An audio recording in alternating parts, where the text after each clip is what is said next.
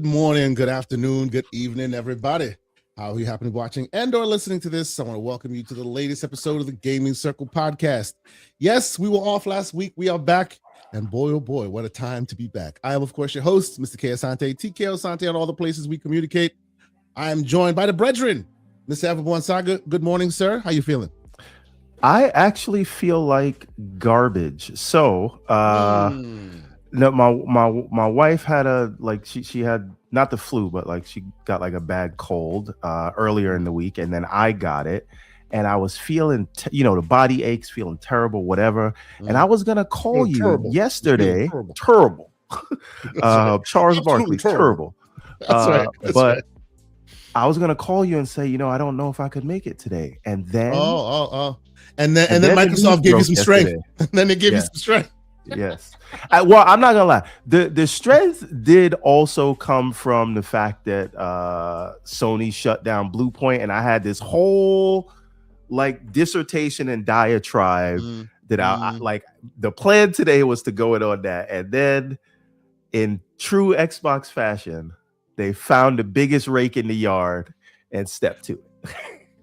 They went and invented a rake that was bigger than anyone ever, and they just stepped on that. Absolutely. I want to give a shout out to if you in the community and J-Dub. So when they announced the Blue Point closure and everybody was mad at it, he put out a tweet that had the guy behind the tree rubbing his hands together, and he was like, Xbox trying to find a way to outdo themselves and take the spotlight from this disaster. He put that out the day before, and then this comes out. Did you see day one their tweet? They put a thing out, Blue Point, this, that, and the third, and then now the great special Nick goes, they done this, they did this, they did that. Let's see what Microsoft does 18 hours later. It was hilarious. Anyway, so of course we're gonna get into it. We're here to do it, but the brain trust is not complete because we are joined by, of course, one of the greatest members of our community, the man that carries that band hammer whenever he feels the need to use it, both in our Discord and in this here very chat. The great Lucius Gus is with his kente hat on this morning. How you doing, sir? Oh, is he here? Lucius. Oh, there we go. I'm here. There you go. How you doing, bro? I'm here to lodge a complaint towards Microsoft. Okay. How dare they do this to Sarah Bond? We're gonna get it. We listen. Look, we're gonna get there. And understand. I'm just gonna tell the audience. I'm gonna try my best to not get canceled today, but I make no promises. Now, by the way, just so y'all know the proceedings, we're gonna go through the standard game. The games we've been playing and all these news, and there's lots of news to talk about. But obviously, the elephant in the room took over all the energy, so we may not be able to get through everything that we want to get through because people need to know. We need to get into this. All right. Well, let me start by telling you what I've not been playing, and that's tell me that, and I'll tell you what I've been playing. Okay. See, and I spent so much time working on that other thumbnail too. By the way, they said the score in that game was a sex position, but I heard it's gotten worse. The thing I will say, I am still playing Dragon Age 7 Reimagined. It is I love the direction. As I said last week, it is it's like what Nintendo did with Link's Awakening when they remade the Game Boy game. This is just like that. It looks just as beautiful. The problem is it is still of its time, and even though they've made updates, there's a lot of repetitive stuff and walking through empty rooms and things like that. But if you still appreciate those old school JRPGs, like, I highly recommend this, and I want to see them do more stuff like this. I wish they would have did Dragon Age 1 and 2 like that, or Final Fantasy 6. Would love to see it look like this, because I like the music, the voice acting, the visuals. It runs really well. I mean, I keep it plugged in like at 30 watt or whatever on the Xbox Ally.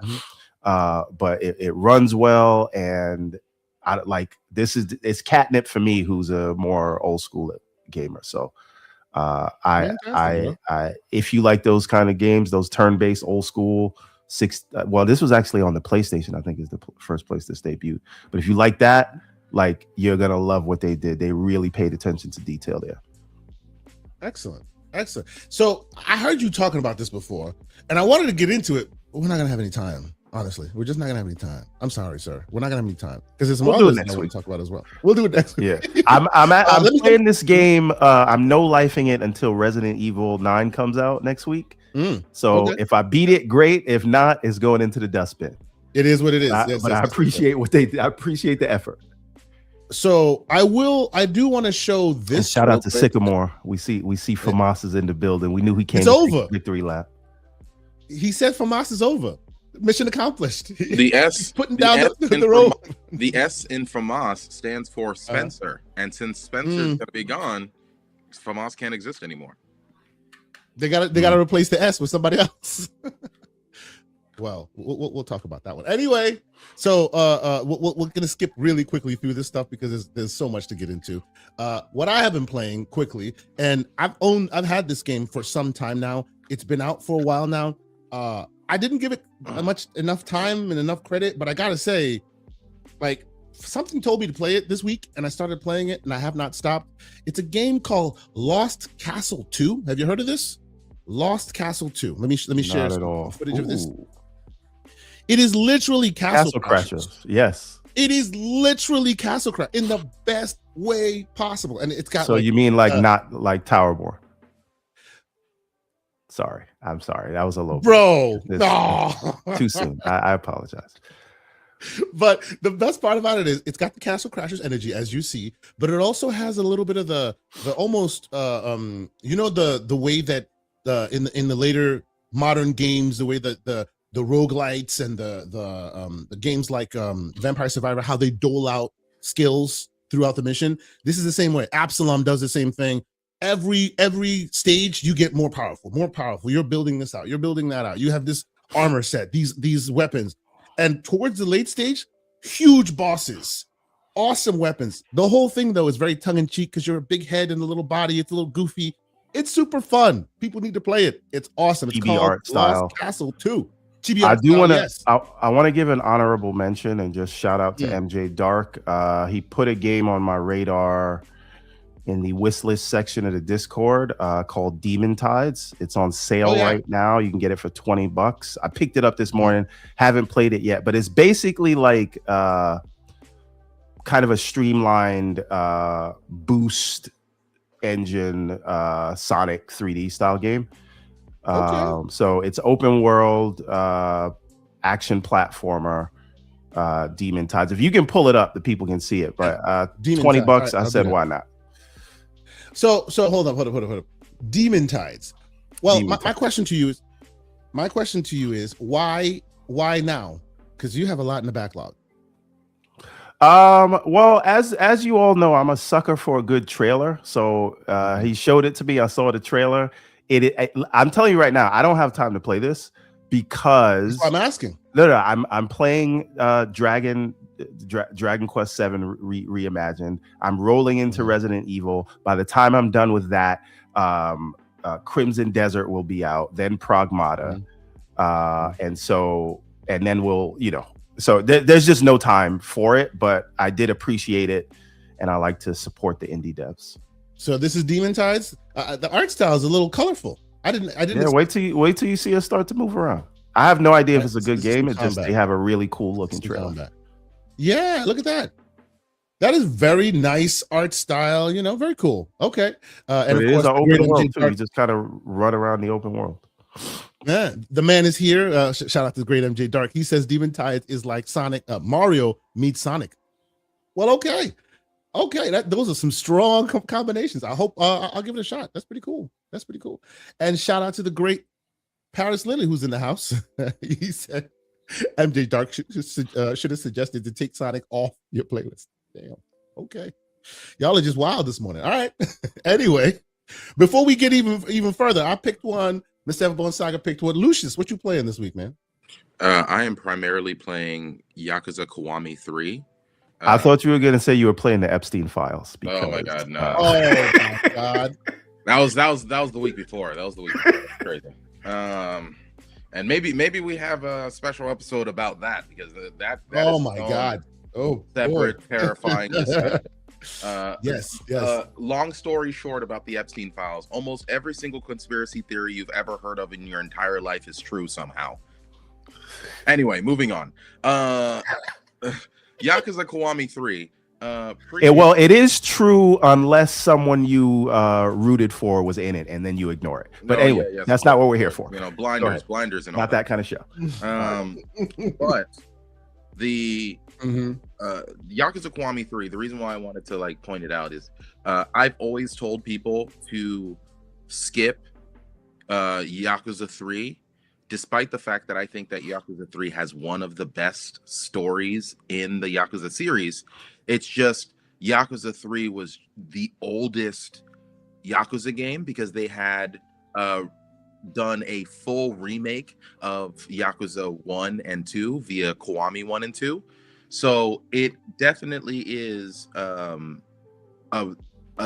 fresh new experience, because we're going from the super old game that had a lot of issues, right? One of the bigger problems that Yakuza 3 had is if you were playing the remastered version on the Xbox that has that 60 FPS patch, something would happen with higher difficult enemies, where they would have the ability to frame perfect parry or do block anything that you were doing. So the moment that you got into the late game, you were running into these MIB agents that were able to frame perfect parry you like they were playing Sekiro, and just you were getting your ass beat, bro. That's my one. Let's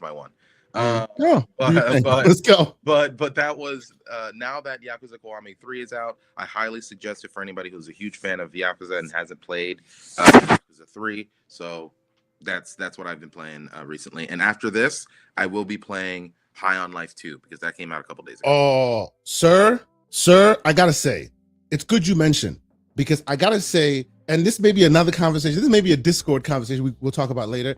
I actually think that it being in this subservice may have been a detriment to it, because the game is better than the first one, and I don't hear anybody talking about it. And the first one blew up, and this one it just kind of moved on. I mean, there's a lot going on right now in the industry, and we're just in a very saturated market. Personally, it's on Game Pass, but I don't have time to play it, so I figure what I'm gonna do is just buy it when it goes on sale, like on Steam or something, and then get to it maybe over the summer if we have a drought somewhere. But seriously, you mentioned it, it's worth repeating. Go play that game. The game is great. It's so much better. If you like the first one, the second one is almost better in every way. Jokes, locomotion, so much to it. So that's awesome. Okay, very nice. I am still playing Lost Judgment from time to time. I've been playing it in spurts. Lucius recommended that I start there in my journey in Yakuza. So eventually I'll get to all of these. But as he told me, Yakuza is a lifetime of a game played. So I've been playing it in spurts here and there. So there's that. One last thing I'll mention, because Lucius mentioned MIBs, and I happen to be playing a game that had MIBs last night. If you haven't played it, I was playing with the brothers in the Discord. Find and play Broforce. It's freaking awesome. It is very funny, and it also has the MIBs in there as well. So yeah, it was very fun. Last night we were talking as we do in the Discord, and we were playing some games, and I happened to bring out Broforce, and I think Eastside Vandal was playing Broforce. But yes, we had a great time. So if you haven't played Broforce, seek it out. I think it's under $10 almost everywhere. Really, really good game. Anyway, shout out to all the great people that are in here. I see some repeat names and some new folks. Thank y'all so much for checking us out today. Yes, it's going to be one of those shows. I appreciate all the great people that have been here all this time already. Lord Megatron, sir, I appreciate it.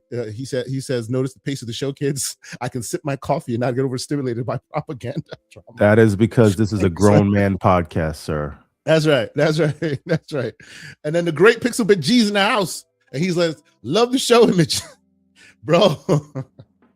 So yeah, I spent most of the day while we were talking about the news of the day constructing what ended up being the eventual thumbnail. So yeah, there's that. Don't at me. It was all in good fun. It was all in good jest. But yes, it is what it is. Let's let's just add a little bit of fun here. If you check your Discord, Kay Asante, I sent you a video of an example of how bad you can get your butt whooped in Yakuza 3 with the MIB. Just absolute, like, we're talking about frame perfect reactions. They're setting themselves up for like volleyball spikes, like they're part of a professional volleyball team. Like they're causing you to like bounce off of the wall so that way they can hit you. They're like swan diving into you. I swear to you, just show the video to everybody, and so that way they can see. Wow, Yakuza 3 was insane, and this is me playing the game on normal, mind you. Okay, this was not me playing the this game is what on he's hard. talking about. This is what he's talking. This is what he's talking about. Okay. Boom, boom. You saw how they set themselves up. Boom, boom. Another combo. Okay. And they don't let you. You needed a crowd control move right there, like some kind of roundhouse. The problem is that there aren't too many crowd control moves in the original Yakuza 3. In Yakuza Kiwami, they fixed that. There's a lot. There's enough. So that way, look at that. Like they're swan diving into me, bro. Okay. Just 30 seconds. He's just like, what am I doing here? So needless to say, I'll wait until I play all the others to get to that one, because I've heard that's been widely known that game is really, really, really difficult. Fun fact, I've never played a Yakuza game for more than about an hour. Wow. Not that I didn't like it. Okay. They always come out when I got other stuff on the list. And then, obviously, if there's if you actually want to play through all of them, then I would say start with Yakuza 0. But all the older Yakuza games might have, issues that you as a newer gamer may not like, or maybe it doesn't have like quality of life things that make it like a good experience. So falling in love with the series might be the most important thing. So maybe play one of the newer games. So like some of the newer ones are like a Judgment or Lost Judgment, or if you're like a turn-based fan, then obviously you have Like a Dragon, which I actually started with Like a Dragon, which came out in like 2020. I played Like a Dragon. I actually enjoyed it. I didn't finish it, but I played a lot of it. I enjoyed Like a Dragon so much as a turn-based game, and the story and everything else, that I said I have to do this series right. And then I started with like Yakuza 0 and just pushed my way all the way up. I just want to address a comment that Tim Purr made. All right, so he said, we still 10 toes down, mustard hearts running the PC.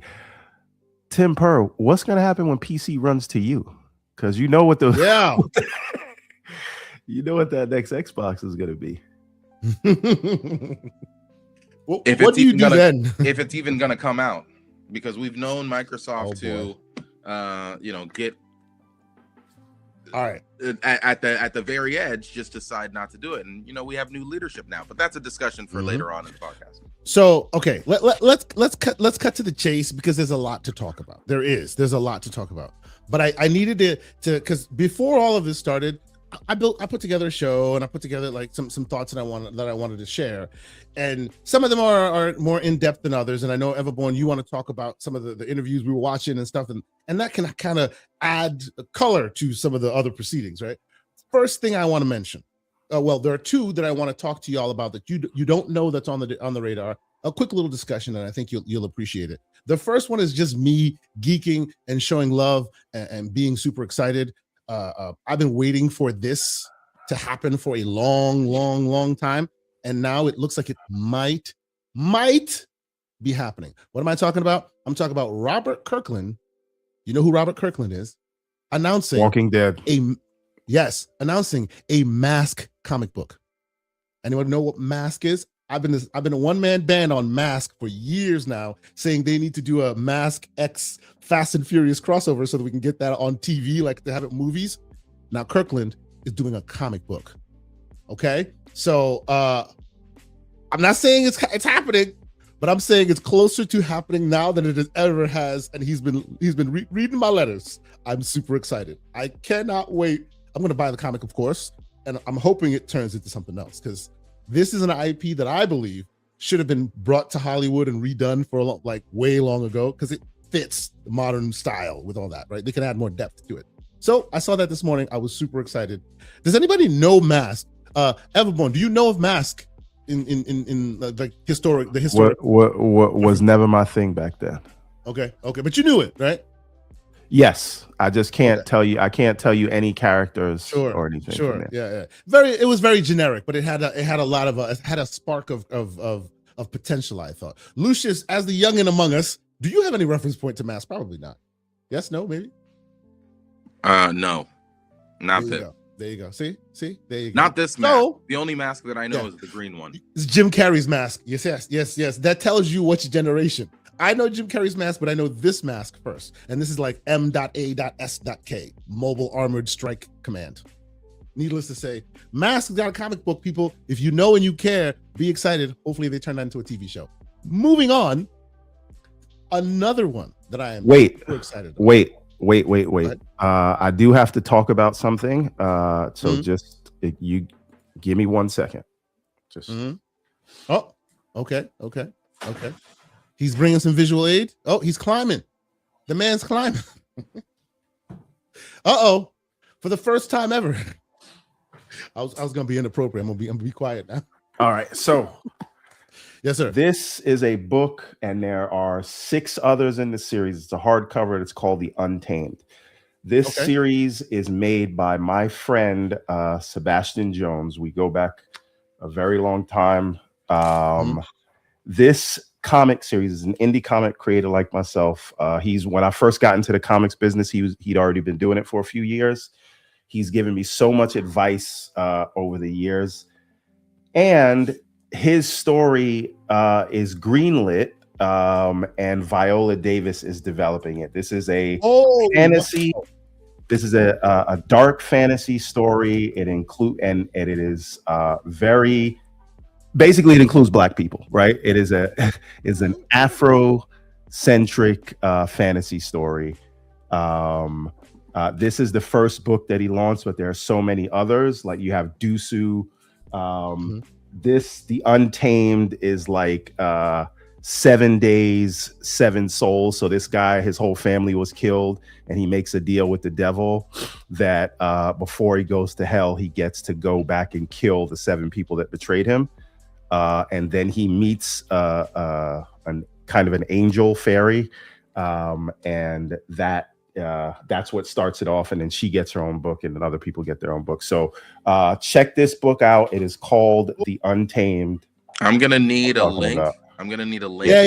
You'll need to send that to me because so I can put it in the show notes and all that. Because when I look on Amazon, a Chinese series pops up. No. Right. Okay. It's called the Asunda series, right? But this series, because each book, like the Everborn series, I got that idea from him, by the way. Each book in the series follows a different character, and they have their own line, but it's all in the same world. So this one is the Untamed. As I said, you have Dusu, you have Erathun, and you have Niobe. Those are the 3 kind of main characters. Okay. Well, by the way, once we get a link.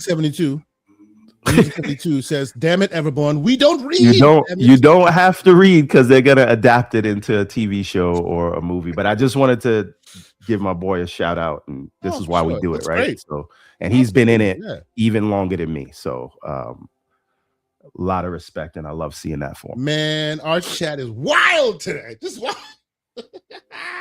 Shout out to the great Sycamore. We're gonna get there, bro. Calm down. All right.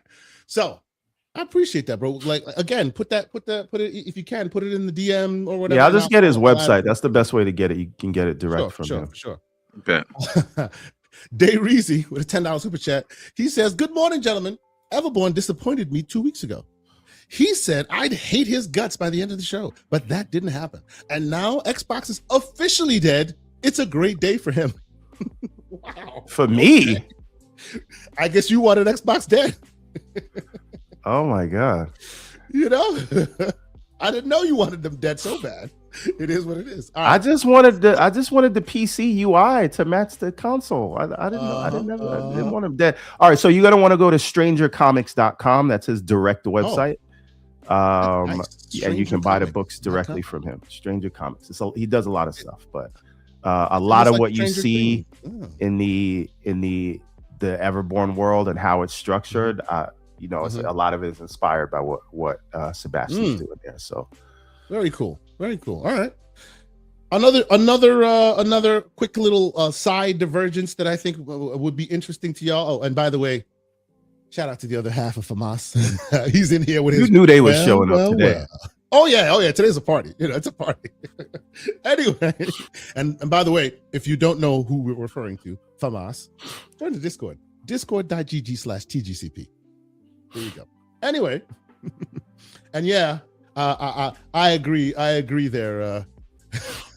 A Bug Pie says, "I feel bad for Sarah Bond, sir." We're gonna get to there. There. Yes. Before we do though, here's another very interesting one, and I filed this under about damn time. That's where I filed this under about damn time. What am I talking about? Well, the Los Angeles, a lawsuit was filed basically saying that Roblox is empowering pedophiles with powerful tools to prey on children. Ooh. That happened 3 days ago. Yeah, I was gonna get into it. We were gonna get into it, and now we ain't got time for it. So all I'm gonna tell y'all is, we for many years we don't allow Roblox in my household. I have been a one-man band on Roblox in my house. We always talking about it. Shout out to the great Slow-Mo Backslap. We've been chatting about that as well. Like their security and all of that has been, Lucius, you remember we've had this conversation, and now literally you read the complaint, you read like line for line, they are saying exactly what we have been saying for a long time now. They don't give enough energy and time to the protective tools as they do the monetary tools. So because of that, it's now given pedophiles, literally they call it out, pedophiles, strong tools to prey on children. Crazy. Lucius, do you have thoughts? Yeah, I think that this is a very interesting situation because obviously any platform that primarily markets towards children is going to be a target for those type of people. And naturally, you have to create the boundaries and the environment that makes sure that that's a safe place for the children that you're trying to bring into that space. It's very weird for me because I grew up on the internet, I guess, but I never had any restrictive controls over the internet personally. But I understood that there are portions of the internet that I was just not supposed to be a part of as a kid growing up. And it's not to say that you don't sneak your head behind the curtain in your Blockbuster, but to use that analogy, but at the end of the day, you're not supposed to roam around in that particular place. So I don't really understand what the mentality of children is nowadays. That's how it was for me. I wasn't even trying to like hang out with any of these adults anyway. I was just trying to find kids like me to hang out with on the internet. So yeah, I this is obviously a very weird situation because like Roblox has grown far faster than from a administration standpoint they've been able to keep up. 150 million MAU. Yeah, you see this every time in new tech. It's all about move fast, break a lot of things, and make a lot of money, right? And though that is the typical strategy of tech nowadays, you have to take into consideration, if you are tech that is particularly trying to target children, then you can't move that fast. You just can't. Or else you end up in the same situation as Roblox has been. Yeah. But I think that Roblox has made a calculation inside of their mind of the amount that we will have to slow down will impact our growth so much that we would rather take the punch in the face years later when we are huge Yep. And obviously that calculation involves real victims. So, hey, Lucius, this reminds me of that scene in Fight Club where Edward Norton's half of the character was on the plane and he's talking to an automotive this is not spoilers, come on. He's talking to an insurance adjuster. That's a spoiler. Go ahead. And he says if there's a recall and people will die if we don't fix this thing, but we calculate that the lawsuits will be less than the cost of fixing it. We don't fix it. Yeah, that's pretty much it. That is exactly what's going on right now. And that is the reason why we, as concerned citizens and parents and all of that, have to continue to keep boot on neck. I am so happy to see this. You know I am, Lucius. We've been talking about this for a minute. Yeah, we've been talking about this for a long time and going back and forth about it. But here's my, as an adult on the internet now, I find that still ain't safe because information and our information, individual private information, has become the most important currency on the internet. Now these larger companies, as a way to placate this current feeling of we have to protect the kids, are now using this as an opportunity to try to collect all of our personal information, including our government ID. And you got me all the way messed up if you think that I'm giving Discord my government ID, right? And that's not even to say that these companies, just like we just discussed, these companies will calculate that it is not worth putting in the amount of effort needed for proper security, and so they'll just pay whatever the lawsuit is when all of our information gets stolen, right? Like they don't care. In fact, like Discord had 70,000 private information, like IDs that were stolen via them getting hacked a couple months ago. Like this just happened. So I think there's a line that we have to kind of balance between let's give parents the necessary tools needed so that way they can have their kids navigate the internet in a somewhat safe capacity, and allow for just normal adults who just want to utilize the internet to be able to utilize it without having to give our very important private information to a company that does not care enough to properly secure it. Yeah, absolutely. You're no notes from me, sir. It is time these guys are held to account. It's been time for a long time. I am happy we are here now. I hope it brings about change. I'm not trying to have them close or anything like that, but exactly to your point, and working corporate as I have over the years, I have seen that exact thing you're describing writ large in front of my face. I present to my leadership something that's clearly wrong, clearly broken, clearly a problem. If people see it, oh my God, we need to solve this. And they go, yeah, the juice is not worth the squeeze. We'll take the hit when we get there. It's not worth it to marshal the resources to correct it, right? And you're in your head, you're just like, oh, what the heck are you talking about? Those who know where I work, you're just like, oh my God, this is dangerous. This is the world we live in. Right? And it's not, I'm not saying that that's what's happening here now, but historically, I work in environments where these things are serious, and the brain trust will go, yeah, we think the juice ain't worth the squeeze. We'll wait until regulatory, makes us or whatever. And that amount of money, while will be big, will be way less than us marshaling our resources to do what we're doing. It is what it is. So for me, I think this is a good look, and I hope more people continue to keep the boot on the neck of Roblox. If you are a parent, get your kids out of there. Like, it is dangerous waters. Get your kids out of there. I'm sorry. It is what it is. Let us move on.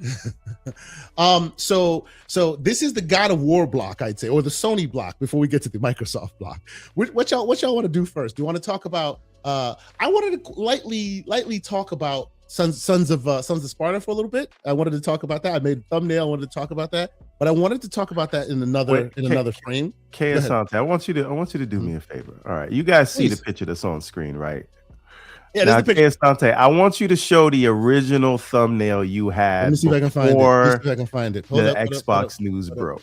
And I just want to ask the audience what they think. Give me a minute. Of the thumbnail will come out. Let's go. Oh no, but I put it out there. Well, okay, I put Joey's thumbnail. I put the doctor like his no. So Joey from the Discord had to fix it for us. He fixed it. Dr. Yes, Dry Rub. he fixed it. Shout out to Dr. Dry Rub. Indeed, I want them to see what you attempted to do to me. Sir, I didn't attempt anything. This is the AI that's doing it to you, not me. You prompted it, sir. That is true. If I didn't happen to be in the Discord that time to see it, that would have went live to the people. Nope, it wouldn't. It wasn't you who fixed it. It was actually Joey who was like, "Nah." I understand, but I saw it and I complained, and he heard me complaining, and then he fixed it. Okay. Well, so first and foremost, I won't. Oh, this is the fix. All right, let me give you the unfixed version here. Hold up, where's the other one? There it is. Oh, give me a second here. There you go. All right. Here we go. I know you want to show the people what it looks like. Ready? This is what it looked like. This is what eventually Joey gave us, which is this. No, don't show the Joey. No, don't show that. Don't show that. I'm gonna give you side by side. No, he's a witness. No, chill. I'm trying to show you. Chill. So this is Joey's, and this was the original version. So this is the original one that has all it has is both his head and my head and color toning of the skin. That's all we did. And then he started complaining, rightfully so. And then Joey went, I fixed it, and gave us that one, which was better. I won't deny it, but I'm just saying it wasn't me who did it. It was the AI that did that to you. But you prompted the AI. What do you mean? All I said was these two heads. Zoom in more on these two bodies. Yeah, we're zooming in more. Here we go. Zoom. Look at this. Look what he did to me. Zoom in more. Like, look, these two heads put on these two bodies and then skin correct them. That's it. And then it gave us this, right? And then I'm gonna score this. Nope, let's fix it. Which he did, and he did this, which is even better. I agree. So there's that. Okay. So there. I'm gonna score. We can all agree. I'm gonna score my ultimate thumbnail was better. I'm gonna score your AI slop a 6.6. Hey man, sometimes AI does what AI does. We don't always do AI, but every once in a while it's fun to just put something out there. It was interesting. But okay, let's get back to it. The reason I wanted to bring this up just lightly is because yes, there's a lot of tea that has been spilled about it. A lot of people have been talking about it. It's fine, right? People like it or you don't like it or whatever. Look at this article made by, Polygon, reputable gaming site that's been around for a very long time. This is how, oh, my bad. We'll get to that one later. This is how they frame this, right? It says, where is it? The game reviews, where's the last part? Oh shoot, I had it. Where is it? So let me give you the basic, the long and short of it, right? This is the lowest rated version God of War ever, right? And they're asking, could it not have benefited from some buzz, right? And the case they try to make is that the game would have gotten a lot more attention and all that had there been time for reviews and this and that. But because they shadow dropped it, it was a problem. This is the key point that made me want to bring this up right. I heard this game could have been an email.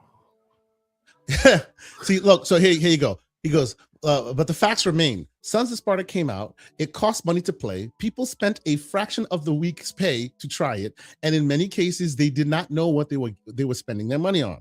It's not a stretch to imagine that some people picked this up purely on the degree of the God of War name and got the above paragraph of lukewarm adjectives. You can read that for yourself, right? A platform like Steam and Xbox, I would add, might let you return the game if you played it for less than 2 hours. PlayStation does not. Is a shadow drop fair to those fans? I don't think that's what we should be talking about here. I think we should be talking about the fact that PlayStation doesn't let you return it. I'm sorry. The PlayStation never lets you return stuff. That's not the problem. Yes. Let's talk about that's this, an issue. Let me shout out to great Aaron. I hope you're doing well. Aaron's that's joined us. What's up? Good morning, Aaron. This is a conversation that we've actually had many times regarding how reviewers review games and whether or not giving reviewers more time will have a positive impact on your game. Or negative. Yep. And Aaron's the person who's pushed this the most, because he's always been like, a lot of the times when you give like a reviewer a weekend essentially to be able to play the game, they're gonna golden path it. They're not going to try to figure out the intricate mechanics of the game. They're not gonna try to understand the characters. They're not gonna really enjoy the game. They're just gonna try to go through it as quickly as possible, and that's gonna have an impact on how they view the experience. And I say all of that to tee up Aaron, because he probably wants to please, on this. Please, Aaron. Yes. Before Aaron, before you go, I just want to add one thing to what Lucius just said. So I think another thing that it highlights, like the meta of what you just said, Lucius, is where are we in the review space if people are scoring things based on things not in the game, but how they feel about how it was rolled out. Because if you can do it for that, right? Like, I'm annoyed that you only gave me a weekend, so I'm going to be harsher on it. Couldn't you do it for other reasons that you're annoyed by? Well, I mean, we have nothing to do with the game. We saw this happen with we saw this happen with Starfield. We saw this happen with Hogwarts Legacy, because with Starfield, some reviewers got it really early, right? And they were able to play the game kind of casually and yada yada. And those were the first batch of reviews. And if you remember, Starfield started pretty high on the first batch of reviews. It ended pretty high too. That came in, the reviews that came in much later on were the ones that were hyper critical. Those were the people who only had the game for a short period of time, and thus had to rush the game and didn't get any of the nuances, interesting things about the game, any of that. And then the other one was Hogwarts Legacy, where you saw people bring in the fact that that J.K. Rowling is the original creator of the series and would, in some capacity, tangentially receive some money because of the success of the game. And because of that, you saw reviews that rarely even talked about the mechanics of the game or what the game was even about, and just spoke about the political subject about it. So yes, we have seen this in the past already. Aaron, your thoughts, sir? Yeah, I'm done. Can you hear me though?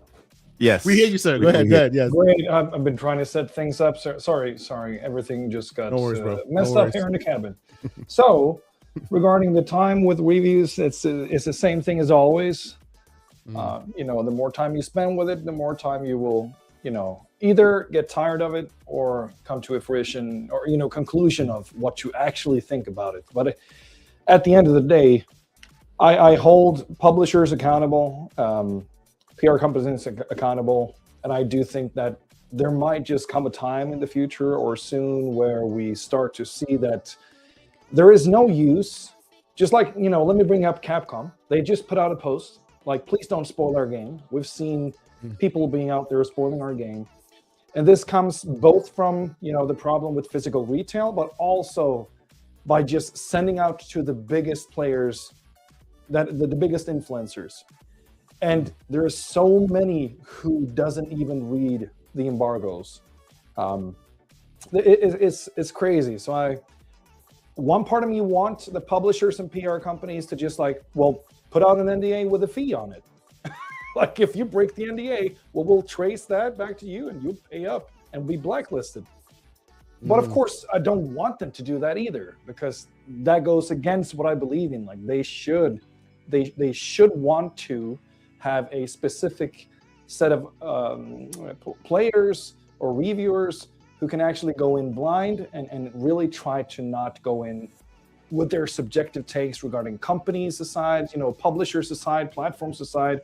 I do believe that there's still time for that there's still a place for that. I do know people who still believe in that themselves, but these are the small ones. So long story short, this is just, what else is new? So far, water is wet. Yeah, I mean, the bear shit's in the woods. The heat got broken in my cabin, and here we go. Yeah, but let me ask you though. I'm happy to be here. But Aaron, quick note, and I understand exactly where you're coming from, you and Lucius about the whole aspect of which clearly you can tell this is the writer of this article is speaking to the bugaboo of his, which is that they weren't allowed to adjudicate it, right? It just shadow dropped, and that was a problem for them. But the reason I'm bringing this up, and I can see its merits, you know, we can debate that. The reason I'm bringing this up is they point out that the reason why this shouldn't have been shadow drop is because people will buy it off the name of the IP alone, and in other platforms, if you make a mistake, you can easily remedy that mistake. On PlayStation, you can't. So is that fair for the PlayStation fans for shadow dropping? And I'm just like, shadow dropping is a thing. Everyone should be able to shadow drop. But if you don't like it and you've only had a little bit of time with it, you should be able to return it. That is a problem. Yeah, I mean, at the end of the day, the 2 hour the 2 hour format is broken as well. I know that some platforms have tried that. I still am of the belief that the 20% should give you a hint if this is something for you. Okay. Yeah, it doesn't matter to me. It's 2 hours, whatever. 20 hours of a Skyrim might get you inside the door, just like, 20 minutes of a really short indie game could give you a grasp. Might be too much. Yes, of course. Yeah.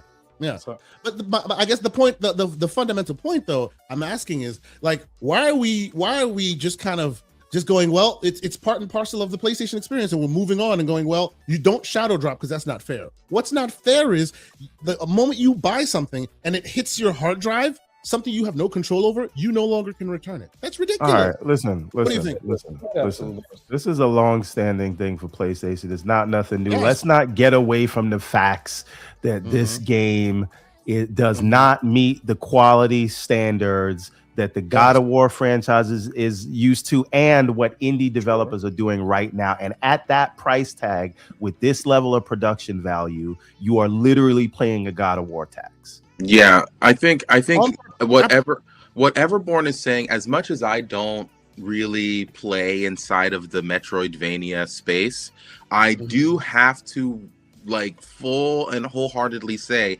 that genre is having a renaissance right now. Indeed. Yes, because there are so many good examples of that genre coming out so consistently, you coming out with a okay version of it makes it look worse. That's all that it is. That's when you have so many contemporaries from small indie devs that are like 2-person teams that took 10 years to make the game or whatever, or you have smaller teams that are a part of some sort of larger organization.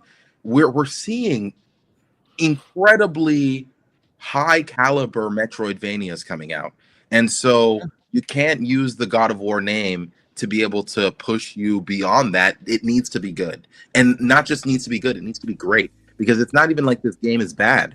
I think that the score is a bit too harsh, because right now it's hanging out at a 66 on Metacritic, and I think that that's a little too low for what this game does. And I've been using John Wolfe as a reference point, and outside of the troll, you've been giving it a 6.5, 7. Yeah, he's been giving it around a 7. Like he thinks that is, but I would say that the 66 that it's sitting at right now is primarily because of people's negative reaction to an okay game getting the God of War name.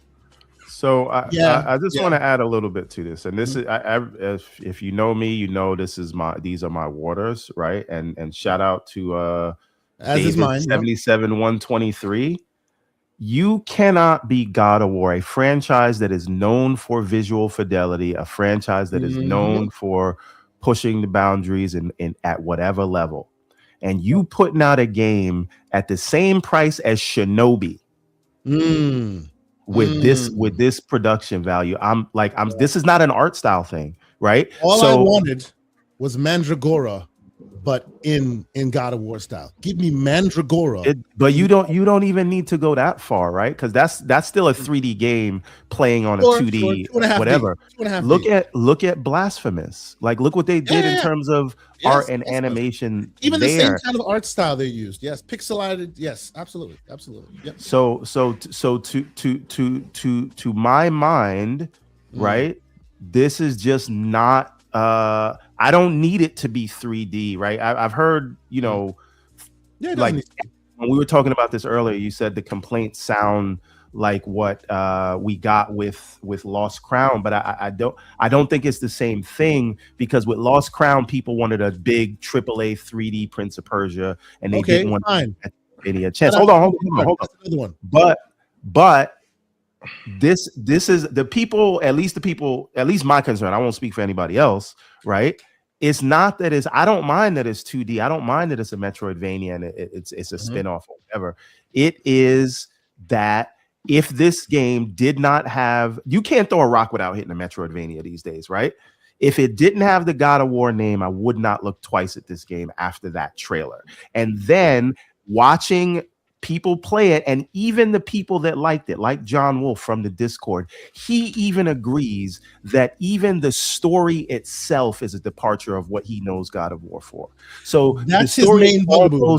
That's almost sort of it's like a Disney Plus kind of thing, because the premise is Kratos is telling a story to his daughter, and she sounds really cute, and he's like he's telling her a bedtime story, and that's just not everything about it, from tone to art style to and again, it is kind of almost disrespectful to the people that's put. You don't got to be Ori, right? But like, if you're gonna go pixel art, then come at the level that God of War is worthy of, and that PlayStation Studios is worthy of. So Music 72, he always had a daughter. Before he had the ashes, right? So to your point, everyone, and Lucius, I agree that they could have done better, and even with the exact style they have and everything else, they could have done could have given you a bit more that to latch onto. And it seems like it was a different game that they just slapped the God of War name on. And God of War wasn't on this game. It fits in with the games that I've bought for $15. But it's voice acted, so let's throw another 5 on it, because there is some production value. So my smoke here is, had they put it on their service, PlayStation Plus, day one, I don't think it would have been as vitriolic in the community. The price is too high, and they didn't even put it on their own subservice, right? And it is what it is. Now we saw a report saying that PlayStation are going to double down on the current consumers that they have to try to maximize their profits, right? And so if that's the case, this game could be a result of that, where they maybe overpriced it as a way to try to get as much value out of it as possible. And correct me, how much is this game again? $30. $29.99, yeah.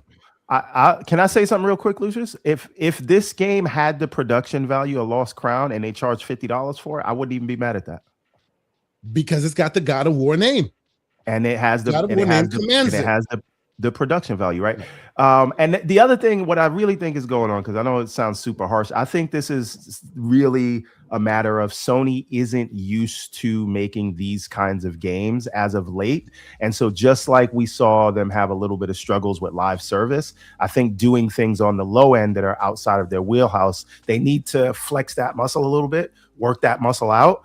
And I do think they'll get better for it. So I don't want to be too harsh to steer them away from it, because I do like the idea of spreading out, doing things that you can attach smaller satellite teams to, and explore other genres that don't cost you $200 million.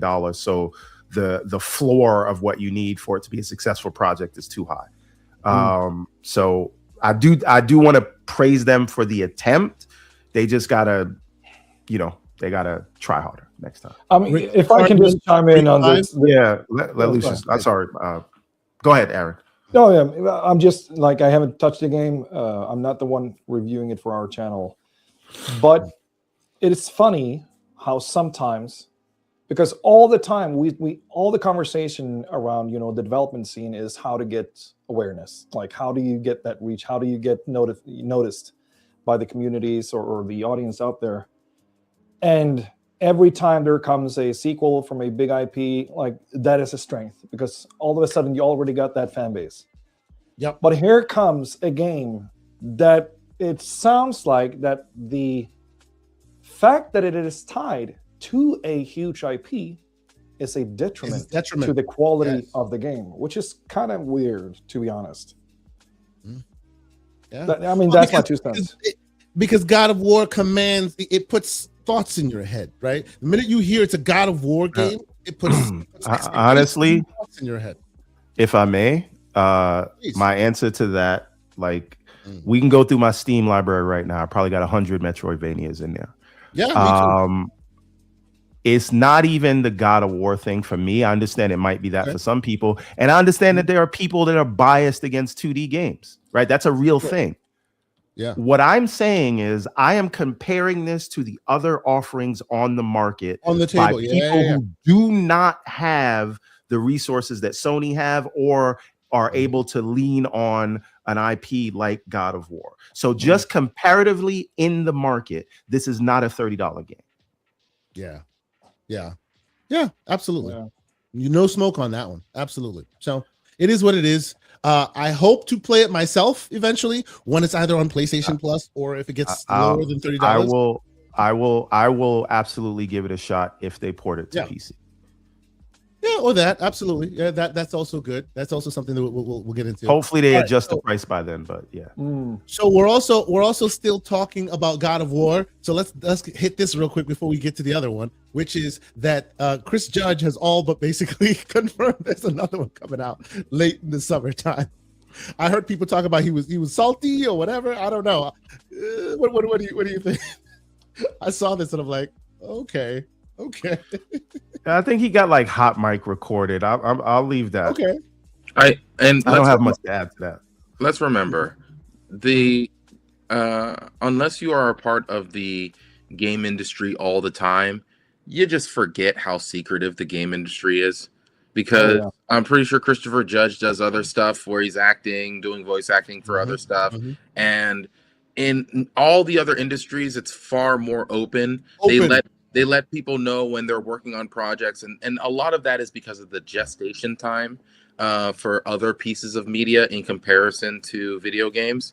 With a video game, it takes such a long time. Even back when video games only took 2 to 3 years, that's still way longer than it takes to make a movie most of the time, right? So that's kind of where we are. Most likely, he just forgot the fact that the gaming industry is just so secretive and accidentally let something slip. That's probably what happened.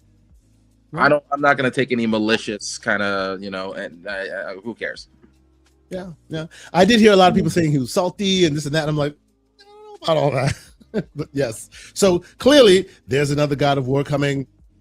Obviously, you could have guessed that, right? They made this the Sons of Sparta. They're remaking, remastering and remaking the old games. So obviously, they're getting you prepared for the new one. I'm still excited for it. I hope it's good. I expect it to be good because it has historically been good. So we'll see. We'll see how we get there. I do also want to touch on the last Sony story, which Everborn and Saga will really want to talk about, which was the shutting down of Bluepoint. But before we get there, let me just catch up on a couple super chats because they are growing and I don't want them to get out of control. First off, we have the great Soil Tech who's in here with a $2 super chat. He says, please like and share and subscribe. FAMAS is dead. Yeah. So they say now. They might change that S to something else. Who knows? And if you want to know what FAMAS is, you must come to the Discord. Indeed. You must join the Discord, right? A very esoteric term. The great Hollywood Rules with a $2 super chat. He says Bionic 6, Cops, and Mask all popped up together. That's really cool, man. That'd be really cool. Imagine. Bionic 6 is the one that I was into because they had the metal toys. Them and Silverhawks. Is that? And Silverhawks, yeah. Of course.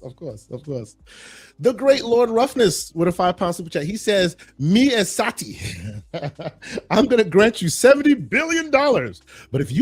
But take note. If COD starts failing, you will have to clear your desk." See, we'll talk about this because it's some more things going on, I think there's some scapegoating happening.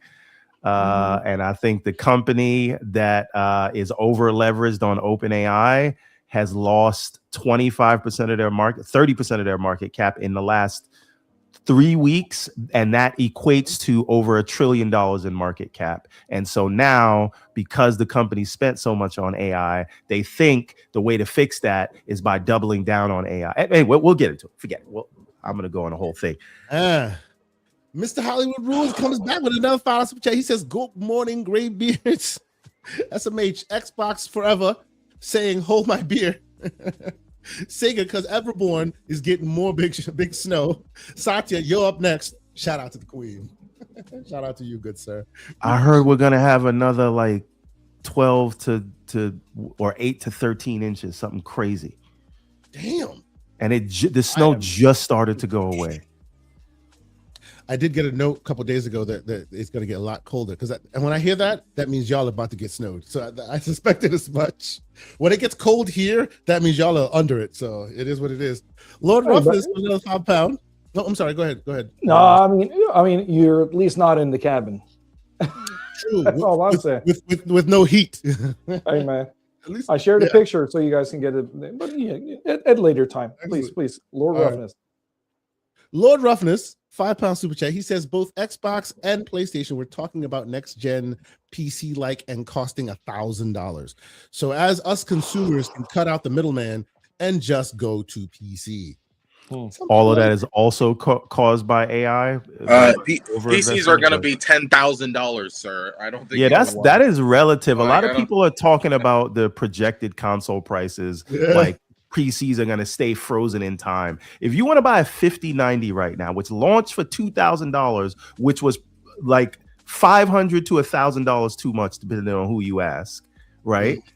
Getting one of those right now is like $4,000. It is literally right now cheaper to buy a full pre-built with a 5090 in it than going to buy a 5090. It is cheaper. It is cheaper in America right now to buy an AR-15 assault style rifle than it is, which we're not advocating. Than it is to get 64 gigabytes of RAM. But on the flip side, hold on, wait. 64 gigabytes of DDR5 RAM costs more money than an AR-15 right now. But you could use that AR-15 run up in Micro Center and go get you some 64 and get a whole bunch of RAM. Let me back up for a minute.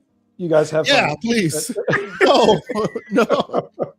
Lord Roughness finishes his super chats with a £2 super chat, and I think he means the Legion Go, not the Lego Go, not Lego 2, but the Legion Go 2 docked absolutely fire. See, I advocate that if you have one of those or any device, now's the time to make it last, because man, oh man, you're not going to be able to, upgrade that thing anytime soon. The Xbox Ally X is rumored to go up in price. Not rumored. It's officially going up in price. It has not rumored. It went up in price in Japan. Nowhere else yet. But nowhere else yet. It was about $200. It's so crazy that our technology are becoming appreciating assets. Well, here's another thing. Steam Deck. We know they discontinued the LCD, but now the OLED is sold out in the US, and now it's sold out in Europe. Yeah, because they don't want to raise the prices, and they cannot secure the chips that they need without increasing the price. Yeah, Steam Deck is about to become like sold out worldwide. Yeah, you're about to only be able to get a Steam Deck on the used market, and that itself will come with its own price point. It's going to be eBay is over here rubbing their hands together as we speak. Yep, they in the bushes doing one of these things. Yes. Day Reezy with another $5 super chat. He says, "God of War, Sons of Sparta will be the best platforms of all." Etch a Sketch and Leapfrog. Jesus, running at a cool 14 frames for your gaming pleasure, sir. Stop the slander, man. Stop the slander. These are well-meaning devs that put a product together. I just think that the marketing teams and the leadership may have done them a disservice a little bit here on this one. But yes, we appreciate the super chat. Relis 5723 with a $2 super chat. He says Sony will take your money and no, you can't have it back. And by the way, I love that his avatar. It's fantastic. Anyway, and then it's all finished off by the great Post Up. Well, no, is that Post Up? It says State of Gaming. I thought that was Post Up's icon. He says that's storm. Post Up, because that's the name of his show. Oh yeah, of course. Shout out to the great Post Up. He says the storm is coming. Now, what storm? When is it coming? I'll leave that one alone. I have a feeling it's coming though. wait a minute. So when he says, hold on. Speaking of storms, I have to do this because he showed it to us. Speaking of storms, this is what our brother Aaron is dealing with right at this moment. Yeah, that's what New York is about to deal with in a couple days. God. Yeah, so when I don't know, knowing Post Up, I don't know if he means the literal storm or a storm in the industry. So yes, he is in Chicago, so they're also going to get hit pretty bad. But I've also heard that, well, I guess we haven't started on the next story. I'll wait until the next story. Well, so the next story, which we're talking about, which we're going to get into it. And before we do that, thank y'all so much. Continue to rock with us. I'm seeing that our numbers are still pretty good these days because I think YouTube, StreamYard rather, is having an issue connecting with Twitter, which we usually get a lot of views from. That's not actually happening now, so we're getting far less from that. But still, we have a healthy amount on the YouTube. So thank y'all, man. We appreciate y'all continue to rock with us, and maybe tell a friend that we are here. They usually get it in their Twitter feeds, but it looks like maybe today they may have to venture out and come on YouTube. So thank you all so much for continuing to support. And yes, the man says it's both. Both a storm is coming in the industry and in front of his house. So there you go. Anyway, next story. This is the story we wanted to. This you got another super chat if you want to read it before you get into this. Oh yeah. Let's chat before we get into it. And that is, of course, the great MJ Dark with $5 super chat. He says, just a reminder. As the president of Nintendo, Mario and company, that last man standing, never bet against the GOAT. Best place to play, Gojima. Tell that to Doug Bowser, but keep going. And a shout out to all the strikes that Nintendo just put out there. You know, keeping the lawyers active. Yeah. Oh yeah, all the copyright strikes. Yeah. It is what it is. It's kind of. Thank you for reminding us, MJ. Appreciate that. Thank you for reminding that they're continuing to keep the boot on neck. It is what it is. But all right, let's get into this one. Sony, as it says here on Push Square, makes the shocking decision to shut down Blue Point Games. Who wants to go first? I will go first to say. Okay. Yeah. This is very confusing. Why you have a studio that is renowned for taking older experiences and giving them a polished shine that allows the user to really appreciate the mechanics of the original game. And then you take that studio and then you put them on some sort of live service slop that you then subsequently cancel right before it's supposed to come out. And then you wait a few months just to shut them down. Like, that seems like Microsoft levels of wasting talent. Yeah, it really does. It's kind of weird. Aaron, how about you, sir? I know this must have hit you as a shock. Or did you see this coming? I don't know. What do you think, sir? No, of course not. I mean, who else out there did not expect them to announce something after what? 4 years, 5 years? We were expecting the next game. Mm-hmm. And again, like we've grown used to Sony leaning to a lot of amazing third-party deals as well as remastering their old things. So Blue Point felt so extremely,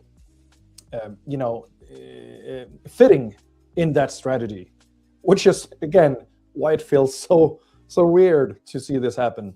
And I bet whatever you guys are saying now, I'm going to shut up. I would just agree on because I don't know. I don't know what to think. I don't know what this is or who said what in what boardroom. Yeah, it's crazy. Yeah.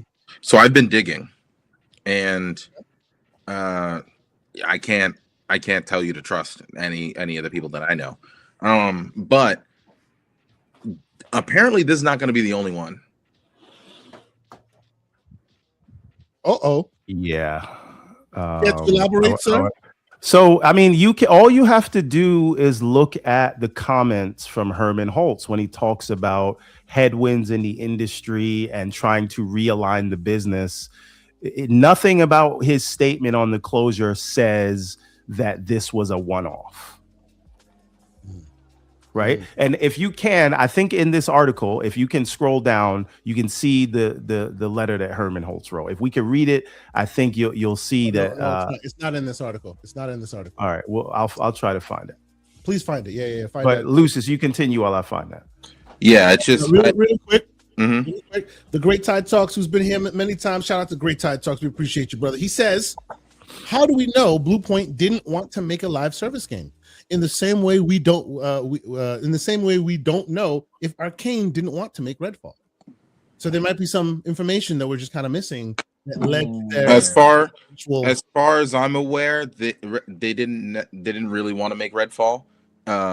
We know this for a fact because half of their studio left. They've spoken right, and then the time that Redfall was even pushed as a game was when Bethesda was in a bad state and they had to try to figure out some sort of live service model for a lot of their IP, and this was one of the kind of methods of kind of doing that. Was okay, well, let's try to take Arcane and like their understanding of like level design and all this other stuff and have them create a live service title that is dynamic and interesting and blah blah blah.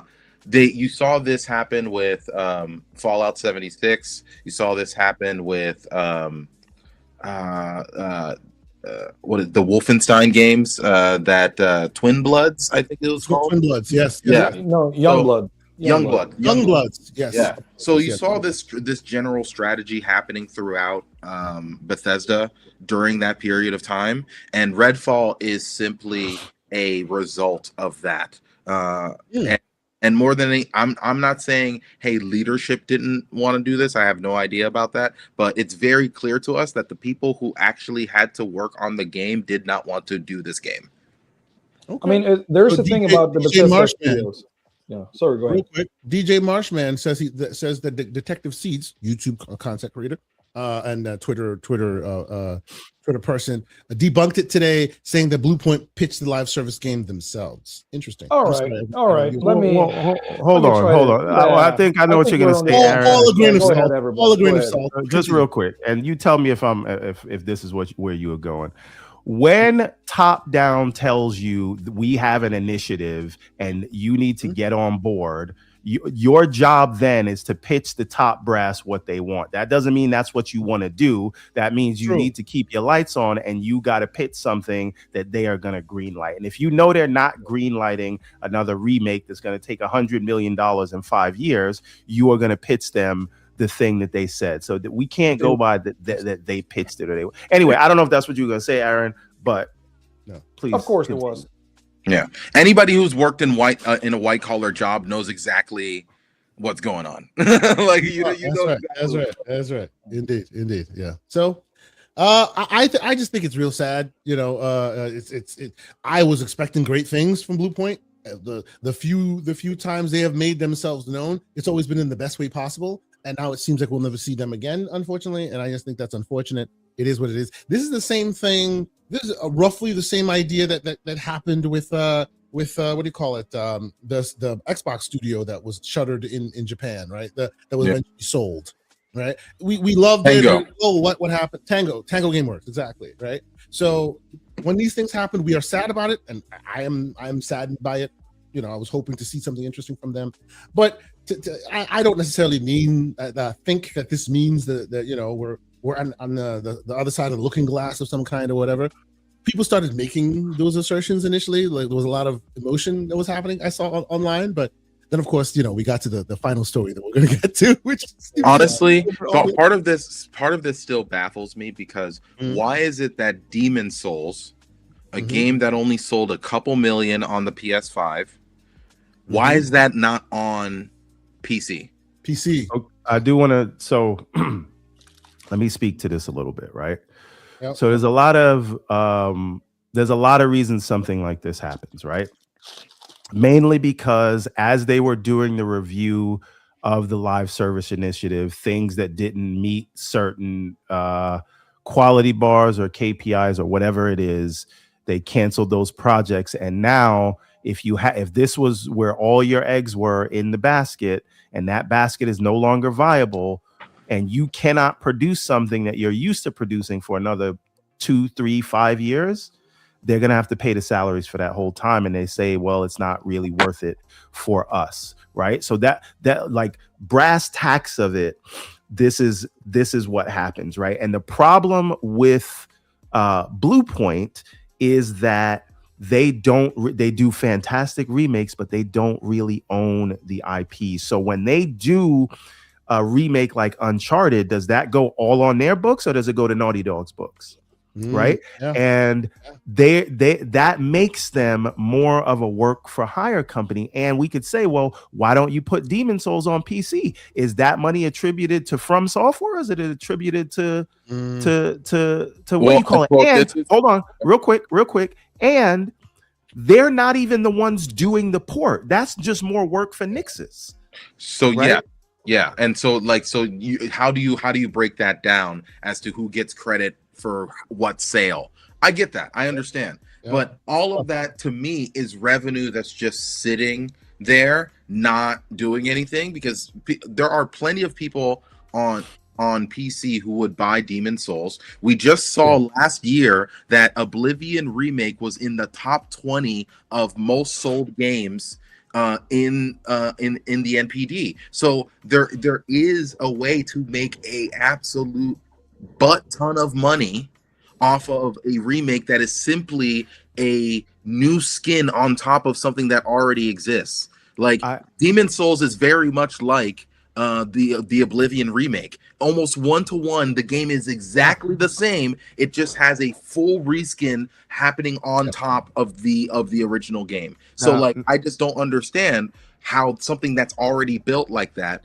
you can't just port over and it wouldn't just make you a lot of money. So the thing is, I do think that would make Sony money, but when we come back to it, Bluepoint was work for hire to do a remake that they don't own. So for example, if they were to port the Oblivion remake to mobile phones and it's not the studio that did the remake, are they going to get the money or is Bethesda going to get the money?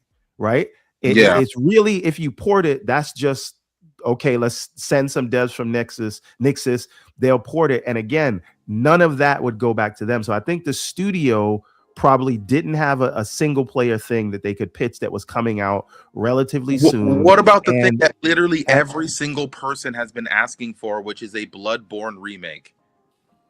So literally PlayStation fans have been screaming for that. They haven't even literally at this point, they're just willing to take a 60 FPS patch. They are so desperate that they are willing to take a 60 FPS patch, and that's it. Which people have been hacking their PS4s to do, but that's neither here nor there. What do you think of this thought?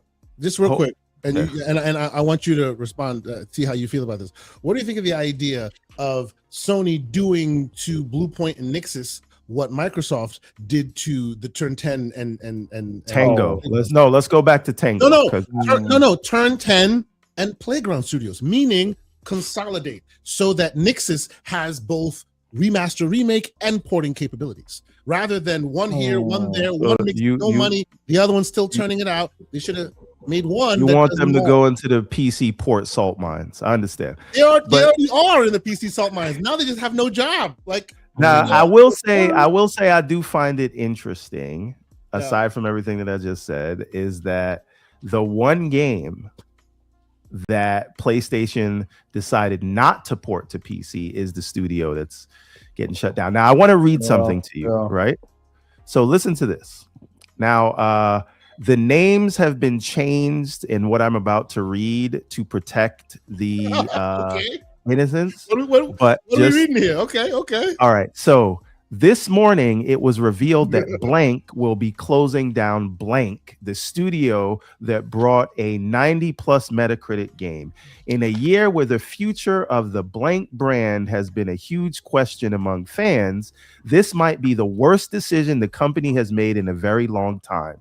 The development studio was a small one and relatively new, having only existed for the last 15 years, but presented great opportunity for Blank to expand its audience. However, Blank has now been closed alongside other studios in the recent past. As a result, the opportunity has been squandered as Blank continues to chase short-term profitability while sacrificing long-term prospects for its brand's future. Since the Blank brand first made its debut, one of the company's biggest struggles has been with audience of this type. You see where this is going, right? So this is either Tango, the closing of Tango, or the closing of Blue Point. Which one is it? This is a 2024 article about Xbox closing Tango GameWorks. There you go. But about half of what was being said in there could also apply to Sony in this exact situation. Exactly. Yes. Exactly.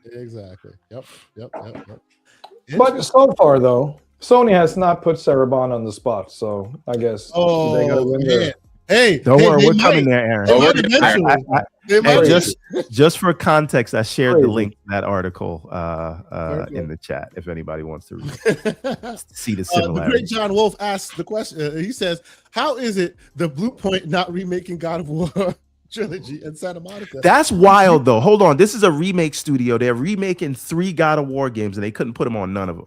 Well, here's the thing. Everborn. You mentioned a great point. Would Santa Monica want someone else remaking the game if that means that they have to take away some of the profits and put it on their books, right? That makes the idea of them. They're not a team. They're not the. But it seems very clear. It seems very clear that they are not a team. It seems very clear that all of these people are siloed and they're all trying to survive on their own. And the level of camaraderie that we typically see inside of Microsoft studios, where you have Ninja Theory and the Coalition kind of helping people with different things, X, Y, and Z. Yeah. It does not seem that level of collaboration is happening inside of Sony, because there's some level of cutthroat, like something there. No doubt. Yeah. Go ahead, Yvonne. You want to finish this up? No. I just know we had a lot of diatribes about management and all these other things when the shoe was on the other foot. And this is, I just think this is a game recognized game kind of thing. I mean, I think we give I think we put a lot of hate on Herman Holtz right now, and I think that a lot of it is deserved. Don't get me wrong, but I think that we don't think about Jim Ryan and how his decisions set up PlayStation in a way that, like, even if Herman Holtz didn't really agree with this live service initiative, it's not a train that you can suddenly stop to go elsewhere, right? This vision was already there, and this was a conversation that I bring this up, but at some point, our friend of the show, Paris, was talking about Jim Ryan and his legacy. This was when, like, Jim Ryan was just leaving PlayStation, right? And people were giving Jim Ryan a lot of credit for a lot of single player games, and I was like, hey, I don't think that that's fair to give those games to Jim Ryan, because Jim Ryan was just following the playbook that was already there for him. A lot of what his legacy is going to be all the games that he check marked, and those games aren't going to come out for a couple years, if they come out at all. So you're botting a little bit, Lucius. For me, at least. Oh, maybe not. Yeah, I think he's fixing his situation. He just went on mute. The thing that I would say, you guys bring up Jim Ryan. Sorry, go ahead, Aaron. Yeah, I just want to echo what he said. Of course, what he's alluding to is probably the fact that Andy House was the one starting the initiative to the live service push that was taken over by Jim Ryan's team afterwards. Right. So what I do find interesting, which as we move, we're going to move to the next topic, which is what everybody wants to hear about. Now, when we talk about what the news that we got yesterday, it is also very similar, because when you think in terms of changing leadership and then one person being left from the SLT, we've seen something similar. We've seen Connie Booth leave. We've seen, however that happened, right? Because, according to Jaffe, that was not on the best terms. Then we've seen Shuhei leave, right? Then Jim Ryan retires, allegedly, right? And so the whole team is left except for the person that was running the studios.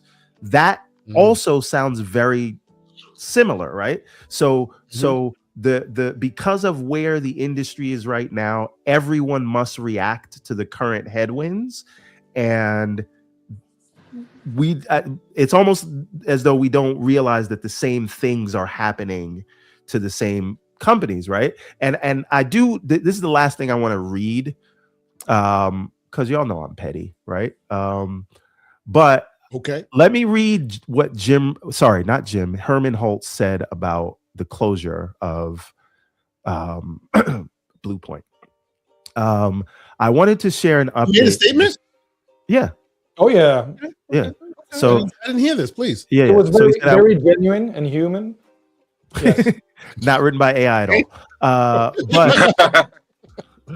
But I wanted to share an update from the studio business.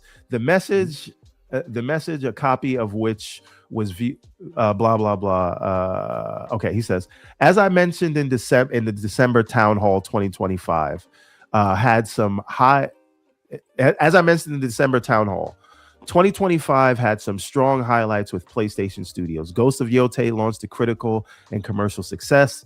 Death Stranding 2 on the Beach further showcased our commitment to narrative excellence, and Helldivers 2 and MLB The Show continue to drive ongoing player engagement and revenue. Then the next paragraph is, at the same time, we're operating in an increasingly challenging industry environment. Rising development costs slowed industry growth, changing the player behavior, and broader economic headwinds are making it harder to build games sustainably. Then he says, to navigate this reality, we continue adapting and evolving. We've taken a close look at our business to ensure we're delivering today while still being well positioned for the future. As a result, we will be closing Blue Point Games in March. This decision was not made lightly. Blue Point is an incredible talent. It is an incredibly talented team, and their technical expertise has delivered exceptional experiences for the PlayStation community. I want to thank everyone at Blue Point for their creative craftsmanship and commitment to quality. Where possible, we will work to find opportunities for some impacted employees within our global network of studios. While I know this is hard news to hear, I'm confident in the direction we're headed. Creativity, innovation, and building unforgettable experiences for players remain at the heart of PlayStation Studios. We have a robust roadmap for FY26 with much to look forward to in the months ahead. Thank you for your hard work and continued support. So now, because I'm... And this is from who? Herman Holtz. Herman Holtz. Yeah. Okay. Herman Holtz. Okay. Dutchman. So if we come back to that second paragraph, at this time, we're operating in an increasingly challenging industry environment, rising development costs, slowed industry growth, and changing player behavior. See, when Phil Spencer said this, y'all said he was trying to make Xbox's problem the whole industry's problem, and PlayStation and Nintendo was just fine. And now Herman Holtz, who's subject to the same realities as everyone in the industry, says the same thing. But now everybody acknowledges, the industry is in trouble right now. I mean, it is more in trouble now than it was back then, though. I'm just saying. It's more in trouble now than it was, what 4 months ago when Phil Spencer said it? Or yeah, is that what was it keeps getting worse, apparently. Yeah, it is so much harder now than it was back then. And especially considering you're the top dog, right? You're the market leader. Yeah. So I mean, and you're selling the most, and you're raising prices, still selling. Like, just imagine being in that position, having to lay people off and close studios. Like, you got to think of the human aspect here. So on Herman, right? Like it must be really hard for him. Really hard. So shout out to her. And I can't keep man. But yeah, it's crazy. These things are crazy. Yeah. Meanwhile, they're talking about all these things, but they're still having record profits, right? Like yes, they are. I want to like bring it back to reality that they can speak about these difficulties all they want, but they're still raking in the most amount of money than they've ever have. And this is not just about PlayStation. This is about all of them. Every single one of these companies is making more money than they've ever had ever. Most MAUs, most revenue ever, you name it. Most profit ever. Almost every single metric that you could look at is up. Yet despite that, yeah, it is what it is. All right. I just also want to understand why 92 million consoles sold couldn't stop this studio from getting shut down. Now, see, people who would tell you that Xbox needs to sell more consoles to be able to avoid these problems. Well, let's look at PlayStation. They sell 92 million consoles, and they still can't avoid these problems. So, I don't think selling consoles is the solution. Is the problem? Yeah, exactly. Well, let me catch up on a couple super chats, and then we'll get to the final story, the one that we all wanted to talk about because we've been talking about it basically the whole time anyway. Let's see. Oh, so the other Asante with a $2 super chat. Thank you, my dear. She literally super chatted. As we call Kimberly, the better Asante. Anyway. Oh wow. Yeah, the other Asante. Corkenstein, the great Corkenstein with a $5 super chat. He says, PlayStation is in trouble when they are shutting down low investment studios with potentially high ROI rather than just go multi-platform. Oof. That's true right there. I can't begin to believe that that remastering a game, especially in the way that they did it with Demon Souls, where it was just a layer on top of the game that already existed. Of the existing infrastructure, yeah. Under no circumstance can you convince me that costs you a lot of money to make. And just so the few million that you sold on PS5 were probably very profitable. This is like a PS3 game that has been remastered, right? Same thing with Oblivion remastered. So it just, I don't have the numbers in front of me, but it's just so hard for me to be able to square that circle to truly understand why they haven't done the things necessary to. Because they would have had to pay salaries for the 3 years it would take for them to remake Bloodborne, and that would have sold like gangbusters. Oh yeah, that would have sold incredibly. And but at least when it comes to the Microsoft side, right? We saw the things that Phil and Sarah had to do to make sure that they didn't close down more studios, which was, hey, let's go multi-plat. Hey, let's port more of these games to other platforms, yada yada, right? And it's just so interesting to me. PlayStation does not seem to even see that as an option, but will just rather just close everything. Or and I'm going to put this out there because they didn't get any credit for this, right? Will Bluepoint be given the opportunity to form on their own or be sold to somebody else? Yeah, because everybody pretended that was nothing. Yeah. When it happened on the other side, and now Bluepoint is gone. Yeah. Yep. At least the other. We can say we don't know if that's going to happen, but it didn't happen with Fire Sprite. It didn't happen with Deviation. And we have two examples. To be fair, Fire Sprite and Deviation both didn't really have much in the tank when they were gone, right? They hadn't released anything. I understand, but all I'm saying is we have two examples with Toys for Bob and then Tango, where they at least gave them an opportunity. True. Now to start anew on their own somewhere else. I saw a stat. I don't know how true this is, but somebody said Sony has bought 20 studios and closed 11 of them. Yeah, but that's overall, so I don't want to go back that far, right? Yeah. But if you just talk about this generation, I think they bought I can't remember. Maybe they bought 10 and closed 7 or some crazy. Relis 5723 with a 2000 chat. Sony, let's make 7 new studios and close them all. Jesus, how many? 7? Can we note that? I don't they think I closed. have all So they down. closed. They closed. I believe since 2020 they closed 7 studios. Right. So Sony Japan is one that they closed. Yep. Yeah, a few. Matter of fact, let me go to the AI slop and ask this question. Oh my god.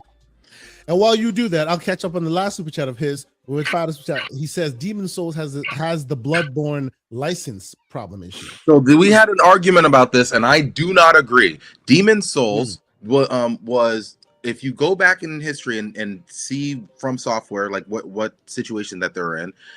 From Software was very desperate around the time of Demon Souls. They needed more money more than anything else. So they gave PlayStation the full rights of Demon Souls. You can go to your local trademark like your US trademark or whatever country that you're in and look to see own the who has and like they own the IP and publishing rights. I looked this up in the moment when we were having this argument. It's in the US patents. It's right there. So like as far as I'm aware, unless there's something else that I don't know about, Sony fully owns the Demon Souls IP.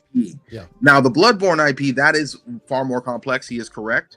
But as far as I'm aware, the Demon Souls IP was sold to PlayStation during the PS3 era when From Software was making the game, so that way they could get more money and keep their studio alive. And thank God they did, because we got Dark Souls and Sekiro, got Elden Ring because of it. But you know. All right, I got the answer, guys. This is not AI slop. It's Kotaku, which is not far, but anyway. So come on now. I'm just playing. I'm just joking. Some people love you. You have a good personality. Kotaku had a great era there. They had some great reporters, and then those reporters left, and it kind of became a clown show. Respectfully. All right. So since 2019, they've acquired 11 studios, but we are not going to count 2019. We'll start with 2021 and onward, because 2019 was Insomniac, and I think people really associate that, and that was integrated well. So. We have Housemarque in 2021. We have Nixus 2021. Great purchase. Fire Sprite, also 2021. Fabric Games, 2021. Bluepoint Games in 2021. Just closed. Valkyrie Entertainment, who knows what they're doing? They helped on Concord. Continue. Haven Studios, acquired in 2022, hasn't shipped a game. They are working on Fair Games. Bungie, Neon Koi, which was a mobile studio, they are shut down, and Firewalk Studios, who worked on Concord, also shut down. So we have 4 closures and 10 acquisitions. And mind you, like a third of Bungie has been fired since they've been acquired by Sony through various layoffs. So even when they haven't fully closed a place down, a lot of people has lost their jobs internally of those places that were purchased. Wait, also, hold on for 1 second. I mean, didn't they put out 1.2 billion extra to keep that people? So here's the thing. That's what I heard. That was part of the contract, but there's you have to vest that money, right? You have to get to a certain point before you get that money. And if Sony fires you for cause, whatever that cause is, then you don't get that money. So didn't they fire people the Friday before? Yes, a lot of people. There was like a lawsuit. I don't exactly know where this lawsuit is. I remember the story, but it seemed to me, at least, that Sony was strategically figuring out who they didn't want to pay out, and then fire those people for one reason or another. As you know, like Marathon was kind of fumbling when it came to the public eye, and what is it? Destiny 2 was coming, you know, sunsetting in a lot of ways. And so like they were in a bad situation, and they used that as an opportunity to fire specific people so they wouldn't have to pay those people. I do want to just add what I said. So just the list of the studios again. We have Housemark, Nixus, Fire Sprite, Fabric, Blue Point, Valkyrie, Haven Studios, Bungie, Neon Koi, and Firewalk Studios. Different from Fire Sprite. Now, Firewalk Studios closed. That Concord was their game. Neon Koi was the mobile studio that they closed the same time they closed Firewalk. And Blue Point Games just got closed. But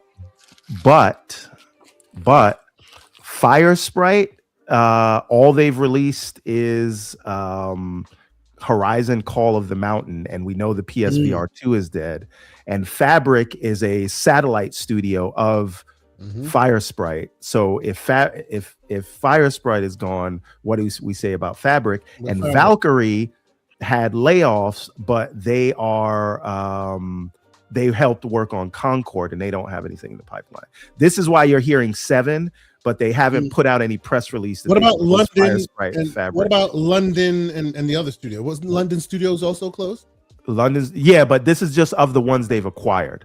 So they've also closed London Studios and I think Japan Studios. Was another one. Japan Studios. There you go. Yep. Okay.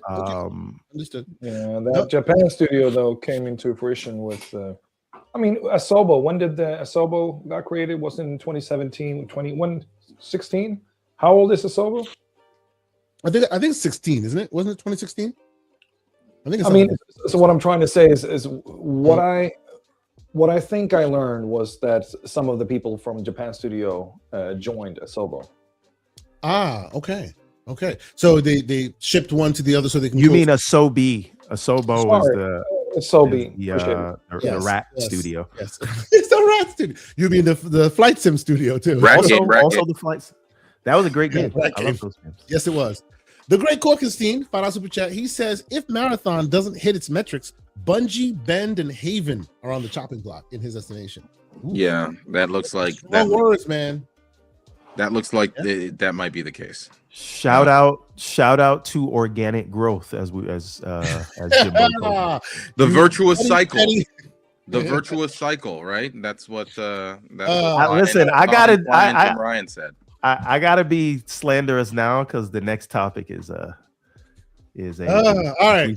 So let's get into it. Let us get into it right now. And shout out to the great Verge for giving me like a beautiful little timeline that we can just click through, and it gives you all the pieces of the puzzle. Boy, oh boy.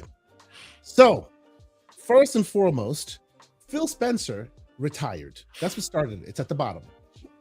Phil Spencer, he retired. Right, and we can talk to the logistics of what, where, why, all of that. I'll just give you the headline. Phil Spencer's leaving Microsoft, effective on Monday. Right, they dropped this news yesterday on Friday. It's Friday news dump, and with that is also Sarah Bond also leaving. Now, is she leaving on Friday? Like, has she already gone? I didn't know what the logistics of that is. Maybe you guys do. But she's also she will stay for a little bit, as far as I learned. Okay. But yes, but TLDR, Phil is retiring, Sarah's leaving, and also Phil is staying on as an advisor until the summertime. As advisory role. Okay, until the summertime. But and his day-to-days are done next month. And then Asha Sharma is replacing Phil as the new CEO of gaming at Microsoft. That's the and she also promoted Booty to be, I guess, her Littlefinger, aka Matt Booty. Yeah, both Sarah and Phil will remain as special advisors to Asha. Here's the question: does Phil stay on the board, because he is on the board of Microsoft? Yeah, I think that what would most likely happen is that the board seat was for the person who is the CEO of Microsoft. No, she's not going on the board yet. They don't put anybody that young and that. I promise you, she's not going on the board. Okay, all right, we'll see. But like I always thought that that position was given to him because his department was making so much money that it required him to have a board seat, because Microsoft Gaming was making as much money as Windows. No, I understand that, but usually what happens, the people that stay on the board, they step away from their CEO position. It's weird that he was there because like Judson Althoff is not on the board, and he's running the whole commercial business, right? They don't. It's you got to be just because you're running the division, they don't necessarily give you a board seat, is what I'm saying. Okay. So let me catch up on a few super chats, and then I want to start this thing. Because there's a lot of tea that has been spilled, a lot of people talking. There's a lot of statements being made from all over the place. So first and foremost, they have until Monday. The leader of Hamas says, correction, fired. He was fired. And then after that, his second in command jumps and says, sir, he was fired. No, I think he actually means to say, sir, fired. I don't know Sir, fired. Yes. Yeah, Yeah. sir, I think fired. he's correcting me. He's correcting me when I said he retired. He's like, no, sir, he's fired. Okay. That's what I think. All right. Why would they fire someone who's bringing in as much money as Windows into their company? Stop with the logic, sir. Relish 5723 with a $2 super set. He said they pushed them out AI forward, or they push them out to forward to push AI forward. Yeah. So there's that thought as well. Let's see, and of course the great Adidas 20 is here, who's been a member for 20 months. Salute to you, good sir. He says salute, and then of course the great nerds and other legends with $5. He says Asha is my girl. It's an arranged marriage. I have no choice but to love her. Damn. So that is probably the super chat of the day, sir. That was very culturally relevant. So. Woo, yes, it is. Very relevant. All right, so who wants to take the first bite at this apple, gentlemen? Who wants to? I want to. Yeah, before you guys go in, let me just put out this PSA real quick. There is a party, there's barbecue, there's disco lighting, all of things in the Discord for the whole weekend. FAMAS is providing everything, so please stay tuned and join the Discord. Yep, we're gonna have a lot of time, a lot of fun. Yep. Join the Discord for the messiness. There's a FAMAS barbecue that we're all gonna join. Go ahead, Lucius. So only for Monday. I was looking at everybody's statements, and I found it interesting that the only person who mentioned Sarah Bond was Phil Spencer. Phil Dominus Maximus Aurelius Spencer. Shout out to Phil, because he acknowledged Sarah and all of her hard work. But when you look at Satya Nadella's statement, he didn't mention her. Yeah. When you look at Asha's statement, she didn't mention Sarah. So all I'm saying is that Sarah Bond was a pivotal reason as to why they got ABK. If you listened to the court case like we did live while ignoring our actual jobs, right? Hey, stop that. Right? We were sitting all there inside of the Discord listening to the judge and the lawyers and representatives from the companies and all that talk about this, listening to it with our own ears, not reading some person's messed up article about it that they don't properly explain, but like our ears, our understanding, and then we would have a deep conversation, a back and forth about what that just meant and what we're expecting to hear next. Right? So we went through this full analysis. So let me tell you that Sarah Bond was a pivotal reason as to why they were able to get that when it came to the U.S. courts. The FCC was fumbling around. The FTC was fumbling around, making absurd arguments. And if I'm being honest, I don't think that the rest of the Microsoft leadership were doing the best job at refuting those arguments or being able to present evidence that made their point. Satya went up there and he did an okay job. Phil went up there. I think he did an okay job. And then you had Pete Hines. Pete Hines, I felt like was literally trying to sabotage the entire thing. It was crazy. Not gonna lie though. Kind of wish he was successful. Yeah. But so Pete Hine goes up, absolutely causes a ruckus, and immediately after him, you have Sarah Bond. she is so eloquent. She's so good at explaining exactly what their point is. After Sarah Bond leaves the stand, the judge comments at how good Sarah Bond was at explaining. No, she did start fangirling for Sarah Bond after she was up there. She basically, you go, girl, you go, queen. After she left, she did everything except ask for an autograph. Immediately afterward, like you could tell that she was confused based off of the FTC's back and forth with Microsoft. She didn't really understand things in the way that needed to be to make a good judgment. And Sarah Bond went in there and cut through all of it like a hot knife through butter. And you look at someone who's able to do that for you at that high level, and you push them aside to give this position to some AI slot person, somebody who has no connection to gaming, and don't get me wrong, I have no problem with like an outsider coming in to have an impact towards, but that person can't be an outsider and be at the top at the same time. I just want to say something before we move on, because I see a lot of this and I just want to address it up front. The fact that she doesn't have experience in gaming means literally nothing. And the reason for that is, hold on, before Peter Moore went to Sega, he had zero gaming experience, right? Robbie Bach, who created Xbox, had no gaming experience before he came in there. Sarah Bond came in from T-Mobile, no gaming experience. You don't need to be a gamer. And there are two people who are huge gamers who were in the building, and people might not necessarily know this. What do you call it? What's his name? Donnie D was a gamer. People don't know that Donnie D was a gamer, and also the Xbox. The I forget the gentleman's name who handles the finances at Microsoft for a while. Who handled Xbox's finances? Remember who's making statements when Tim Stewart.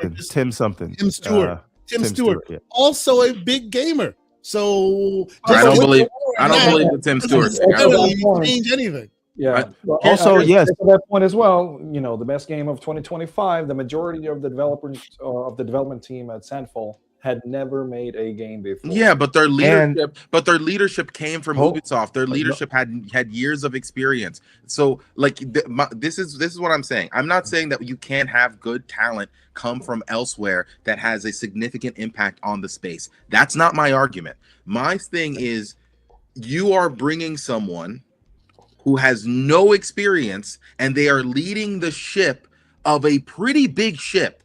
Microsoft Gaming is no longer the small thing that it used to be. It's no longer just the Xbox studios. She speaks controls. She's going from leading a team of 400 people to leading a team of 20,000. Hold on, real quick. We can talk about these things and the issues with her being an AI exec. What I am saying is, you do not need to be a gamer to run a gaming company. Sure. Again, Reggie Fils-Aimé, hold on real quick. And I'm not negating anything you're saying on the like where she came from, but let's not say she don't got experience. She was running things for Meta like Messenger and took it to 1 billion, whatever. She ran Instacart, took that to IPO. I don't want to sit here and say she don't got no experience. She was at Instacart for 1.5 years. She was at Meta for 2 years. I very much doubt that the small amount of time that she was in there, she was able to have as much impact that you're saying. She was a part of a product that was already going to go up and increase. Messenger was going to be one of the largest messaging platforms, no matter who ran it. I'm not saying to you right now she's the right person. I am trying to dispel the idea. And somebody slow-mo. All I'm saying is that I've done my research on her resumes, and so I know what she's done. Okay. Fantastic. But you can't use that to say she don't like her resume is not long, right? Ooh, and then she's 7 months older than me. You want me running Microsoft Gaming? Listen, once again, the point that I am making is there's a lot of reasons to be weary of this. What I am saying is, you cannot actually point me to a successful gaming CEO that before they got into gaming, before they got the top spot, they was in something else, right? Are we going to talk about Strauss Zelnick? Is he a gamer? Are we going to talk about who's the EA CEO? Guy Longworth, the big marketing fella that came from Kellogg's and P&G before joining PlayStation ahead of PS4. Right. So and again, if your antennas are up, that is totally fine.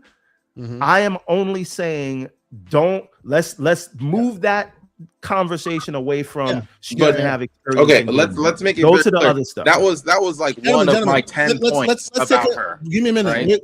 quick minute. Let's take a breather because there's a lot of conversation. Let's take a breather. And I got smoked too. I don't even want to be defending this. I know. You just went after one of my 10 points. Like we didn't. It's you in the chat. It's you as well as the chat is what I'm going at. Why are you defending this, Everborn? I don't get it. Let's get back to this, but let me quickly catch up on a couple chats here, and then we'll get back to it. So first off, the Great Sycamore with a 2 chat. He says the same way y'all said Jim Ryan was fired, Lon. So clearly, if Jimmy was fired, then so was Phil. That to me is trolling. Let's move forward. The Great Samuel Backslap, who's been a member for 23 months, brother. Salute to you, good sir. He says Booty is here to remind us the paper bag test works. Jesus. I have a slanderous comment to make about that, but I'll save it for the Discord. But before we continue, I want to add a couple notes here because shout out to all the great people that are here watching and all that. We love y'all. Continue to communicate with and support us. The great Fonz Gaming is also in the spot, and he had quite a few things to say. I highlighted some, and I wanted to just mention it, and then we'll get back to this. I want y'all to tell me what y'all think of this. He says they were definitely both pushed out. Phil was not, and of course, this is based on Fonz Gaming. Let's just be clear. Phil was not planning on retiring until the end of the year. Sasha fast-tracked that. Sarah made enemies there and was asked to leave with or without severance. He says, I know this. He says, Asha's a plant, and he had a long conversation with somebody who spoke to Phil directly on this stuff, and that he knows that Phil was gutted about Sarah. Personally, respectfully, I don't believe that. I don't believe that. I don't think you're gonna do that. Phil is not just some random dude. He's not just some internal VP. He is on the board. Okay. You don't. The way that was described, I just don't believe that you do that to somebody who has as much power as being on the board of Microsoft. Okay. So again, we're all we know what we know, and there's a lot of stuff we don't know, and there's a lot of information coming out. This is what Mr. Fonz Gaming is saying. Shout out to the known knowns and the knowns unknowns. Unknowns. That's right. So Everborn, let us get back to this thing, right? There are lots of statements now coming out from all the various sources, like you guys have already mentioned. This person dropped a statement, that person dropped a statement, this, that, and the third. You want to read some of these statements to see what's good? Well, before we get to the statements, I just got to talk about, and I just want to get this out of the way. Sure. I like the tinfoil kufi is all the way on for me with this thing, oh yeah. Let's go. Yep. So we know that that Sarah was being groomed for this spot, right? Nobody that's following any of this would tell you otherwise, right? So it's clear that she was passed over for the spot, right? Now the question is, if you are being groomed for a position for the last 8 years, and then they bring in what is a relative outsider who's only been at the company for a year. That's the crazy thing. Been here for 1 year. Right. That says more than anything else, we don't have confidence in you. And if you don't have confidence in a role that you are grooming me for, what place do I have here? How can I effectively lead after you like such a clear indictment and embarrassment to you can't really put it any other way. So I think there was no choice forward, meaning unless they're going to ask her to stay on and train her new boss, there's no play. Like I've seen this play out in any corporate setting. Forget about video games, right? You are the second in charge. Your boss retires. You're the clear front runner for the spot. And then they give it to somebody else and tell you, train this new guy that we brought in from outside. And by the way, we're not raising your salary either, right? You see this, right? They'll have you doing that job and don't give you the raise and then bring somebody in. Everborn Saga. My first job in corporate America was, I got a job, love my job, working. I'm going to keep the names off it, but these are companies you all know. And then they hired a bigger company, and I was there to train my replacement. That was my job for like 6 months. Lucky for me, I was just so good at it that they then looked around and went, no, you know what? This guy should be hired on to then lead the team he was training. Otherwise, I would have been in the same position.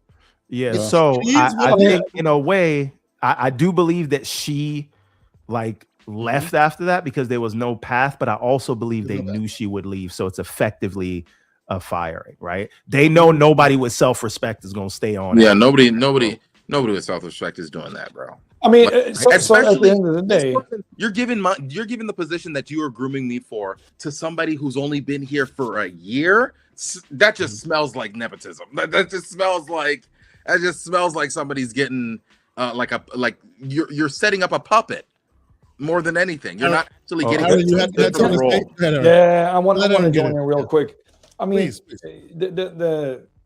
The short of it is that I think I thank you for bringing that up, Everborn, because I do think that is where the steam comes from. You've seen Sarah's journey, and you've seen what she can do, and of course, there's always hope in seeing new faces from other industries, new talents in leadership positions from these corporations, within these companies. And I think that the biggest heat that they're getting right now, I hope, is not because it's Phil who's stepping down, but it's because Sarah was not taking over. That's what you're saying. I would not paint a fault from my standpoint here. I would not blame the new CEO because I don't know anything about her. Yeah. So I'm not putting any blame on her whatsoever. After reading Sarah's statement, did you bring that up? Yeah, we have it. Yeah. There is if you're going to read through the whole thing, I suggest you do it. There's an ending there in her statement that really just hurts. Do you want me to read it? Yes, please. If you don't have any problem, please read it. Yeah. Yeah. All right. I got it. All right. Well, she put it out last night. Yeah. She put it out 17 hours ago on LinkedIn. This is from Sarah Bond's LinkedIn page. Okay. She says, sharing with gratitude the note I sent to my team today. Grateful to our players, developers, partners, and team. Forever a fan of Xbox. Greenheart. All right. Hi, team. I know there's a lot of news to take in today. I'm incredibly proud of what we've built together over the past 8+ years. PC and cloud gaming are growing faster than ever. Our next console is well underway, and together we've helped lay the foundation for a more open gaming platform that spans devices and reaches players around the world. When we announced our intention to acquire Activision Blizzard in 2022, I committed to helping lead Xbox through what would be a critical period of change. Over the past 4 years, we navigated that moment together and positioned the business for what comes next. We took on some of the biggest challenges this organization has ever faced and did it as one team. With that, I've decided this is the right time for me to take my next step, both personally and professionally. We're living through a transformative technological era that will shape the next generation of our industry, and I'm energized for what's ahead. This moment also represents a unique opportunity for fresh eyes and new leadership to guide the team into its next chapter. I've had the privilege of spending time with Asha over the last few weeks as we've planned for this transition, and I've seen firsthand her deep commitment to our players, developers, and brand. She brings deep technology and commerce experience along with a strong track record of building and scaling platforms that the world uses. Xbox deserves this. I'm excited to see her lead the next chapter of our team. I'll remain on as a special advisor to Asha to help ensure a smooth transition and set the organization up for continued success. I want to thank Phil for his mentorship and friendship over the years. He's been a consistent champion for this business and the people who make it what it is. I've learned a great deal from the way he leads through both opportunity and challenge. I'm grateful for his trust and support throughout my time on the team. I also want to thank Satya for his sponsorship and support throughout my time at Microsoft. As I prepare to sign off, I've been reflecting on 3 simple things I've tried to use to guide my days. Did I bring my best? Did I help someone succeed? Did I do my best work? And am I not Matt Booty? Sorry, she didn't say that last part. But then she says, I hope the answer has been yes for many of you. It's been a privilege to work alongside this team. Always, Sarah. I'm fucking crying, man. This hurts to my bones. And let me ask that's your one, sir, Aaron. That's your one. Let me give you. My bad. Sorry. Gaz. Let me ask you. Shout out to Gaz and the Bollywood music playing. Let me ask you. Let me ask you one question before we get into anything else. No worries, bro. Go ahead. Yes. Do you think that was written by a human or by an AI? I think it was written by a human assistant. Okay, but it was written by human hands. You like that? You felt the energy, you felt the compassion, you felt all of that inside of there. Now let's read Asha's. Now let's read Asha's statement, if you will. Well, hold on. No. We'll come. Keep that in mind, just because I want to do the Sarah Bond discussion, and then we can come to Asha. Yeah, let's give her some time. To be fair, give her some due. Yeah, give her some due. Yeah, but don't forget it, because we're definitely going to read Asha's statement. We're going to go back to So again, this is where the tinfoil kufi comes in, and I said I wasn't going to say it, but I'm going to say it. Look, we are living in a time that is very anti-DEI, and no, Sarah was a DEI hire. She has a better resume than all of the people on the SLT at Xbox. So let's stop that right there. However, you've seen Microsoft and Apple and Facebook and everybody else remove any mention of diversity, equity, and inclusion in all their stuff. And so now you have a current administration that don't want to see any of that and force these companies to do it. Either that, or they're now emboldened, so they don't have to do it, so they're not doing it. I think it would have been a bad look in their eyes to have someone the color of Sarah running the show, because they're afraid of the emperor with no clothes.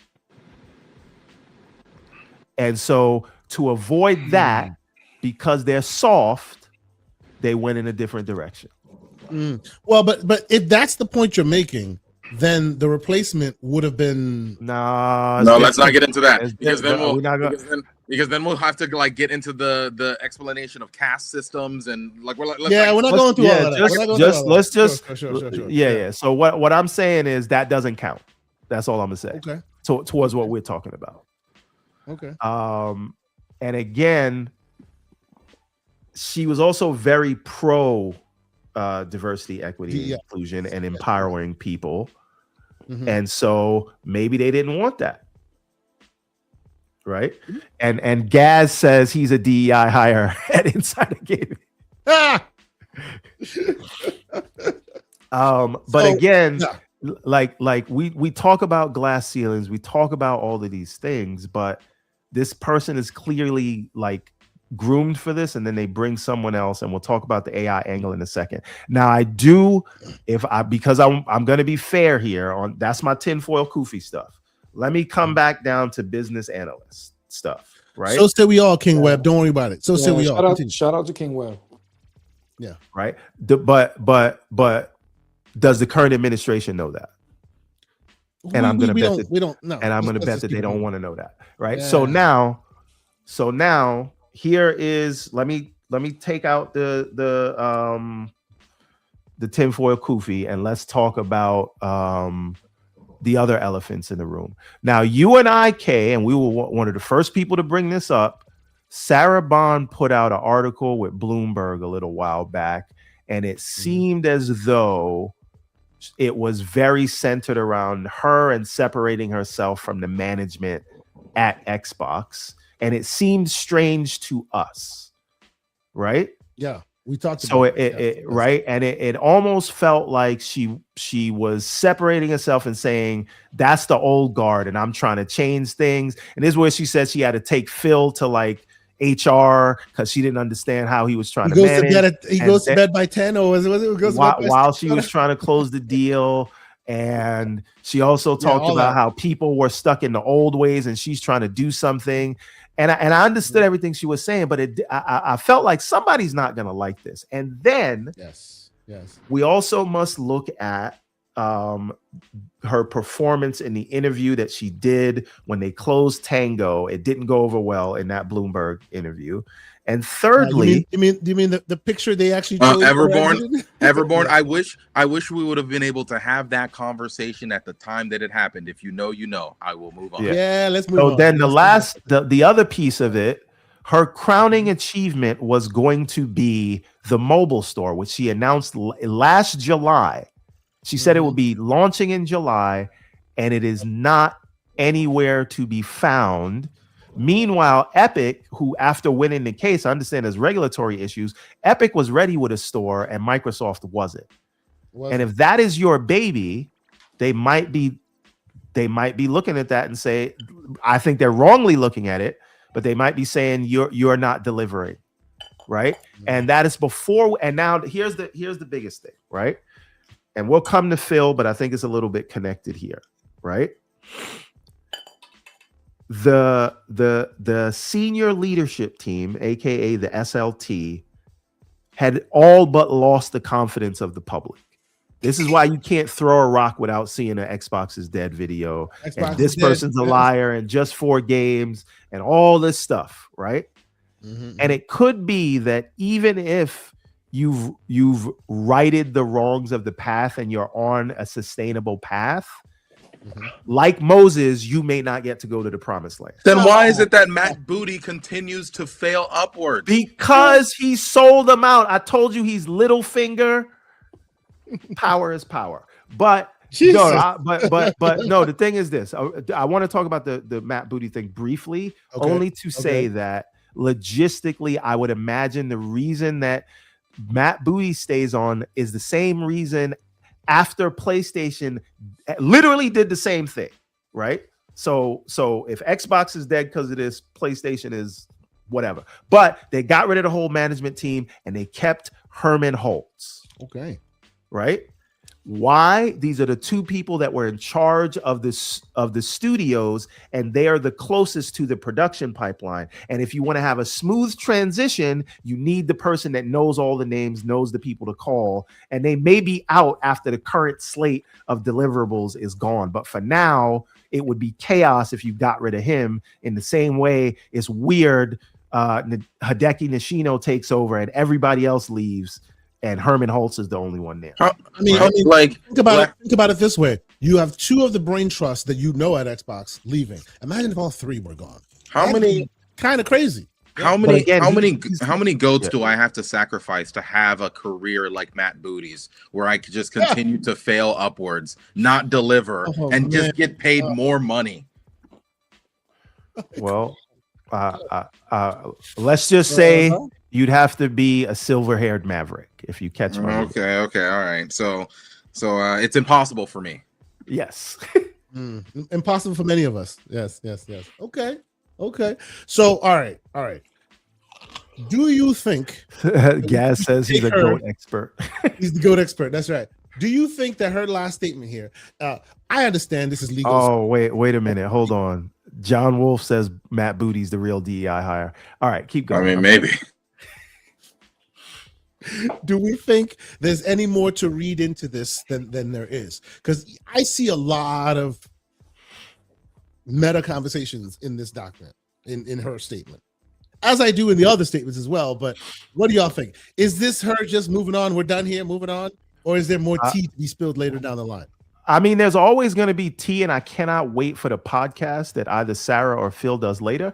But like, I want them to do like a Mace and Cameron, It Is What It Is style podcast and just spill all the tea. But that being said, I think it's just very clear that there was no path forward for her in the company, and like she came from money, right? She like it's not like she doesn't need this job. And if you're an ambitious person and you don't see a way forward, there's no reason for you to continue in that role. So if they're gonna pass her up, I just think that this is it. So I don't think I don't like Occam's razor. You was grooming me for the job. You decided I'm not worthy of the job. I'm gonna take my talents I'm gonna take my talents to Miami, so to speak. I will catch up on a quick super chat, and I want to get the Lucius and Aaron your thoughts on this, and then we'll move on to the other. And then we can move on to Phil. I want to go to each aspect of this. So right now it's Sarah. We got to talk about Asher. We got to talk about Phil and that ball-headed bitch Satya. I'm sorry. Hey now. That was my one. Hey, okay, go ahead. Let me let me catch up quickly on a couple super chat here, which is the great Infidel bro with a $10 super chat. He says, I was told yesterday that Sarah not really being a gamer was a negative to employees at Xbox, but now I'm hearing that AI woman doesn't need to be a gamer or have any experience in gaming to lead. What is it? Which is it? I guess is the question. Everborn, what do you think? Well, he didn't hear that crap from me, because I don't believe that you need to be good at business, right? You need to be good at messaging. If anything else, you need to be good at identifying the best people to surround yourself with, is my opinion. Yeah, so it's not exactly a good leader. Their job is to empower the experts in their different verticals, right? So you don't need to be a gamer, and you might argue that might be a detriment, because then you're too emotional and then you start doing anyway. Go ahead. I'll never get on that train. Yeah. All right. We gonna get a little slanderous, I think, here, because there's some other sub narratives or we might just leave those to Discord. So if you want to hear the full aspect of this convo, join us on the Discord, discord.gg/TGCP, because some of that stuff I feel works best there. Lucius, sir, do you agree or disagree that there's more to this than meets the eye, at least specifically about Sarah Bond and her quick exit? And before I even let you reply, I will say this, and you can I will say this. I got the privilege of meeting Miss Sarah Bond last year, and at the time there were conversations, and I'll leave you to deny or to add yours to it as well, Lucius. At the time, the conversations was had, and it was insinuated that we know you're the next one. And her response, I remember it in my own ears, was, if that's the case, they haven't told me. That was her response, and this was June of 2025. So, Lucius, what are your thoughts, sir? So I had to change my avatar because Everborn said power is power, so I had to switch to my man Valerian from House of Dragons. Well, his famous line is, "History doesn't remember blood; it remembers names." Yep, that's right. And so this entire situation is obvious, and I started with this. I think that they did Sarah dirty. I think that Everborn brings up a good point that this administration has to be part of the calculus when we try to figure out why some of this is happening. But like at the end of the day, it was obvious to everyone who was looking at the way that Phil was treating Sarah that he obviously wanted her to lead the ship next. And obviously, his decision didn't matter. And I think this was the conversation in the Discord. But what if this is simply Microsoft trying to find a scapegoat because they've invested so much into OpenAI, and OpenAI is looking real spooky right now, and they've lost so much in market share because $1 trillion in market cap over the last month. Yeah, stock has gone down around 25%. And because they were a $4 trillion company, and now they're a $2.9 trillion company. And all of that is because investors are freaking out because they're all coming to the realization, well, what is this AI thing really doing? We need it to actually be useful and actually provide money. And we've talked about this before.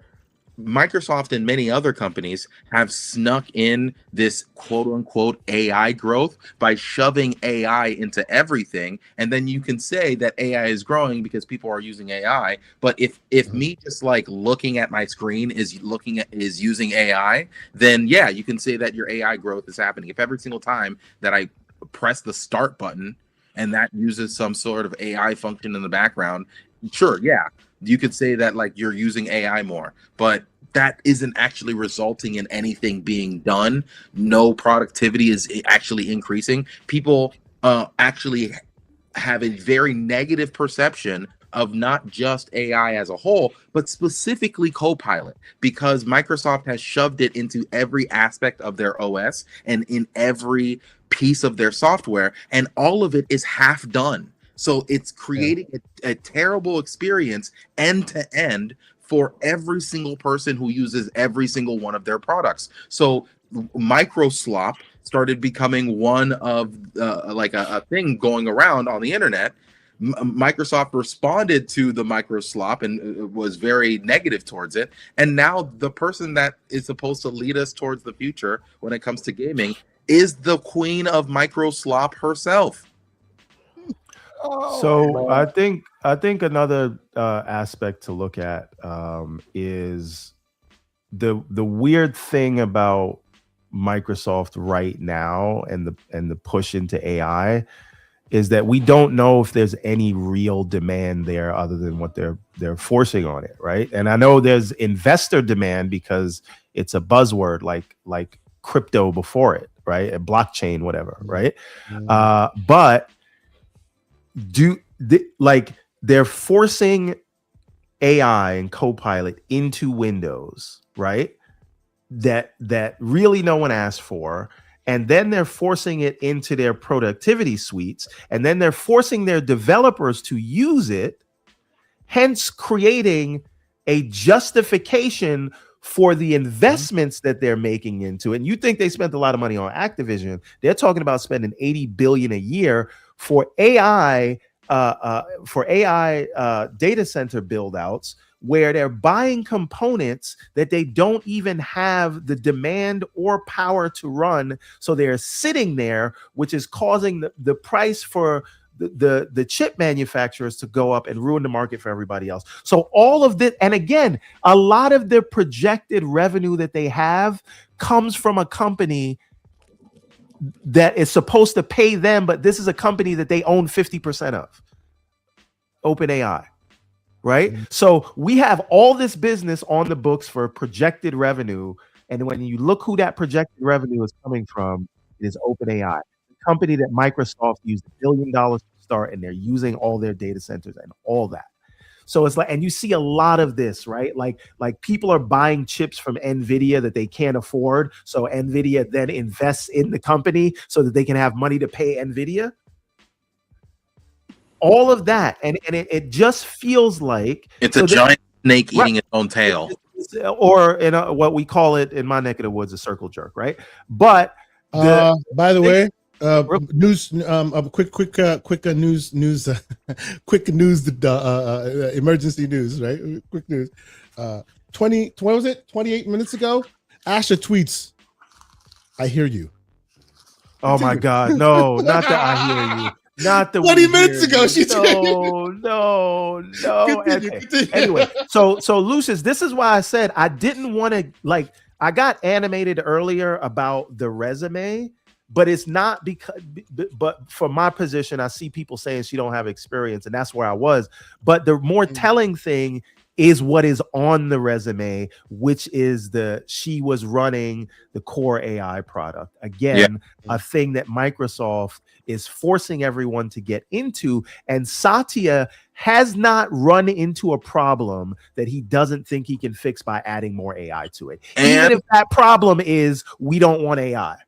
And mind you, we haven't even gotten to Asha's statement yet.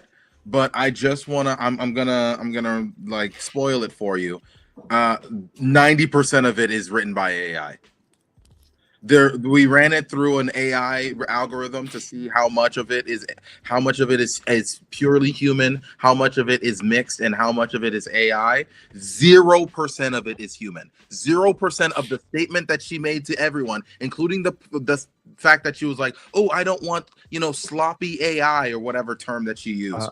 All of that was written by AI. She does not want AI with soulless AI. Yeah. Meanwhile, that was written soulless by AI slop. AI. Right.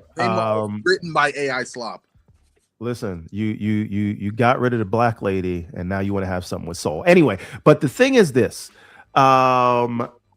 You're never gonna be able to have this show again. Y'all gotta calm down. The telling of the hire, right, tells me that top down, the entire company is about trying to go through a transformation into an AI first future. And the idea that an AI executive was installed instead of the person that was being groomed for the role says that this person is there to report directly to Satya about his AI ambitions. And remember again, when I called her a puppet 20 minutes ago? I am all for like tools that make developers' lives easier and bring down the development cost. So finding ways to integrate AI that helps that's all fine. The concern is this just a thing where we need, as you said, a puppet, or we need someone who is what do you call it? Now that all that being said, right? Because I'm trying to be fair on top of being slanderous. And I got one more thing to say about Sarah that I forgot to mention, but I killed myself for not mentioning it, but I'll say that after this. So this appointment, right? Like basically the current leadership team has lost the confidence of the public, right? And because they have done that, right? Because if Phil left and Sarah was appointed, people would consider it's the same thing as usual, right?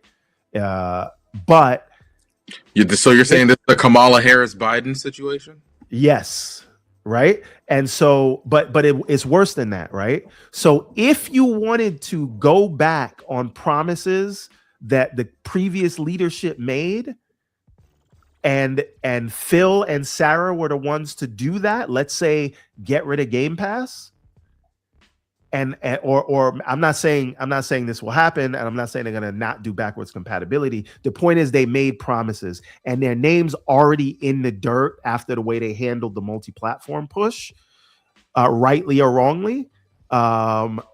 If they now have to go back on a core tenet, that's it for them. So they'd have no confidence. Nobody listened to anything. A new person in charge is not beholden to the promises of the previous leadership. So if you did, right? And again, and it could be Phil knows that. So maybe Fonz is right. Maybe he was trying to retire at the end of the year.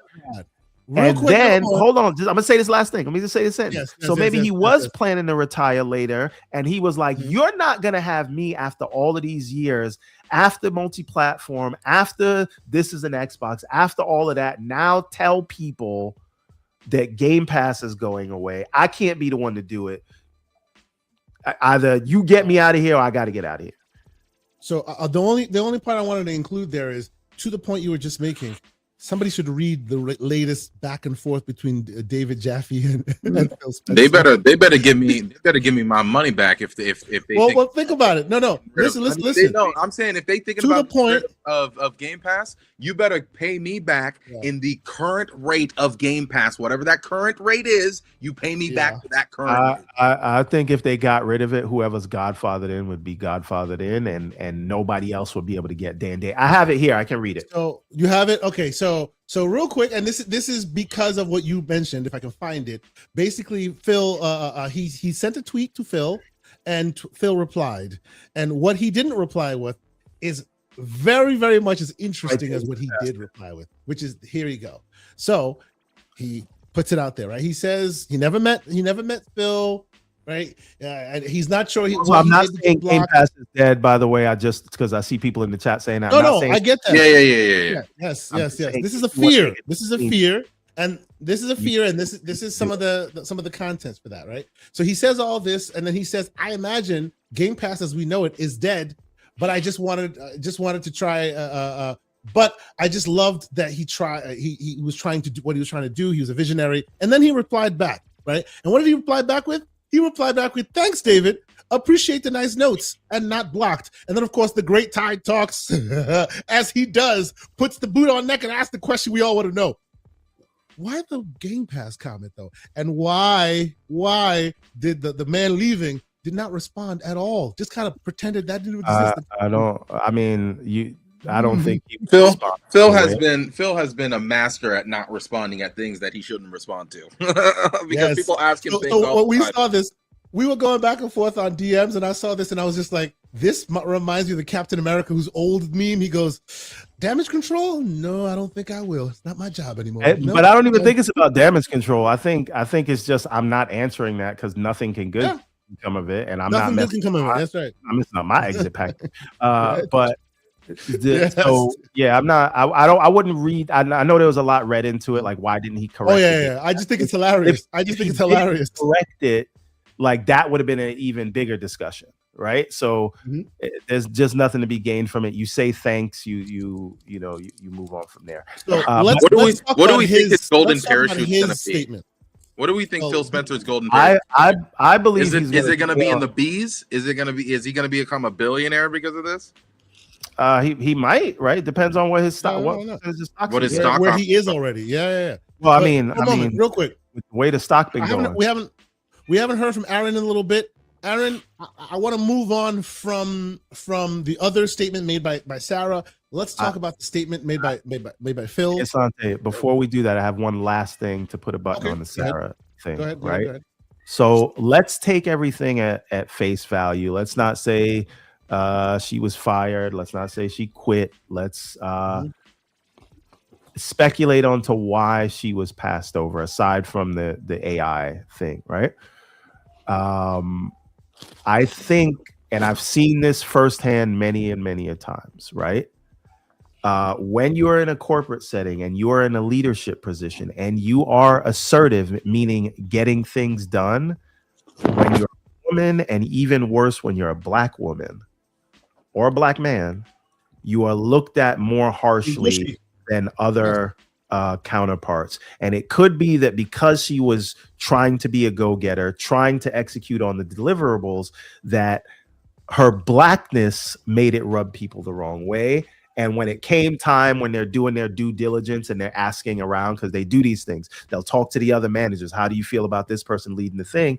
And maybe that is how she made enemies, by just doing the same things that her counterparts would do. But the perception of it seemed pushy, more pushy than it would if it was somebody else.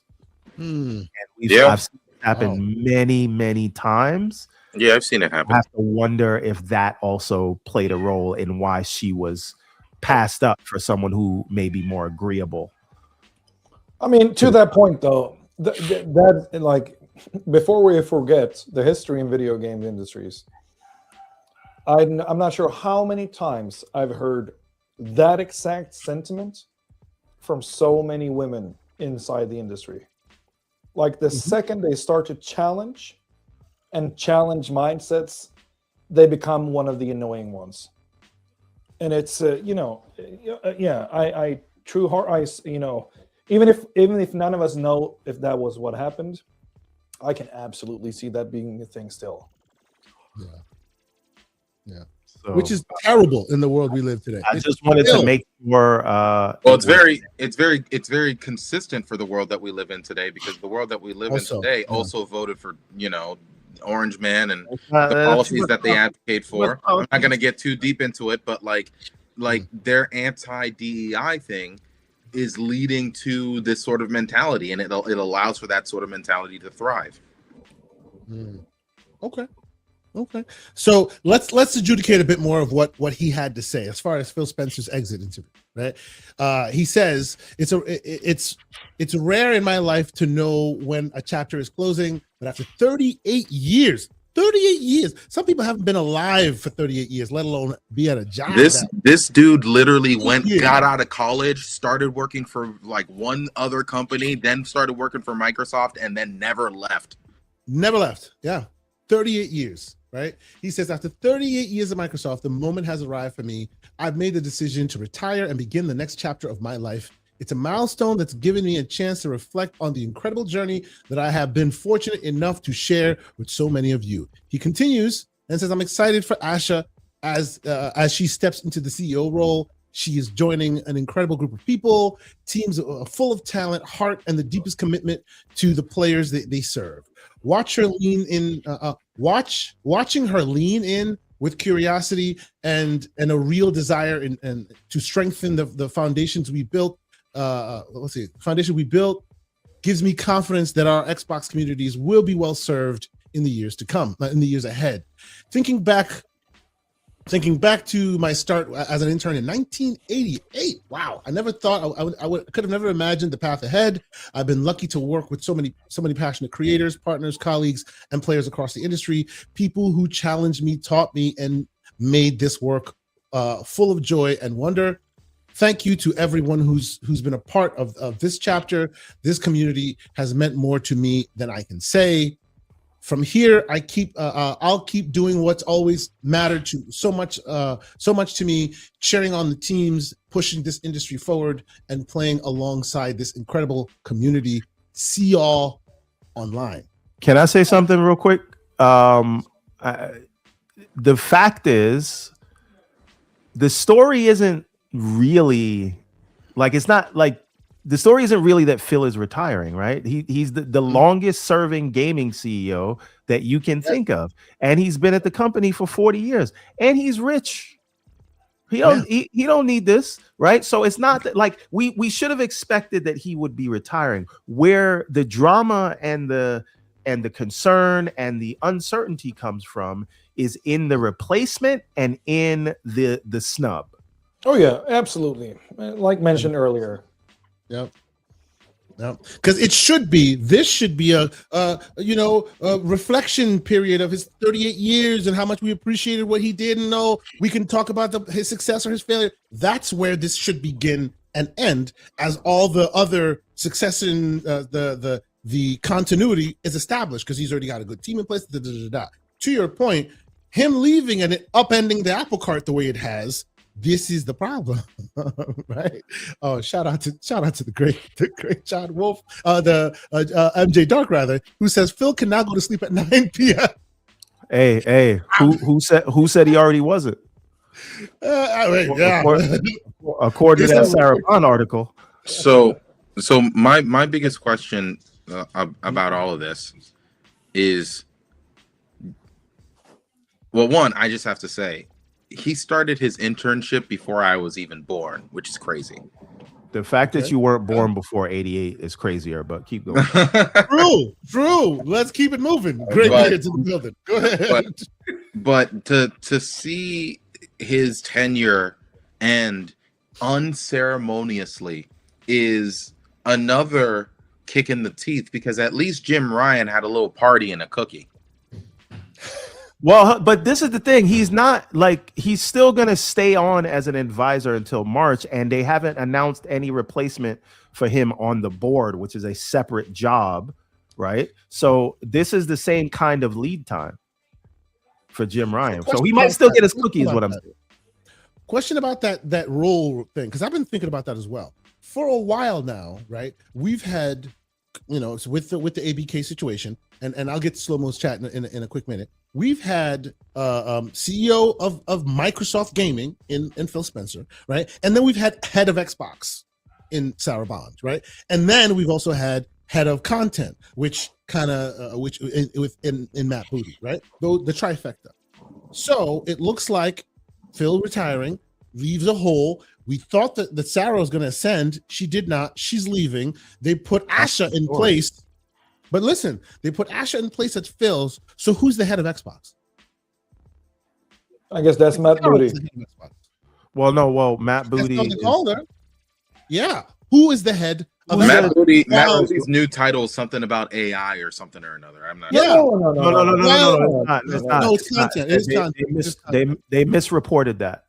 When in that first article, I think IGN wrote it that way. That's not what it is. Yeah. It's head of. IGN didn't report something accurately. Surprise, surprise. Yeah. So basically, they're unifying all the content, and so you don't have the three separate heads, and it all goes under Matt Booty. But at the end of the day, though, the question I was asking is: there used to be a role called the head of Xbox. Now, Asha, and we'll get into her statement, has reaffirmed that they love the console and they love Xbox and all that. Who is the head of Xbox? Well, hold on. Now, here's the thing: if the exit of Sarah Bond was so abrupt, they probably had not had time to plan that transition. So there's no head of Xbox right now. But we're assuming that they knew that Sarah was not going to take that slight sitting down. So if they knew that she was not going to do that, then why didn't they have somebody, in mind? She's been working with her for weeks now. Unless when they actually made the decision, she was just like, no, I'm not staying on. No, I'm not training my replacement. I'm out. And now they got to find somebody. And it'll probably be somebody that they bring in internally or whatever. Slow-mo backslap, $10 super chat. He says, Asha revealed her gamer tag. We can ignore that she didn't start playing Xbox games on Xbox until mid-January. Ooh, a couple weeks ago is crazy. Hold on. So real quick, we can see. Let me finish. Let him finish.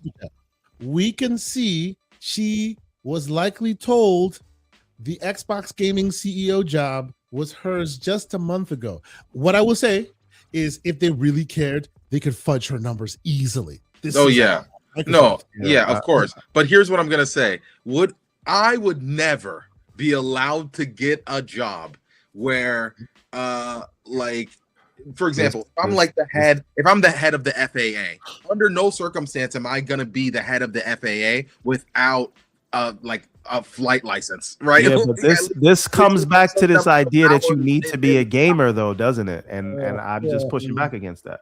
I get it, but it's just. And the other thing is the other thing that I would say is, this is her. I don't think she has a profile, but if she did have a longer profile, maybe you don't want everybody with that, and this is just the public one that you want people to see. I'm not saying that that's the case. I don't believe that she's a gamer. I don't believe she needs to be a gamer. But are you saying she's Linda McMahon as an education secretary? Let's keep it moving. No. What I am. I'm saying she's Pete Hegseth. I'm saying. Oh no, that's even worse. I'm saying there's a chance that she's Kash Patel. Yeah, we just need to get away. First of all, her eye moves perfectly fine, so it's not. Anyway, I'm really pushing back on any idea that we have to connect whether you're a gamer or not to. And that's not necessary. I agree with that.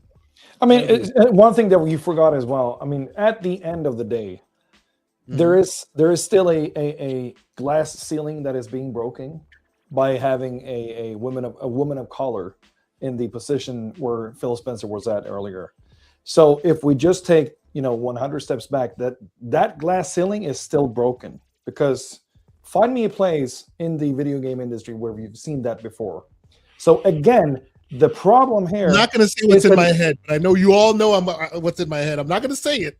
Or like this thing is no. I won't even say it. But this is a complex conversation. Now you gotta help me correct this one. Because no. That is wrong. All I'm saying is that do your own research about India's caste system. Just go understand what that is all about. Oh no. Now you're walking down that path. I hear you. No, what I'm saying is there is still. This is a first in the industry. With that said, again, that's not where my whole thing comes from. The whole thing comes from that there was an expectation. There was a lead up to this. Sarah was the obvious choice.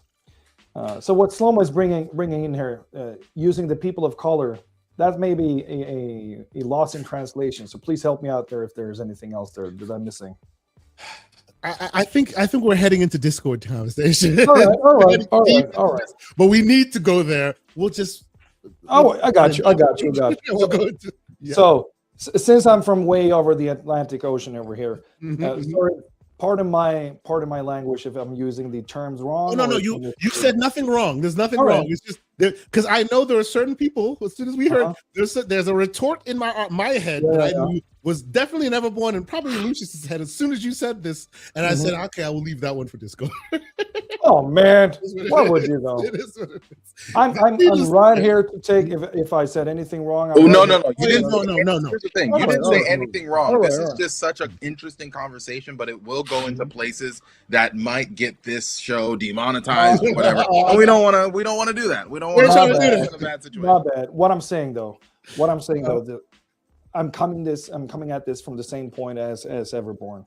There are so many aspects of this that could be aspects that we should applaud in the greater scheme of things, but the lead up to this and what we expected having Sarah taking the helm is, again, that's the crazy part of this whole thing. So I just want to jump on Everborn's back here when it comes to it doesn't matter what she has for experience before. Again, for me, it is not about her. It is about the woman that was not in that position that we expected to take the helm. See, this is where I'm gonna I'm gonna just add a little bit of context to you and differ. This glass ceiling has been broken. It got broken by Nintendo. There's a female CEO in gaming at the top of the top at Nintendo, right? And now if we want to add, I'm less impressed by the stat that you provided, because you have the guy at the top, he's an AI guy, and he appoints someone who's running an AI business. I don't even think you have to get into the other stuff before you even get there. I'm only saying though that I believe the glass ceiling is still firmly in place, because there is no shortage. If we want to talk about people of color, there's no shortage of, and I'm not saying that this is a problem, I'm stating this as a matter of fact, there are no shortage of CEOs in the tech space that are Indian, right? Not just Indian, but coming from the same exact caste system of those Indians. And again, this is no. I understand. Yeah. There's no untouchables. This is no disrespect to anybody. And as far as women go, there are women in very high positions, even in the gaming industry. So what really, if we want to get down and be and have been for a very long time, we talk about Amy Hennig, we talk about all these like legends that are women that put their like actual like foot in the space, and so I don't want to ignore them. That we've had like luminaries, female luminaries inside of the space before. They've made their space and they've put their footprint inside of gaming in gaming history. Yeah, and so my point is there would have been a cracking or breaking of the glass ceiling if they followed through on what everyone expected. This, to me, is less to do with glass ceiling anything, and that she is a person that was an AI. She was running an AI division at Microsoft, and the CEO right now wants everything AI. And I think we can Occam's razor that. Yeah, sure. Yeah. Just to be clear, you're talking about Devin Pritchard, are you? Yes, Devin. Oh, I mean, yeah, but that's not the whole thing, though. But I hear you. When you say it's not the whole thing, what do you mean? I mean, there's a gaming division that we're talking about right now. The entire gaming division at Microsoft. Like Devin Pritchard takes the helm of Nintendo of America. She's not in charge of the whole Nintendo gaming platform. Yeah, she's in charge of marketing for America. Like basically, that's how we've seen it. Yeah, but we're not gonna. We're not gonna. I think you're bringing up fair points, so appreciate that. But yeah. But part of the reason why let's also not gloss over to being the role of being president of Nintendo of America. Nintendo, yeah, absolutely. Just like it was a big deal for Reggie Fils-Aimé. That's right, absolutely. Yes. I would say that when Reggie Fils-Aimé got his position, that was really big. And when I found out that like Reggie Fils-Aimé is Haitian, you would think that I would know from the Fils-Aimé in his name, but yeah, like the guy's Haitian, so that was also big for me as a kid when I found that out. Yeah. Let's read Asha's hold on, wait. I just gotta read this from Negatron. KSate sweating reading the chats. Take it to Discord boards. Okay. Yo, y'all are getting a little slanderous. I gotta this is why we avoid these topics. I said I was gonna try to not get us canceled, but breathe, I made no promises up front. Breathe. Some of that stuff is like, woo, all right. But Negatron is not done yet because he has a $20 super chat. Shout out to Lord Negatron. He says, pour out a little liquor for this bit. Oh my God. This is for bigger, better tinfoil goofies today. Sheds a green tear. Oh, so sad. So sad. I know you want to talk about Asher, but do you want to do Asher's first or do you want to do Satya's? I want to do Asha's because I barely care about Satya. Satya's is just. Oh, we got to read them all. All right, so where's Asha's is 83% AI. Satya's is 100% AI. Send me the link to Asha's because I don't see. If you look in the private chat, I sent you the. Okay. There's the blogs.microsoft.com. It's right above where. Right above it's right below Aaron's comment. So that's the horse's mouth. Don't read nothing from nobody else telling you how to feel. There you go. There you go. So this is Asha's. The second, first paragraph is Satya. Next paragraph is Phil, and then Asha, and then somewhere at the bottom they threw Matt Booty. Phil Spencer's, and then all right, here we go. Yeah. All right, who's reading this? Am I reading it or what do we? Sure, go for it. All right. So, Asha Sharma message. All right. Dear team, today I begin my role as CEO of Microsoft Gaming. I feel two things at once: humility and urgency. Humility because this team has built something extraordinary over decades. Urgency because gaming is in a period of rapid change and we need to move with clarity and conviction. I am stepping into work shaped by generations of artists, engineers, designers, writers, musicians, operators, and more who create worlds that have brought joy and deep personal meaning to hundreds of millions of players. The level of craft here is exceptional, and it is amplified by Xbox, which was founded in the belief that the power of games connects people and pushes the industry forward. Thank you to Phil for his leadership, to every studio, platform, and operations team that built this foundation. We are stewards of some of the most loved stories and character entertainment, and bringing players and creators together around the fun and community of gaming in entirely new ways. My first job is simple: understand what makes it work and protect it. The idea that you don't already understand that and they chose you for the role is wild, but crazy. Then it starts with 3 commitments. First, great games. Everything begins here. We must have great games beloved by players before we do anything. Unforgettable characters, stories that make us feel, innovative gameplay, and creative excellence. We will empower our studios, invest in iconic franchises, and back bold new ideas. We will take risks. We will enter new categories and markets where we can add real value, grounded in what players most care about.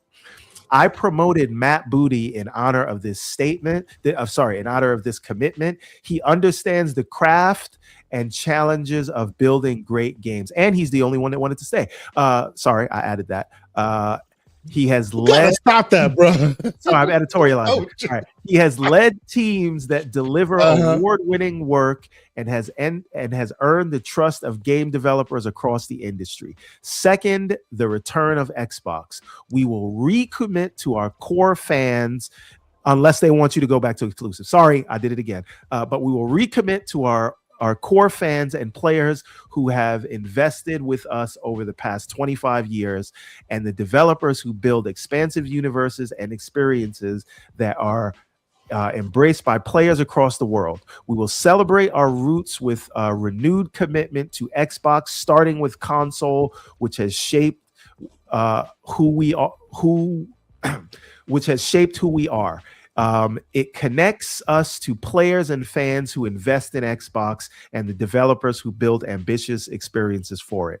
Gaming now lives across devices, not within the limits of a single piece of hardware, which is at odds with the previous sentence, but whatever. As we expand across PC, mobile, cloud, Xbox feels seamless, and cloud, Xbox should feel seamless, instant, and worthy of the communities we serve. We will break down barriers so developers can build once and reach players everywhere without compromise. Third, the future of play.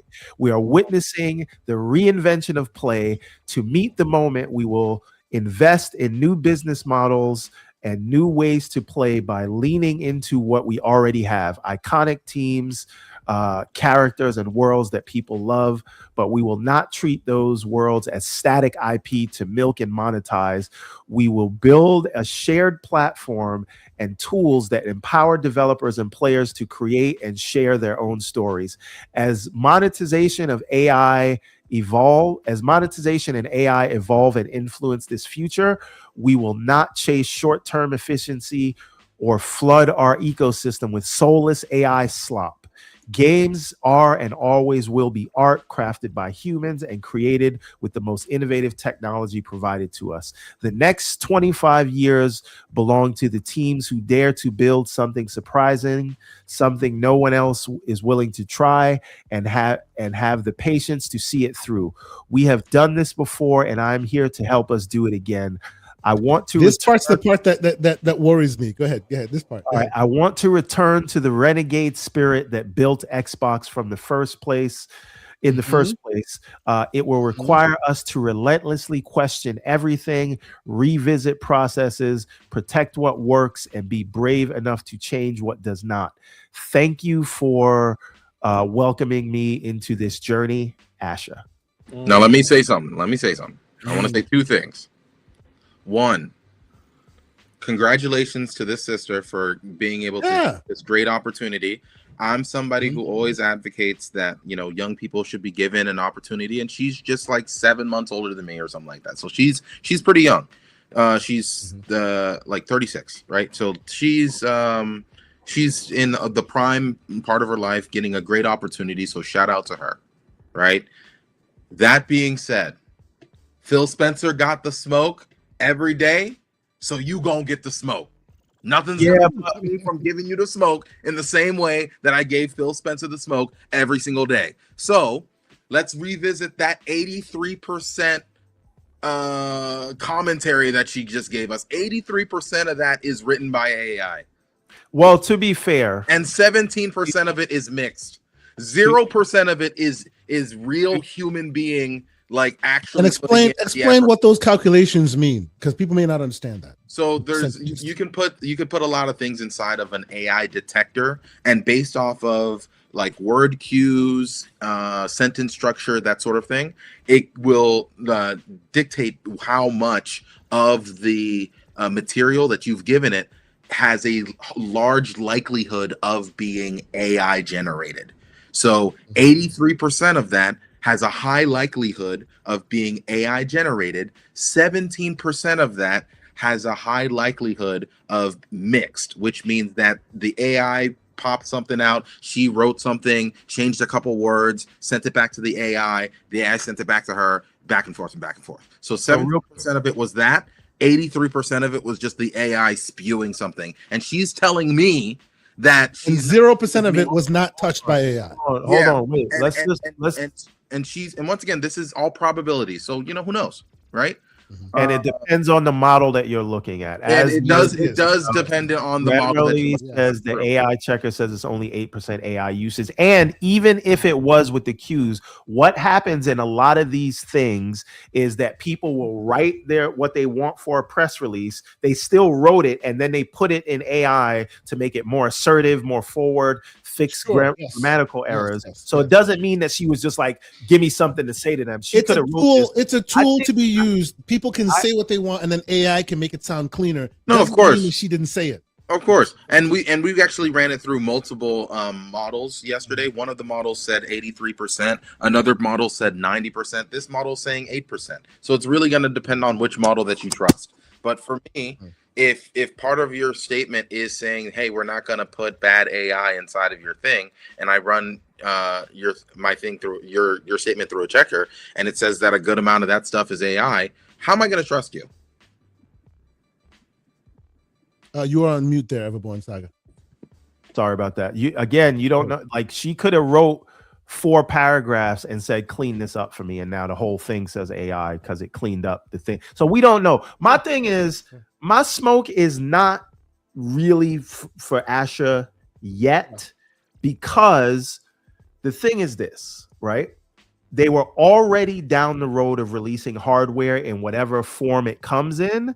They were already working on back compat, and they were already working on unifying the UIs, right? They were already doing those things. And so when she comes in, and they were already delivering great games, like you've seen the last 2 years for them, right? So if that continues, that is one of those things where like you inherit a good economy from the previous president. True. Right. Yeah.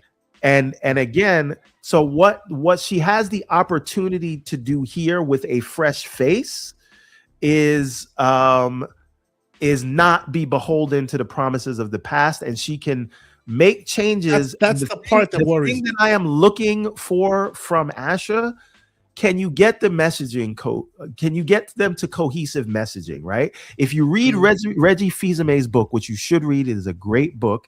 He talked about when he came into Nintendo, his first move was saying, all comms come through my desk. If you want to do any commercial, if you want to do a blog post, if you want to do an interview, I got to sign off on it, because we want it all sound like we have a cohesive vision instead of being all over the place. So to me, unfortunately, Phil and to an extent Sarah had some baggage because of the difficult things that they had to navigate through over the course of this generation. So I don't have any smoke for her yet. She's starting at 0 for me. I'm not excited. I'm not unexcited, but she's gonna have to come out here with some things that make the place distinctly her own, and then I will judge accordingly.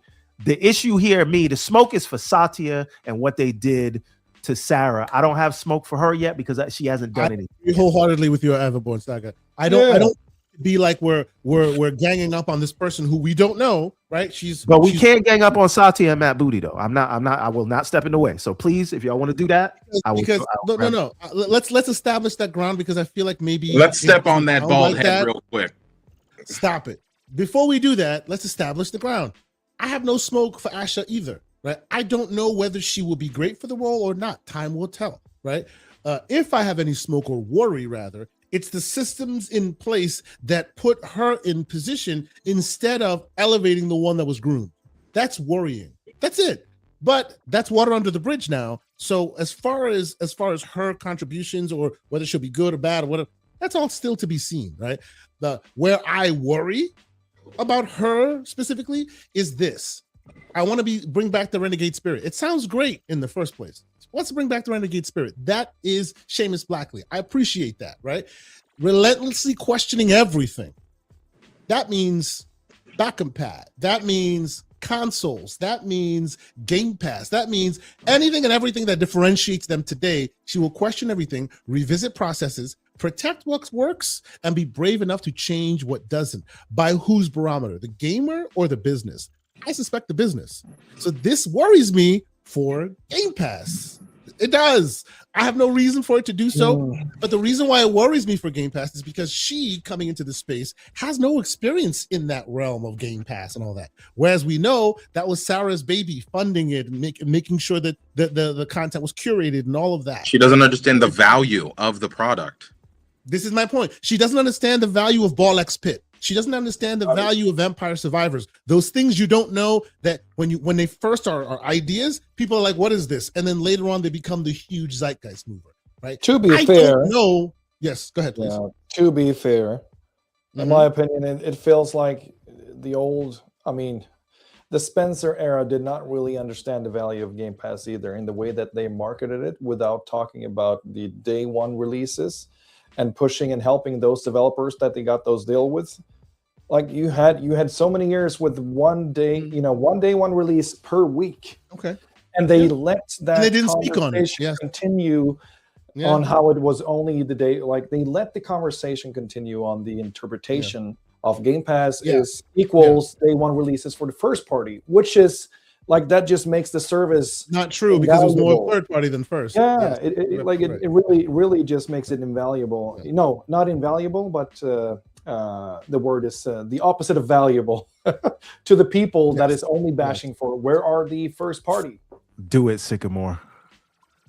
Don't make me defend Phil. Oh, I would love to see this. But see, again, what I was saying, I'm not saying definitively it's over. I'm not saying anything definitive. If there's any part of the statements that make me go, I'm not sure, is the idea that we, as gamers who spend a lot of time in this space, specifically Game Pass gamers, we've seen multiple times when that game that seemingly like shouldn't be in that subscription or how did they get this? I've said this multiple times on this program, how I'm now very impressed with those who they put in position to find those new gems. Right, and if the new head of Xbox or the new head of Microsoft Gaming doesn't see the value in those gems, we won't get those gems anymore.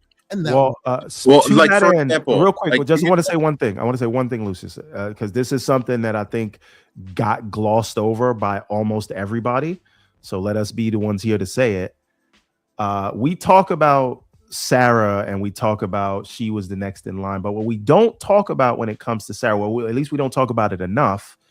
And will Asher be able to continue the relationships that Sarah Bond cultivated herself, like the relationship with Sega and the deal that they signed with Sega? The reason why she was able to get that connection with Sega is because her father worked for Sega and had a bunch of old connections. So she used her father's connections to get her into the room with Sega to have the reason why we're going to get Persona 6 on Xbox is because of Sarah Bond. 100%. And it's not just Sega. The whole Japanese move, a lot of it was like flown trips out there, making these things work. Everborn Saga, Game Pass deals, like that.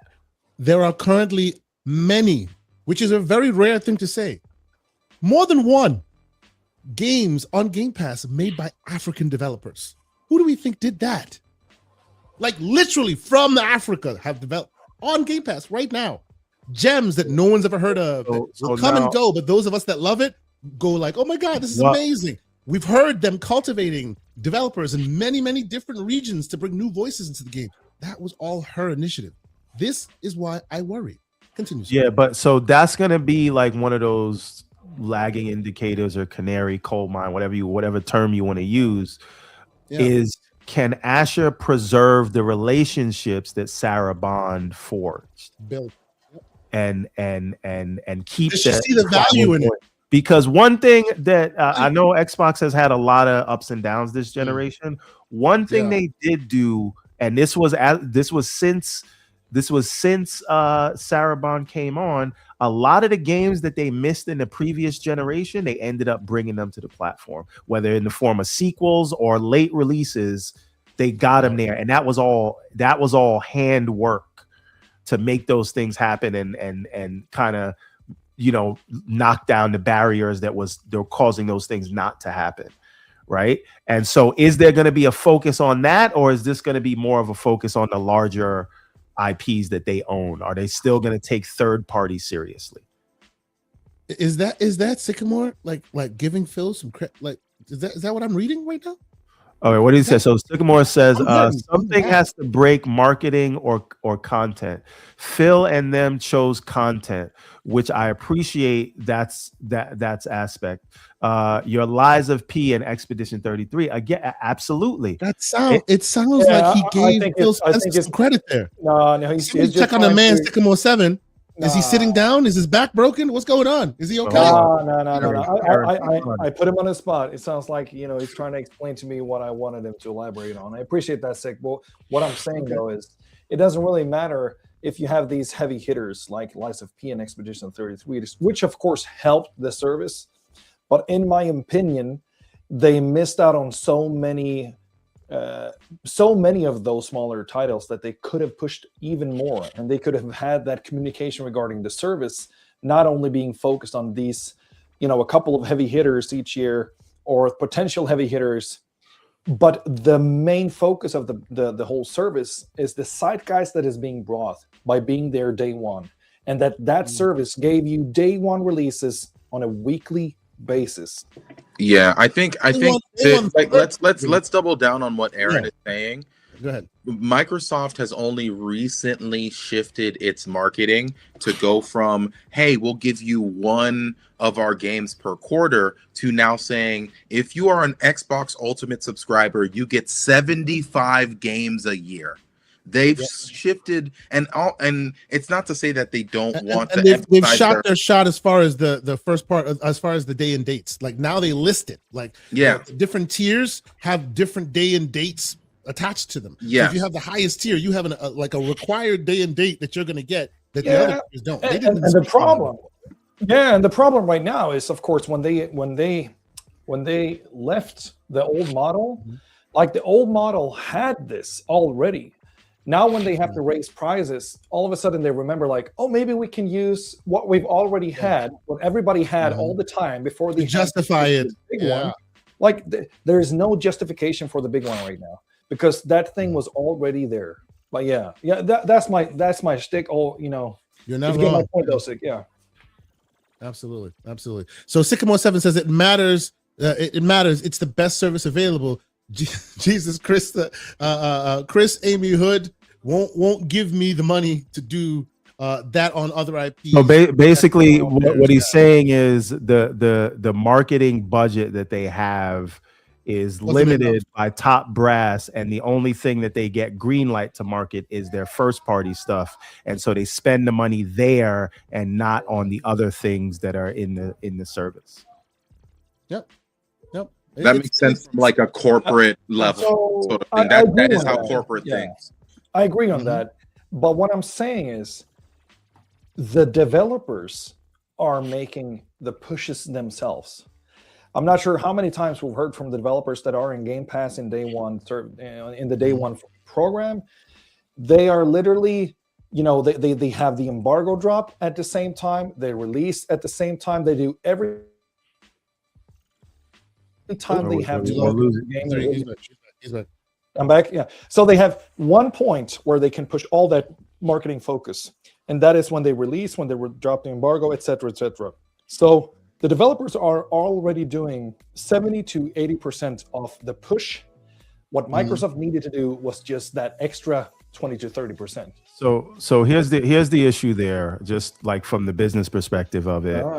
That when you have a marketing budget, you map that budget to what is going to be the upside of that. So we spend X dollars on marketing, which leads to X amount of sales, right? Now, what the issue here that I think Aaron is highlighting is we're saying that they should have allocated more marketing budget to these games. The problem is with Game Pass, unless there is some sort of profit sharing with the studio, which as far as I know, there is not. They pay you a flat fee. They give you the upside all up front. And I'm sure there's other KPIs to where you might get payments on the back. There are some that I've heard that they do sharing, but it's not all the same. So they are going to advertise a game only for people to go out and buy it on other platforms, and they get nothing for that. So the question is, because marketing budget and content acquisition budget are two things.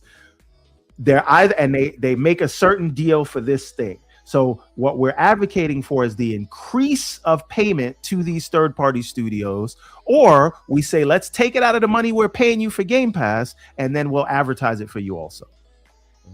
Right? Because I think the reason they spend it that way is because when they advertise the stuff that they own, that can lead to sales, whether on Xbox or ancillary platforms, and that money goes to them. So when they do their advertising, they're more so advertising Game Pass because that will lead to a subscription, and then advertising their first party. So if you don't go to Game Pass, you'll buy that game.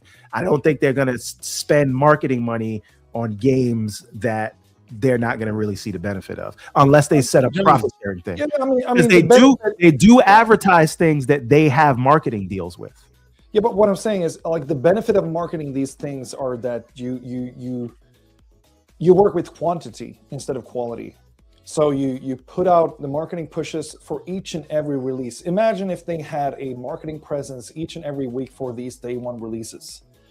Then one of them could potentially lead to going viral. It doesn't really matter how much it sells on other platforms, as long as that there is a talking point about this specific little game or big game that is releasing this month or this day or this week. If you also have that in the discourse, then everybody already knows that, oh, it's one of those Game Pass drops, because it is in the discourse, it is in the zeitgeist. If you're trying to push it, you might potentially get a hit. I mean, but if you're not, then there's really no conversation. There is something to be said about Microsoft's lack of push for certain games, because Expedition 33 was announced at Microsoft's show. And despite the fact that it was announced on Microsoft's show, I think that Microsoft's marketing team did not jump on that game fast enough, and because of that, a lot of people started associating that game to PlayStation, despite the fact that it was shown on a Microsoft screen, on a Microsoft show, and they paid for a lot of that game to be made, and the game is inside of Game Pass. So like you're not following through when it comes to a large amount of your investments. You're just allowing those investments to kind of sit there and not associating those positive things with your brand. Like Lies of P was one of PlayStation's most people's like game that they look forward to most on PlayStation or whatever, despite that game being a Game Pass game. Like, they're not doing a good job at associating themselves. Well, I would also argue what you're talking about is a backdoor Xbox tax, where if the game is good, people just won't associate it with Xbox, and if it's bad, they'll be like, look at this Xbox game, even though it's multi-platform. But anyway, can we 1 second? Yeah, let me catch up on I have 2 super chats that I want to catch up on, and the great Yobi also left a super chat. I want to also quickly go through Satya's statement, but I got a statement also here, one last one that I think we would all love, and I want to end this show on that last statement. What's that statement? That is a statement that has come out from the great Peter Moore, talking about Phil Spencer ending. So we will, like, retiring. So we'll let's get to a couple of those, and then we'll read that last part. We'll have our conversation about that. And we also read that. Yeah, I read it. We also should talk about, and your statement is from Peter Moore, who had, again, he was working for Reebok, I believe, before he got into gaming. He had no gaming experience. We'll get there. Yes, we'll get there. But anyway, the point that I'm making, hold on. We gotta, okay, go ahead. Go ahead. No, go. Read the super chat. No. Yeah, because I wanted to do the super chat, but you wanted to make a point. Finish. No, go ahead. I'll come back later. Okay, no, all right. I remember what it was now. We also cannot forget because we got to discuss Asher bringing up the blades, which was bait. Oh yeah, right? And that was obvious bait. Obviously, there's somebody who's teaching her to say the right things. Don't fall for it, brother. To be given to her, it's that's the smoke to be given to her. But judging by the cloud UI, like, I would be very surprised, because the cloud UI is what's going to come to the other things. Yeah. I'd be very surprised if they did about face for me. And that's where I have a problem. Yeah. And the other piece of it is, what do we think in terms of gestures, right? Symbolic gestures. Oh. We have Major Nelson saying, Yes. "Hey, reach out to me looking for a job." Should she bring He back? didn't say that. Major He Nelson? didn't say that. He did said, not say "Call that. me." What do you think not "call say me" that. means? Don't make me bring up the tweet. Oh, Lord. He was sliding in her comment section like, "Hey, big head, give me a call." But what do you think as a symbolic gesture, right? If you want to recommit to fans, how would we look at it if she brought back Major Nelson and the Blades? The Blades is a dumb idea. Major Nelson's cool. The best thing she can do with the Blades is because many people have reinvented the Blades. If you play in the waters that I play in, the handhelds where you have front end UIs, the Blade system as it was had to go. It was on old technology. Silverlight was slow. Blah blah blah blah blah. They've already explained this, right? So that's why they stepped away. And the bigger their ecosystem became, and the more games they had, the more sliding had to be done. You're sliding for 50 years to get to a game, right? So this is why they changed it. My point though is this has been fixed already. So if they really wanted to do it, there's a world where they can offer you like different UIs while still keeping the fundamentals of the ecosystem the same. They just need to readdress it. Like pay attention. Well, that could happen. If you think about it, right? If you look at the Xbox PC app, it's off to the side, but there are hubs, right? There's the library hub, there's the Game Pass hub, there's the cloud hub, right? All of those could be Blades, right? Well, listen. There's a remember Idle Sloth featured a UI that I was playing with some years ago. Forget the name of the UI now. Like I was featuring a UI and he put it out there. Oh, look what you can do. You know, and I was putting it out there. That UI, that custom UI that people can download themselves has Blades. And people have actually fixed exactly what you're describing. They've made one of the Blades a PC game, one of the Blades stores, one of the Blades your library. They've done that, right?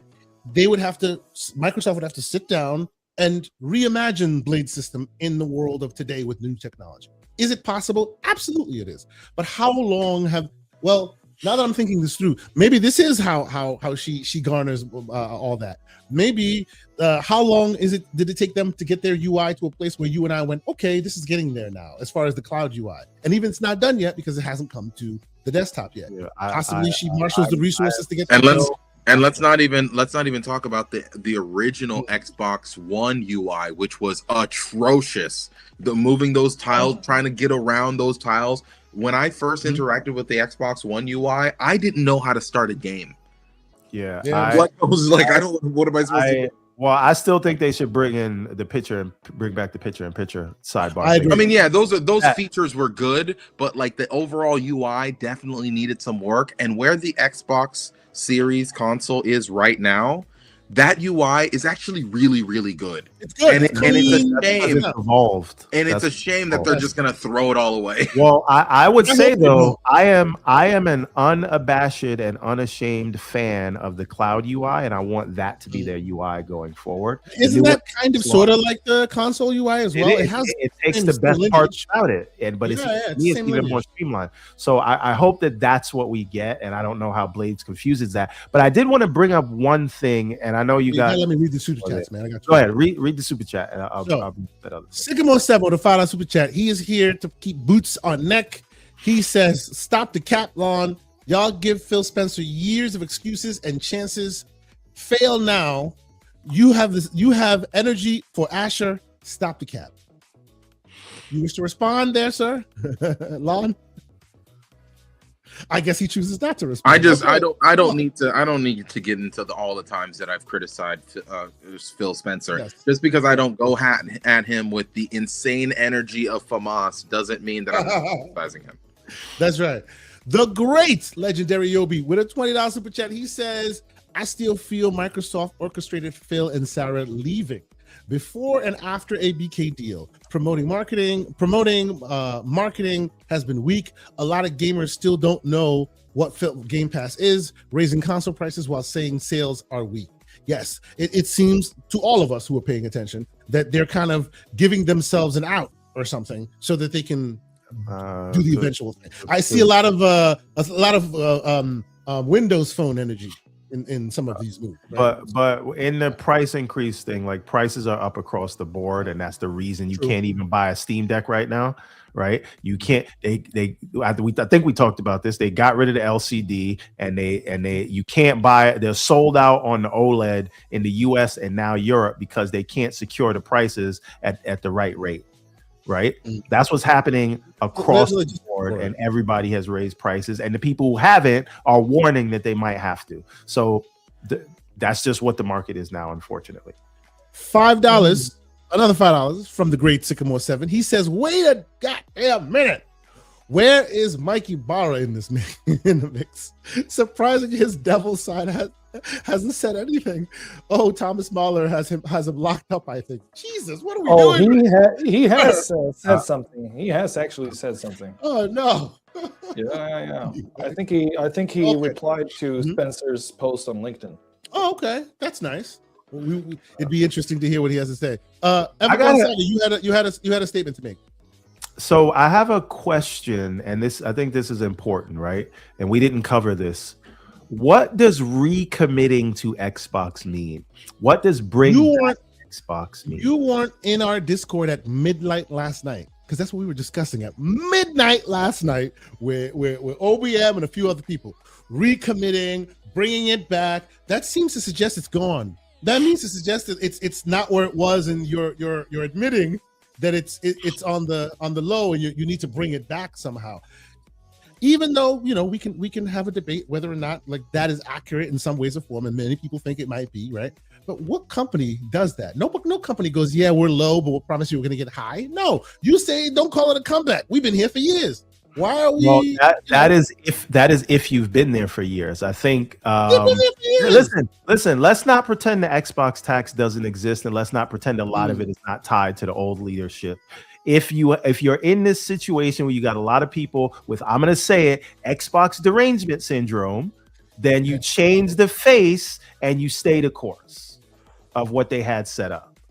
And it'll just look new because there's a new face behind it. And shout out to VG Fight School. He says nothing has changed. Xbox folks are still excited about gaming. PlayStation fanboys are still mad about Xbox. and also the mustard hearts are also still mad about Xbox. So those are the Xbox fans that are doom and gloomers. I see you put this in the chat real quick. You want to address this? Oh yes, that's the thing I wanted to say. So if Game Pass is baked into every segment of cloud, PC, where the UI, storefront, and ecosystems are, then it's included everywhere else in Windows, Xbox OS as its foundation. Why worry? Never put anything past Satya. He will snatch that from you like a thief in the night. That being said, I do think it's an interesting point, because how can cloud exist without funded Game Pass? By the Game Pass subscription? So they have to keep it there in a way, because they're not going to keep them servers running for free. And people, they are allowing you to buy the games. They're allowing you to play cloud games that you bought. Like only if you have Game Pass. No, you need Game Pass for that. You have to have access to cloud. Yeah, you're right. They used to do that with Fortnite, but they've removed that. They've limited it a little bit. So you do have to. It was using up too much of the server space because they like you not getting this compute for free. So again, how do you get rid of Game Pass? Unraveling Game Pass would be literally going back on cloud completely, because how else do you get people? Unless you have another way to monetize it, and I don't think ads are enough. Stadia pulled up a technique, a service where you could buy the things cloud-based. And how long did they last? No. What I'm saying is that the technology is already there. If Game Pass disappears, they can still let you play through the Play Anywhere program with the games that you own. No, I'm not talking about whether it's technically possible. It is technically possible. That's figured out. What I'm saying is, from a monetization strategy, how do you keep a cloud service running if it's not on a subscription? And right now, Game Pass's description that they're using to subsidize the compute that is being used, and that's why Game Pass has gone up pricing. Right?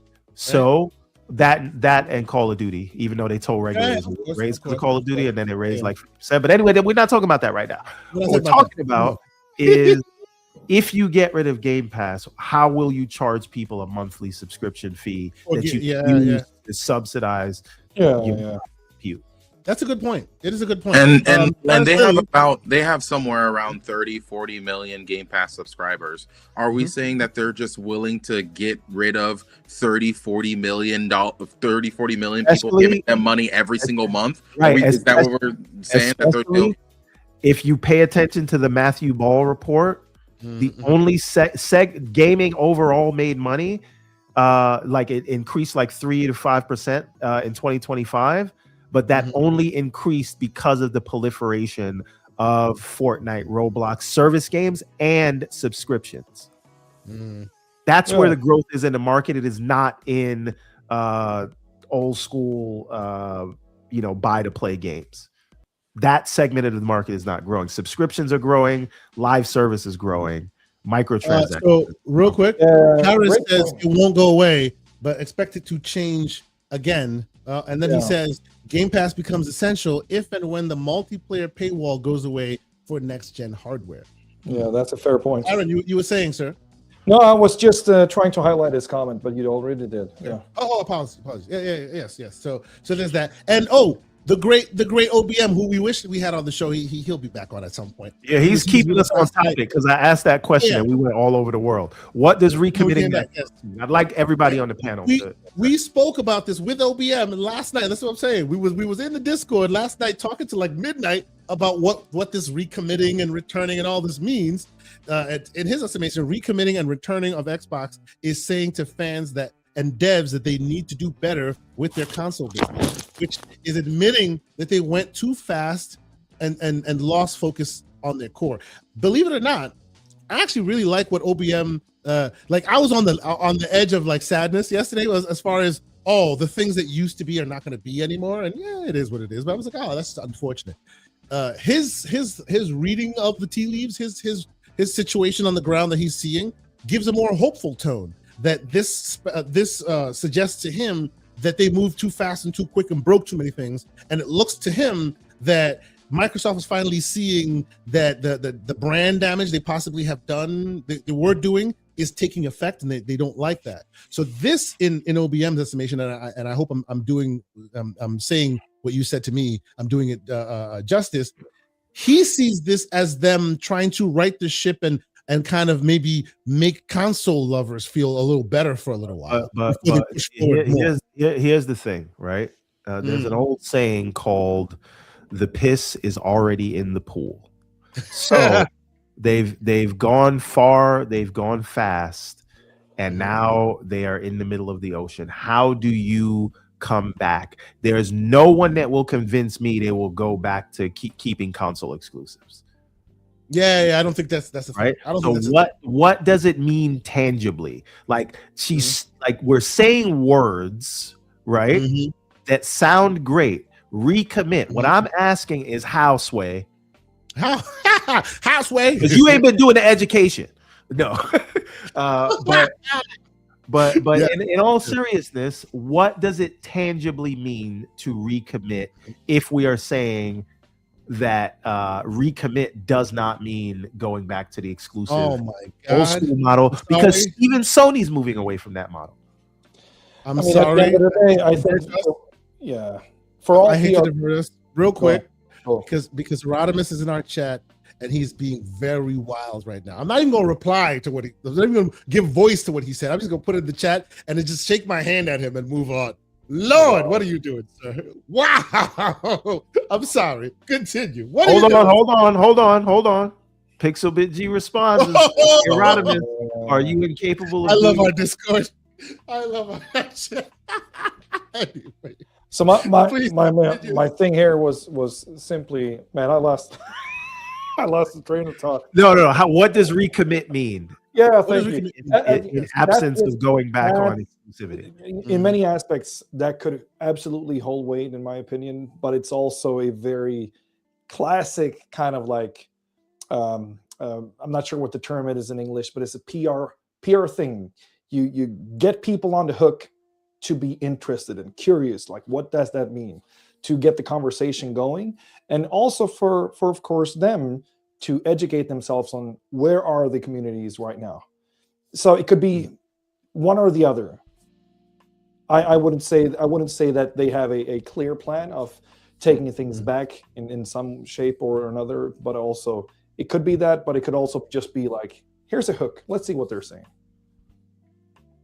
Yeah, I think, and for me, again, a recommitment to the brand is talk about your brand in a like you care about it, right? And I think one of Phil's big mistakes, and shout out to Paris if he's still in the chat, it was going on kind of funny and falling on the sword.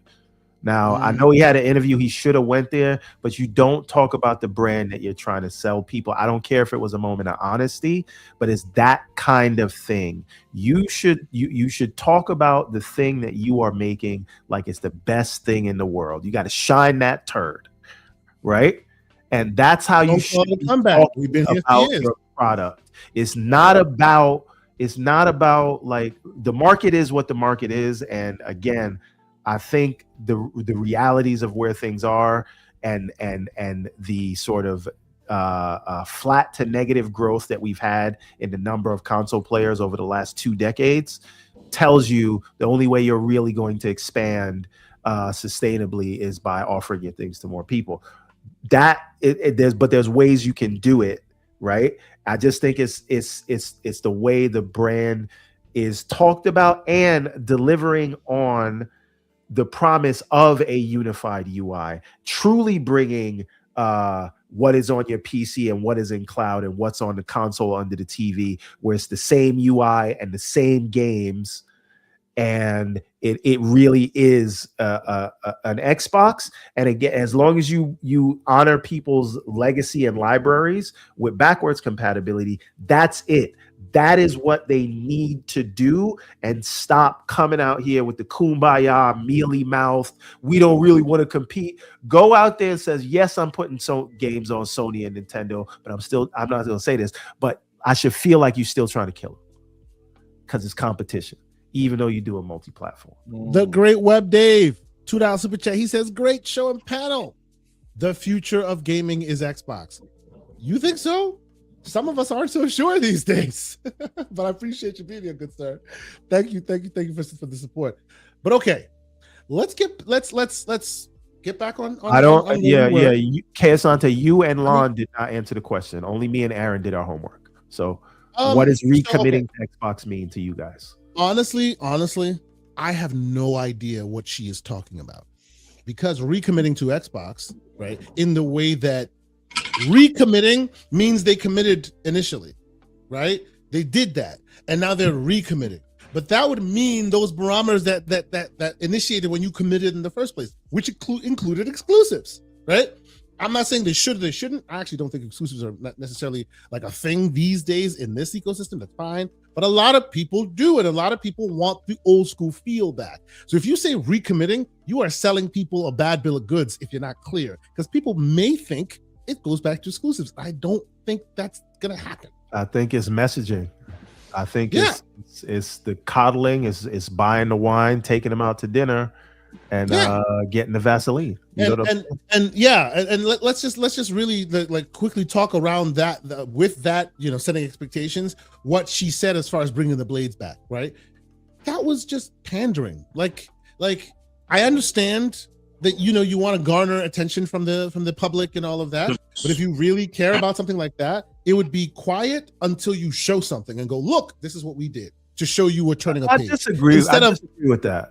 Okay, please. My thing is, what else is she gonna say? Is she gonna say, yeah, you don't have to say anything. No, you have to say something. You must say something, because again, there was no reason to just show up and go, do you want the blades back? There's no reason 22 minutes ago to go, we hear you. No one was asking. Oh, listen, no, they were asking, though, and people were tagging her, and look how much she was following, and they're hanging on every word, and people don't know what's happening because they expected Sarah Bond to go in there, and this is all very new and surprising to the community, because we all thought it was going to go one way, and now it's going a different way. So she has to say something, and the thing she cannot say is, yeah, this is some bullshit.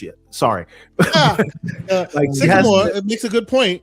Sycamore says what he, in his estimation, he thinks that they will have a showcase. There'll be no more PlayStation uniforms at the direct and all. So okay, so what you're saying is you don't expect Nike employees to be wearing Under Armour anymore. Is that what you're saying? That's what they mean in your idea. That's what you saw when she said we're recommitting to Xbox. So they're gonna be down with the box. They're gonna be starting to bleed green again. Is that the case?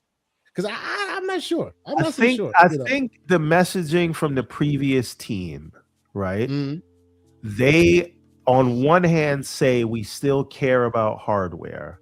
In the very next sentence, they downplay the importance of it. You don't need it, right? You don't. What do you call it? Even when you had Sarah Bond saying, and again, I think the multi-platform move is the right move, like 30,000 foot view.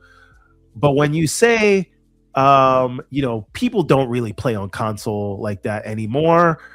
Exclusives are antiquated. People are playing on multiple devices. No Xbox required. All those things. No Xbox required was hands down the dumbest way to try to add. I get what they were trying to do, but hands down, I think the dumbest thing to say. You can't do that while at the same time putting games on PlayStation. Meaning, the PlayStation thing was new. And then they were saying no Xbox required, right?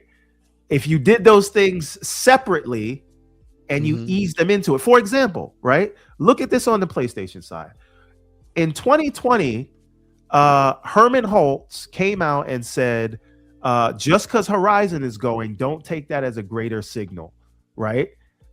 We still are first and foremost on console. Everything is not coming, right? And people are like, they'll never go to PC, and then they went to PC, and then they lied about it just being Horizon, and then they started putting more games on PC, and then people said, but they'll never go day and date, and then they went day and date, and then it was only service games. Bro, and then, you're doing a different analogy. There's one that's even closer. Wait, let me finish. No console, no problem. That exists. Absolutely, they did that too. You can go to a Costco right now. It says that power of PlayStation. This exists. But the point that I'm getting at. That's the point that I'm getting at is PlayStation has slowly but surely eased its players into accepting that the game will go to PC, right? And in some cases, other places, but they're not as worried because the PlayStation went about it slowly but surely. And by the time they do eventually get to day and date PC, it'll feel like an inevitability. It won't feel like a betrayal. So Umbra brings up a really interesting point that we've had conversations on for plenty of times. For one, I'm happy to live in an age during a generation where we've had one of the CEOs so extremely, quote unquote, transparent and present in the media. And I'm not sure, is that a thing that we expect Asha to continue on? Is that a thing in their PR strategy going forward? I hope not. I hope not. Who knows? Yeah, we don't know, but I hope not, because it always ends up badly in the outcome. Even though it goes great many times, I don't think the media deserves that. Yeah, not the games media anyway. No, the games media does not deserve an open CEO. Because every single time that Phil said anything, they twisted his words into oblivion and turned every single word into the biggest issue on the planet and caused issues for him. So, like, if I'm her, I'm not giving these people anything. Yeah, I think it's very active out there, though. I think very active. Even that, they've already been on this path, right? Post ABK, they used to do interviews with Ryan McCaffrey and Destin Legary and all of that. And now, whenever they talk right, they're talking to Variety, they're talking to CNBC, they're talking to themselves, like Tina Amini, like doing an interview with Phil Spencer. At this point, they're just speaking to another Microsoft head. Yeah. Right. So again, I want to highlight something because I think I don't know. And while you do this, I will say one thing that is good, lightly about what she's doing. Like you were saying, Lucius, she is a young person. They have a better handle. I'm being old and saying this. They have a better handle on social, because I see her like, interfacing with the community, and she's doing a pretty decent job of it as far as that goes. He's a plant. So, Right, we don't know about that. Here's the thing. I recall half the panel defending no console required marketing. Yeah. So Pepper, as far as remember. See, here's the thing. No console required, as far as Xbox is concerned. That is something everyone understood until they started putting games on PlayStation. I've said this over and over again. You can go back to the show that you're referring to, or people defending it. No console required is not a problem. People looked at cloud as how Xbox was going to take over in other markets, right? People had already accepted day and date PC on everything. What broke people's brains is the coupling of that with games going to PlayStation. So now, no console required, great. But why should I even spend money on your platform at all if my PlayStation has it as well? That's what broke people were fine with no exclusives if you consider PC and cloud, but it's when you went to the other consoles that broke all of it for everybody. Nobody had issues playing games on the G Cloud over there when that was the way to play it. It's when they started going to here where people went, that's when it started getting a little too far for some. It is what it is. Okay. So, real quick, can we deal with Satya's message and then talk about Peter Moore before we get out of here? What do you guys think? Yeah, we can run through some. Yep, we can run through it quickly. Yeah, because I would hope we keep it for 15 more. We got 4-hour show. God. And I've been standing. I ain't going nowhere. I could do 3 hours on this stuff. So let's do Satya's. Wait, this is an interesting comment. Xbox allowed the media to dictate Xbox and how it should be. That's a fact. It is a fact, no doubt. That's a Snapple fact. That is a Snapple fact. If you know if you know the reference. Let's catch up with a couple super chats first. Parasite 8082 Green 19, who's been a member for 7 months. He says, "What up? Big up K, Everborn and panel and chat. Salute to you, good sir, for being here and for being a supporter for so long. Appreciate you, right?" Then we have Mr. Too Opinionated with a $5 super chat. He says, "Y'all believe Mr. I Don't Like Exclusives and Queen of AI are gonna bring back Peter Moore energy? I want y'all are smoking." But who's gonna bring back Peter Moore energy? Listen, listen. That is an interpretation of bringing things back. Of course, I see his point. Or their points. and to that that's end, the point as far as what is she going to do? I don't think that bringing things back thing is a righteous statement. I think it's full of holes. But this is the thing. Like, if you think any exclusives are coming back, as he said, you're on drugs. Right? However, to the second point, I do believe that what people want to see is them at least talking spicy, like they're in a market to compete for something.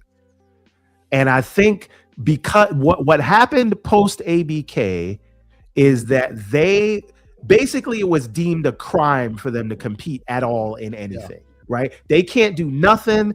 Because their parent company is Microsoft, they can't do nothing. They can't market. They can't have their own skins. All of that is anti-competition. And when the lawyers at Microsoft and the higher ups who never had to deal with anything like this for an acquisition see all of that, then all the messaging gets messed up, right? And so I think what I'd like to see them get back to is standing up and say, yes, we are in a market and we are competing. And they can say it and it's okay. And I believe you can do that without the exclusives. Yeah. It's talk highly about your stuff. Yes. Not saying it's nice if you don't need it. Thank you, Lord Negatron. I appreciate you, brother. There you go. So let's go to the next. Hey man, I was sick and I'm here for 4 hours. I don't get no credit. Y'all here? Appreciate you, bro. Yeah. I heard that is, you're working hard to read through all these statements. So yeah, that's right. Yeah. Infinite Umbra, who's been a member for 22 months, he already said this. We'll say it again. Hasn't the previous argument against Xbox leadership been against them speaking on Twitter, fans on Twitter? Asha doesn't have to write a word to anyone. Yes, she does not, because it seems like when she does, when others did, it was a little bit wishy-washy, but to her credit, so far, and again, early days, she seems to be threading that needle pretty well as far as being able to navigate social media. But again, it's less than 24 hours. We shall see, or a little 24 hours. We'll see. Shut up, slow-mo. But I will say though, one thing I did want to. I'm sorry. Go bring it back. It was super chats. Bring it back. No. We don't need that. I was just slow-mo making a joke. He said, "Big back Charlie deserves no credit." But Parasite 82 Green 19 says they need to rebrand now to X. Yeah. But then that would be Dreamcast guy that says it that way. But anyway, the other thing I was going to say is there's a lot of people out there for years that have been saying the SLT needs to be replaced, and now a lot of those same peoples, now that they've gotten their wish, now they're like, oh, it's dead because damn it, they did her dirty that I wanted them to do. Wait a minute. You can't have that. So, the great Soil Tech, who's also been a member for 20 months, he says, please share, sub, RIP FAMAS, rebrand. So what is FAMAS going to call themselves these days? That's a conversation. No, they're going into cryo sleep like Master Chief until the next intergalactic until the next time, until they hear the name Spencer, and then they have to come out. They're just giving Asha time so they can find something to hate her about, and then they'll be back. Indeed. And of course, the great Santi Lou, who is a member of our Discord. Shout out to Santi, who's here with $2 super chat. She says, what up, guys? Great panel today. Appreciate you. Thank you so much for being here. And then, of course, the lieutenant of FAMAS himself, $5 super chat, John Wolf. He says, FAMAS up. I will now go into darkness until I'm needed again. Hey, Nerds points out that if you get rid of the AS, now it's just Sam. It's just now they're Vin Diesel. There you go. It's all about family. Okay. So let us get to the last bit here. Let's get to the last rounds, and then we'll get the heck out of here because it's been a long day. Hold on, real quick. I know you just wanted the intention, Andrew Wilkins, but you're hanging your hat on timed exclusives now.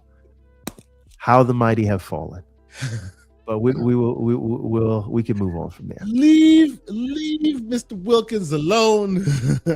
He is not bothering you. He wanted the attention, so I gave it to him because today I had time. He's seeding the ground, sir. You chose to deal with it. I got time today. Let's see. Where is Satya's message? Okay. So this is a message from Satya Nadella. And he says, gaming has been part of Microsoft from the start. Flight Simulator shipped before Windows, and you can practically ray trace a line from DirectX in the 90s to the accelerated compute era that we're in today. He thought that was clever. It wasn't, but keep going. Yeah, let's keep it moving. Right. Y'all are just on boot on next season when it comes to Satya, huh? Okay. As we celebrate Xbox's 25th year, they couldn't wait until that was done. They had to do this before that. Anyway. As we celebrate Xbox, wait, can you pause for 1 second?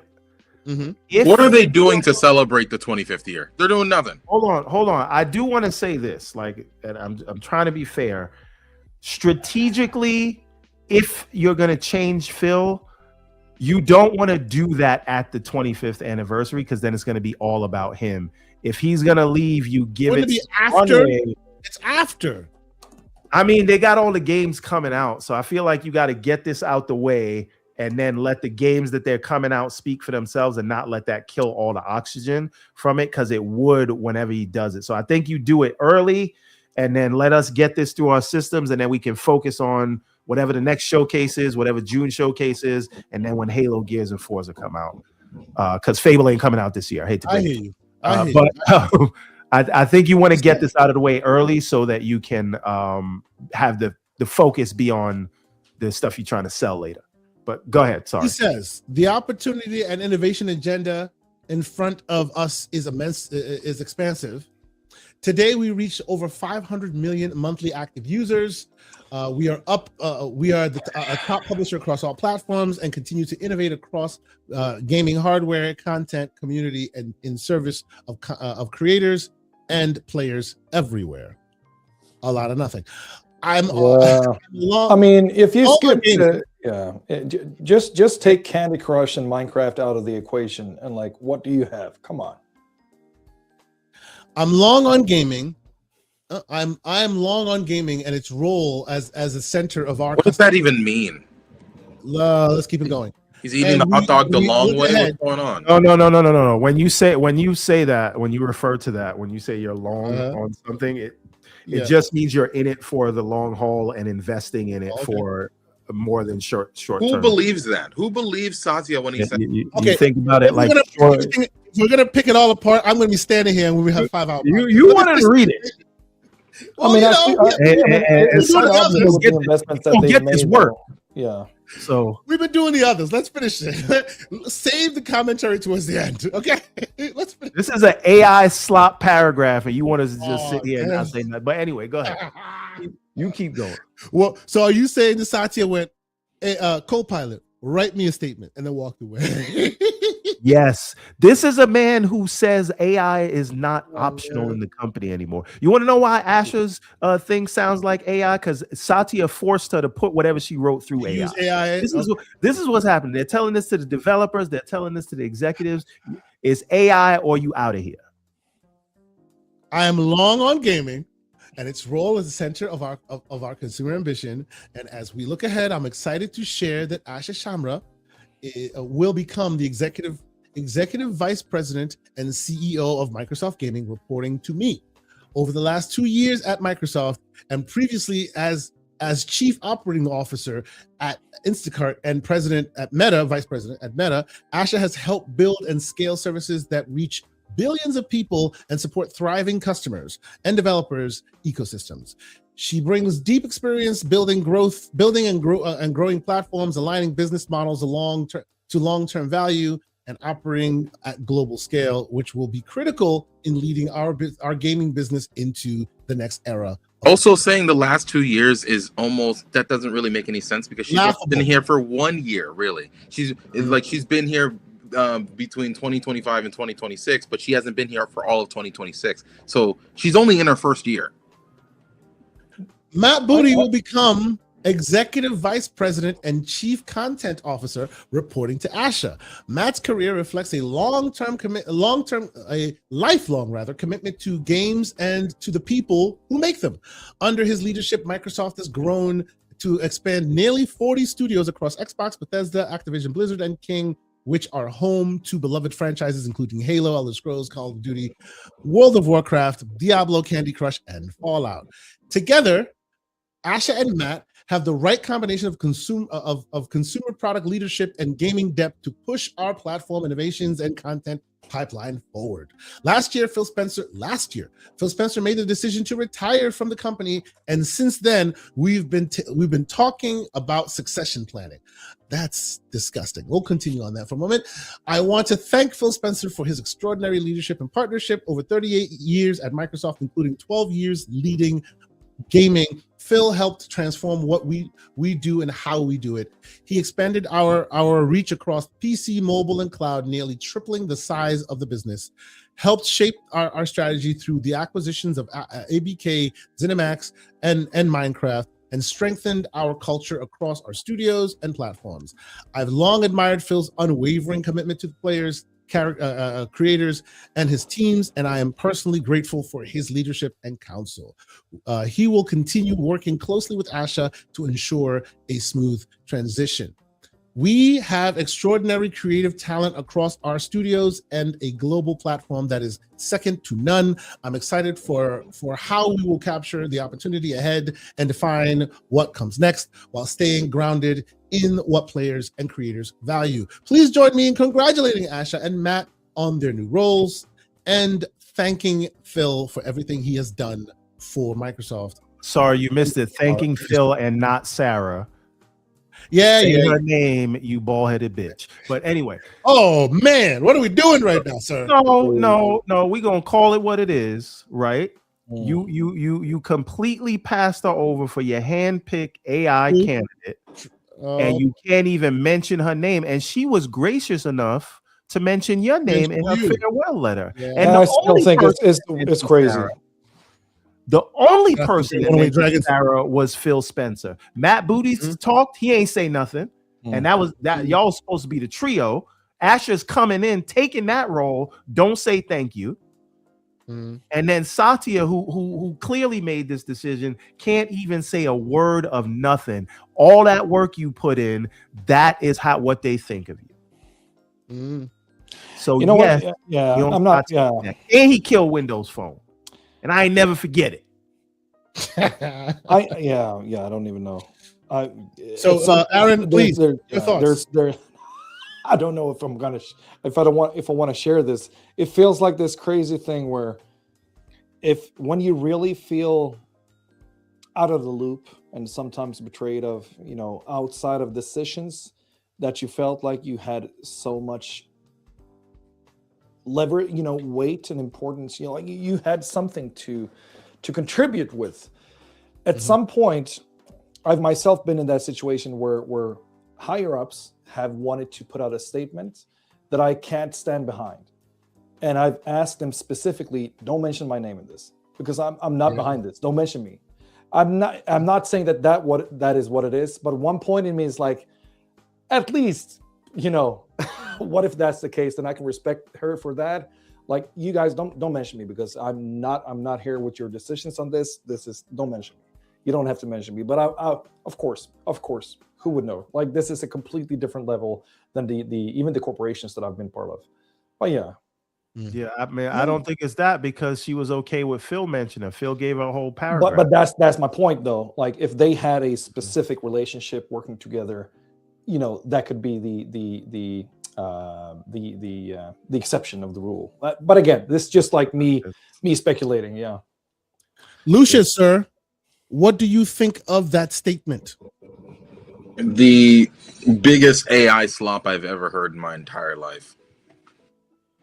So that's what I feel about it. Like, Everborn, do you agree? I mean, sure, but it was a whole bunch of nothing. Yeah, but if you've been following Satya for the last decade since he's been running thing, he's a master of talking for 2 hours without saying nothing. So this is nothing new.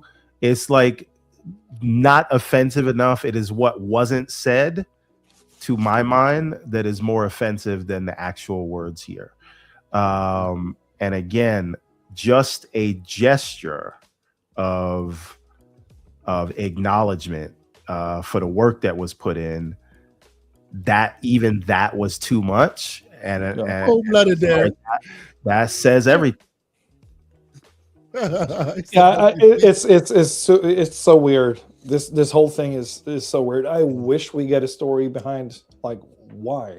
What happened? Why can't you mention her name in these statements? Yep. Say her damn name.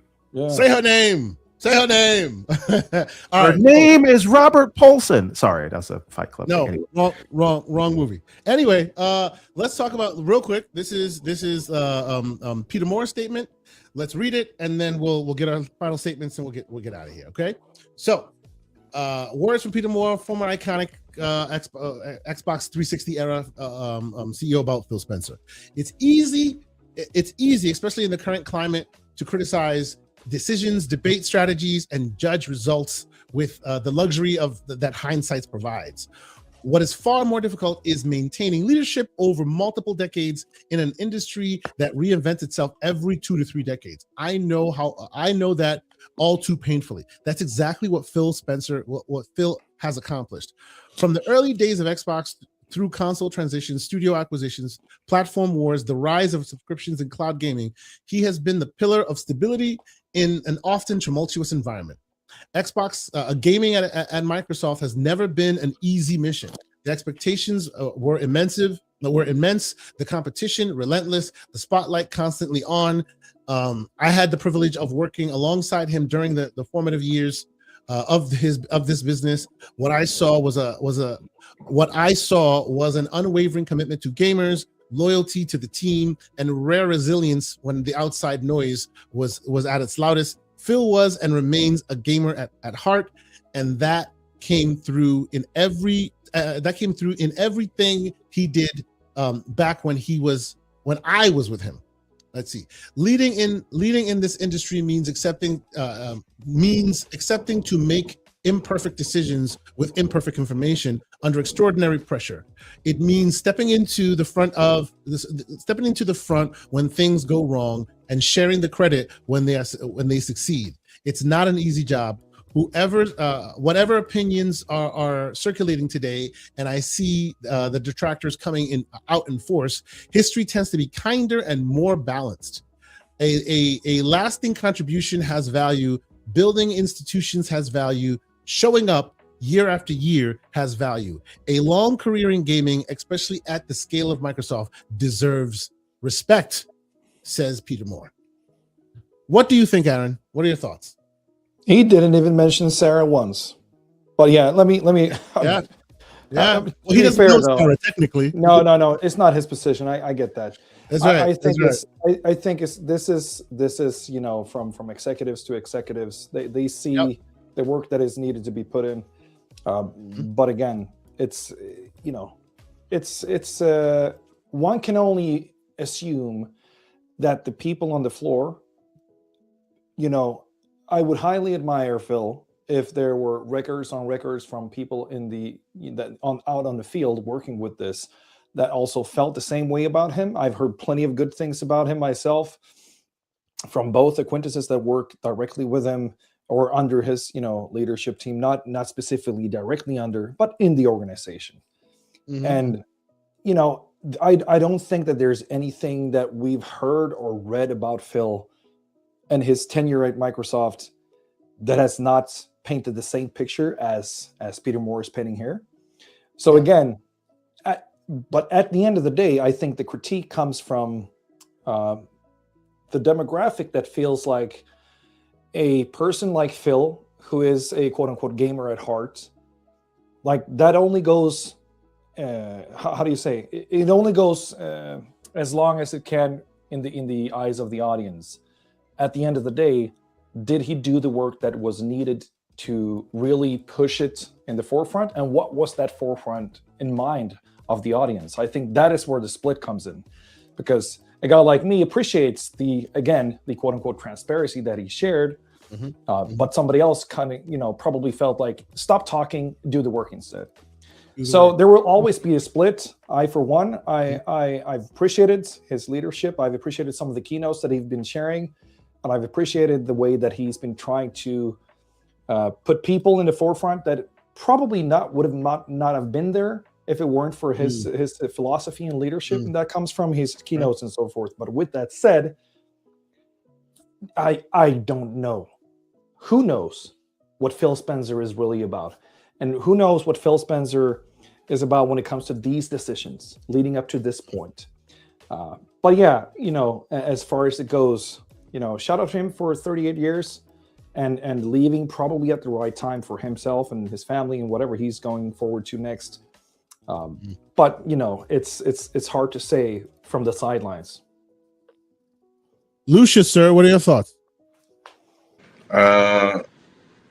Shout out to Phil Spencer. The guy has been a significant part of Xbox for such a long time. I mean, there's really not much that I can say. The guy is bowing gracefully. We used to have this conversation a long time ago, especially during the acquisition of ABK. We were talking about different types of leaders and how there is a certain point in every company where the person who got you there isn't necessarily the person who will take you where you need to go in the future. Moses didn't get to go to the promised land. Exactly, right? There's always the mentality of you need the correct leader for the correct moment.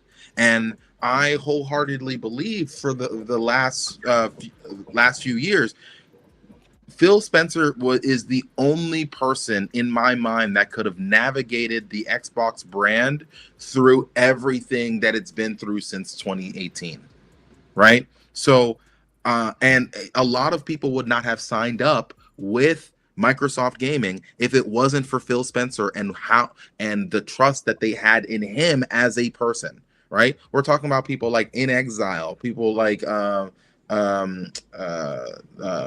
people who made Avowed. I don't know. I'm forgetting them right now. Obsidian. Obsidian. So Obsidian, Double Fine, all three of these companies and more have said that the reason why they signed on the dotted line was because of Phil Spencer. So we can't put enough emphasis towards the impact that Phil Spencer has had towards the industry, towards Xbox, towards Microsoft as a whole. And the real question that all of us are asking is Asha the leader that Microsoft Gaming needs to take them where they need to go? Or is she simply the additional kindling needed to set this entire thing on fire? Yeah, I mean, what you said 100%. And also to back, one point that you reminded me of, again, the pressure of taking over after him and his presence in the media and within communities and showing up on conventions, etc., etc. I still believe, I've said this before, I have a hard time imagining another CEO in this space being as present as he has been. Yeah, for better and for worse, by by people's estimations. Yeah, I'll let you have the last word, man, Mr. Everborn. What do you think, sir? Yeah, I know. Catch you at a bad time? No, we're good. That was it. So when you do a podcast for 4 hours, people just start barging in. Bro, I'm surprised that has not opened yet. Continue. So I think he was sent as a plant, like Asher was sent to get me to finish the show. This is them telling you TikTok, bro. Let's go. Yeah. But again, hindsight is always 20/20, and as Lon said, right. The thing, like keeping the business afloat and getting it to the place where it is now, where even though it has all these headwinds, there's more potential for upside than ever with the things, not just that they've acquired, but the way that they're building the platform to take advantage of what where it seems like gaming is headed. Obviously there's missteps, obviously there's those other things, and they made a lot of mistakes, but also nobody's doing what they're attempting to do, right? And that if anything has always been the legacy of what Xbox was, and a lot of the times they take the arrows and then other people get the benefits. So what would be interesting to see is if the plan that they've already laid out, if it gets executed because it was already in motion, who gets the credit for that? Right? Yeah. And again, are we talking about presidential terms? No. It's not that. What it is sometimes because of where trust was and because of the weird sort of fixation that the community and the games media, you guys are not off the hook, have with Xbox in the leadership. Even if you're doing the right thing, you might need a new face to tell that story. And if I'm going to be glass half full, that's my interpretation of it. Glass half empty is the AI guy thinks AI is a hammer and that's all he has, so everything is a nail. So they put the AI executive in place to run this thing, and then gaming takes the fall for the fact that the company has lost so much market cap in the last quarter because of the big bets on AI. So that's glass half empty. But I cannot wait. I hope Phil writes a book. I hope that he does a podcast. I would love to see what Sarah Bond has to say in some time. I hope he does our podcast. This is all new, but so long as Xbox stays the course with the unified UI and backwards compatibility, I really don't care about the rest of it. Yeah. So I agree. It is what it is. I'm here to watch. I got the popcorn, and I'm here to call out the hypocrisy if and when I see it of the people who say it. What about you, though, Kay? Oh, sorry. Go ahead. Oh, no. He was saying, "What about your hypocrisy?" What are my thoughts on what he said here? Yeah, there's a lot of game recognized game, right?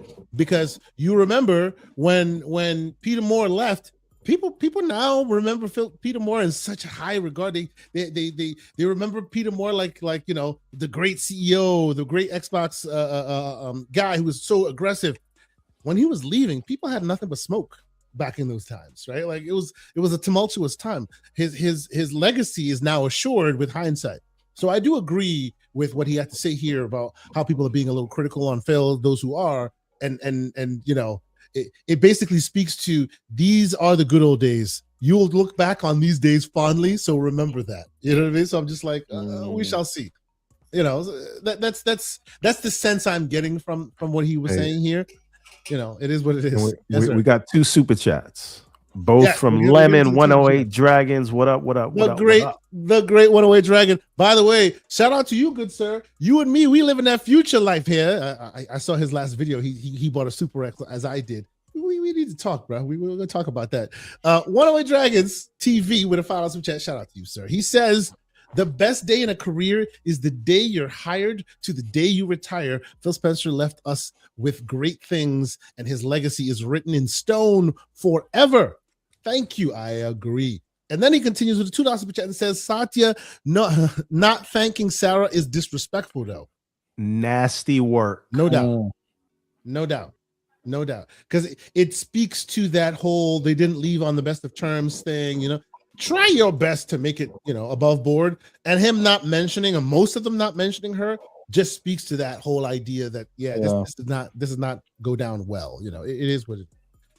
But ladies and gentlemen, I think that's it for now, man. We will definitely continue this conversation in the Discord. Everborn, you had something to say? No, just my parting words, which are I don't have anything against Asha yet. She hasn't said anything offensive to my I Xbox fan sensibilities. And I think she does deserve the time and grace to make her mark. That is until the layoffs start, because those are coming. Then you could be on a neck. But before then, I don't have a bad word right now. I have bad words for other people in the team, but no bad words for her, because it's not her fault that she got chose, right? So I wish her the best. I think she has an interesting resume. They are consumer products where you have to respond to consumer needs. So hopefully she can carry that forward and speak to the consumers who actually use Xbox, as opposed to what seems like doing everything to appeal to the people who aren't on Xbox. So I hope that that's the direction she takes. And until she's had some time to actually do that, she has grace from me, at least. Not that she needs it, but that's it. So I'm not like negative about the future yet. My last thing that I'll say is the only AI I care about is AI with the braids. Yeah, with the braids. Yes, sir. Yes, sir. Yes, sir. We've heard you. Absolutely. What I will say is June will be very interesting. Whether you're going to LA or you're staying home, June as a whole concept of what they do there and gaming and all, very, very. The 25th anniversary of Xbox, that if and when they choose to celebrate, we'll be all waiting. Also remember, all of that was already in the pipeline. So if you see Magnus and it's dope, if you see a bombshell showcase and it's dope, if they unveil hardware and it's dope, it was all already in the works. And I forgot to say this: the credit she deserves. If all of those and if you're gonna credit she deserves. If you're going to replace the president of Xbox, because Asha is the president of Microsoft Gaming, I would like it to be Jason Ronald. I agree wholeheartedly. I agree. That's a good move. Because again, he's there. He's the chief architect on the hardware side. If you're coming back to console, bring somebody who's there, that's his whole lifeblood is the console and how to make it dope. We know and love the wizard. Keep the wizard strong. Absolutely. I agree. Wholeheartedly. Any dissensions in the ranks here? Anybody has his job wouldn't be content. That's Matt Booty. So if it's just about making the hardware, give it to man. That's right. Give it to the man who makes the hardware, the man who knows the hardware. Absolutely. I don't disagree. Yep. Aaron, any last word from you, sir? I always appreciate to be here. I'm glad that I could be here this time around, even though the heating got broken in the cabin. And you guys know. Also, shout out to the chat for the educating moment. I don't want to put you guys on the spot. So, no, don't even worry about it. Don't even worry about it. But with that said, though, looking forward to more conversations in the chat and the Discord as well. Always amazing to be here. I will not let you leave, sir, without also pointing out that this man is also out there doing the things that we always say we should be doing, which is pushing forward the good narratives, pushing forward the great things that we need to be doing in gaming. Remember, we have said this a while ago that we wanted to see more in this realm, and I will put this on screen and ask that more people go and check it out. What am I talking about? I'm talking about the Swedish Game Awards, ladies and gentlemen, which of course Aaron was a part of. And yeah, I mean, so long story short, I will try to wrap this one really quick. Yes. You don't have to work, just fast forward in the middle of it. You don't have to look at this thing over here. What I'm saying is this was a production because of Sweden did 20% of the gross revenue on Steam last year, which is a crazy amount, of course. Yeah. And a lot of devs from Sweden. Yeah, that's Oscar from Hazelight, as well as the guy from Keep Driving Nuggets as well. So what we did was the live production for this thing, and we did the Swedish Game Awards. And take a wild guess, what Swedish game out of Arc Raiders, Battlefield 6, Split Fiction, Europa Universalis 5, as well as Keep Driving, did you guys think win the Game of the Year from the Swedish aspects? I'd say Arc Raiders. It absolutely reeked home most of the awards, which is kind of fascinating because, of course, it's a new studio. They've only pulled out 2 games, but yeah. So it's a fun thing. Game. Yeah. It's not a biggie, but of course for me. And with Profile Pick here, I was so excited to be a part of this live production as well, and having a lot of cool creative inputs as well. So it's just appreciate for giving that a shout out as well, bro. Absolutely, it's in the chat right now. I'll put it in the show notes at the bottom. If you haven't had a chance to go check it out, go check it out. People doing some things. You want to see us move forward. You want to see some altruistic things be done, merit-based things be done. Now things are getting done. Go support it. Appreciate you being here as you usually are, Aaron, either in the chat or thanks on for the shout out. Yeah. And of course, Mr. Augustus, sir, we already see what you say in your in your highlights there. Don't follow me. Where if people like what you have to say and all of that, where can they keep up with your ongoings if they're not following you, sir? Go to the Discord. That's it. Okay, discord.gg/tgcp. Now you have to understand he also is the anointed one in the Discord. So be nice, or else he'll ban you. It is what it is. Everborn Saga, what you have to say for the people before we get out of here, sir? Go to everbornsaga.com where we have both Everborn and GCP merch, as well as the Everborn comics. And stay tuned. We do have 2 Kickstarters planned for later this year, as well as some very interesting projects. And other than that, if you want to get a hold of me, I'm not really on the socials much these days, but I am in Discord every day. So go to the Discord. And the last thing I will say is I am rooting for Asha for now. Yep. And I hope she does. I hope she does great things, and that is where I will keep it for the moment. All right. Yeah. Thank you all so much for being here. Yeah. So say we all. All the slander, all the whatever, all the worry, and all that aside. New face, jump the waters. I hope she has the same effect that Tina Amini had on showcases. I hope she has that effect for the whole That's brand. A beautiful thing. That's a good look. That's a good look. I agree. And of course, shout out to great OBM. Hopefully, bro, whenever you're ready, we're happy to have you. If you miss OBM's his dissertations, if you miss his TED Talks and want to hear his thoughts, join us in the Discord where he sometimes frequents as well, and we have a great time. Oh no. Okay, we'll leave Umbra's comments alone. He was just joking. He was just joking. We'll leave Umbra's comments alone. But with that, I think we're done. We'll be back next week. We've been having so much fun with this, and of course, there'll be more tea to spill. There'll be more ink dropped. We're definitely going to be continuing to talk about it. Join us in the Discord where more of those conversations will be had. But until then, we got one. Nope, we got one more $5 super chat. From the one and only A-Rod. And real quick, A-Rodimus. He put a W in the number. I don't know what. Oh man! And he says Xbox is dead. That's not even a number, man. That's not even a number.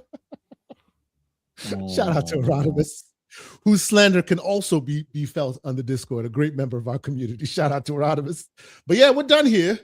Till next week. Deuces. Nice to be in orbit.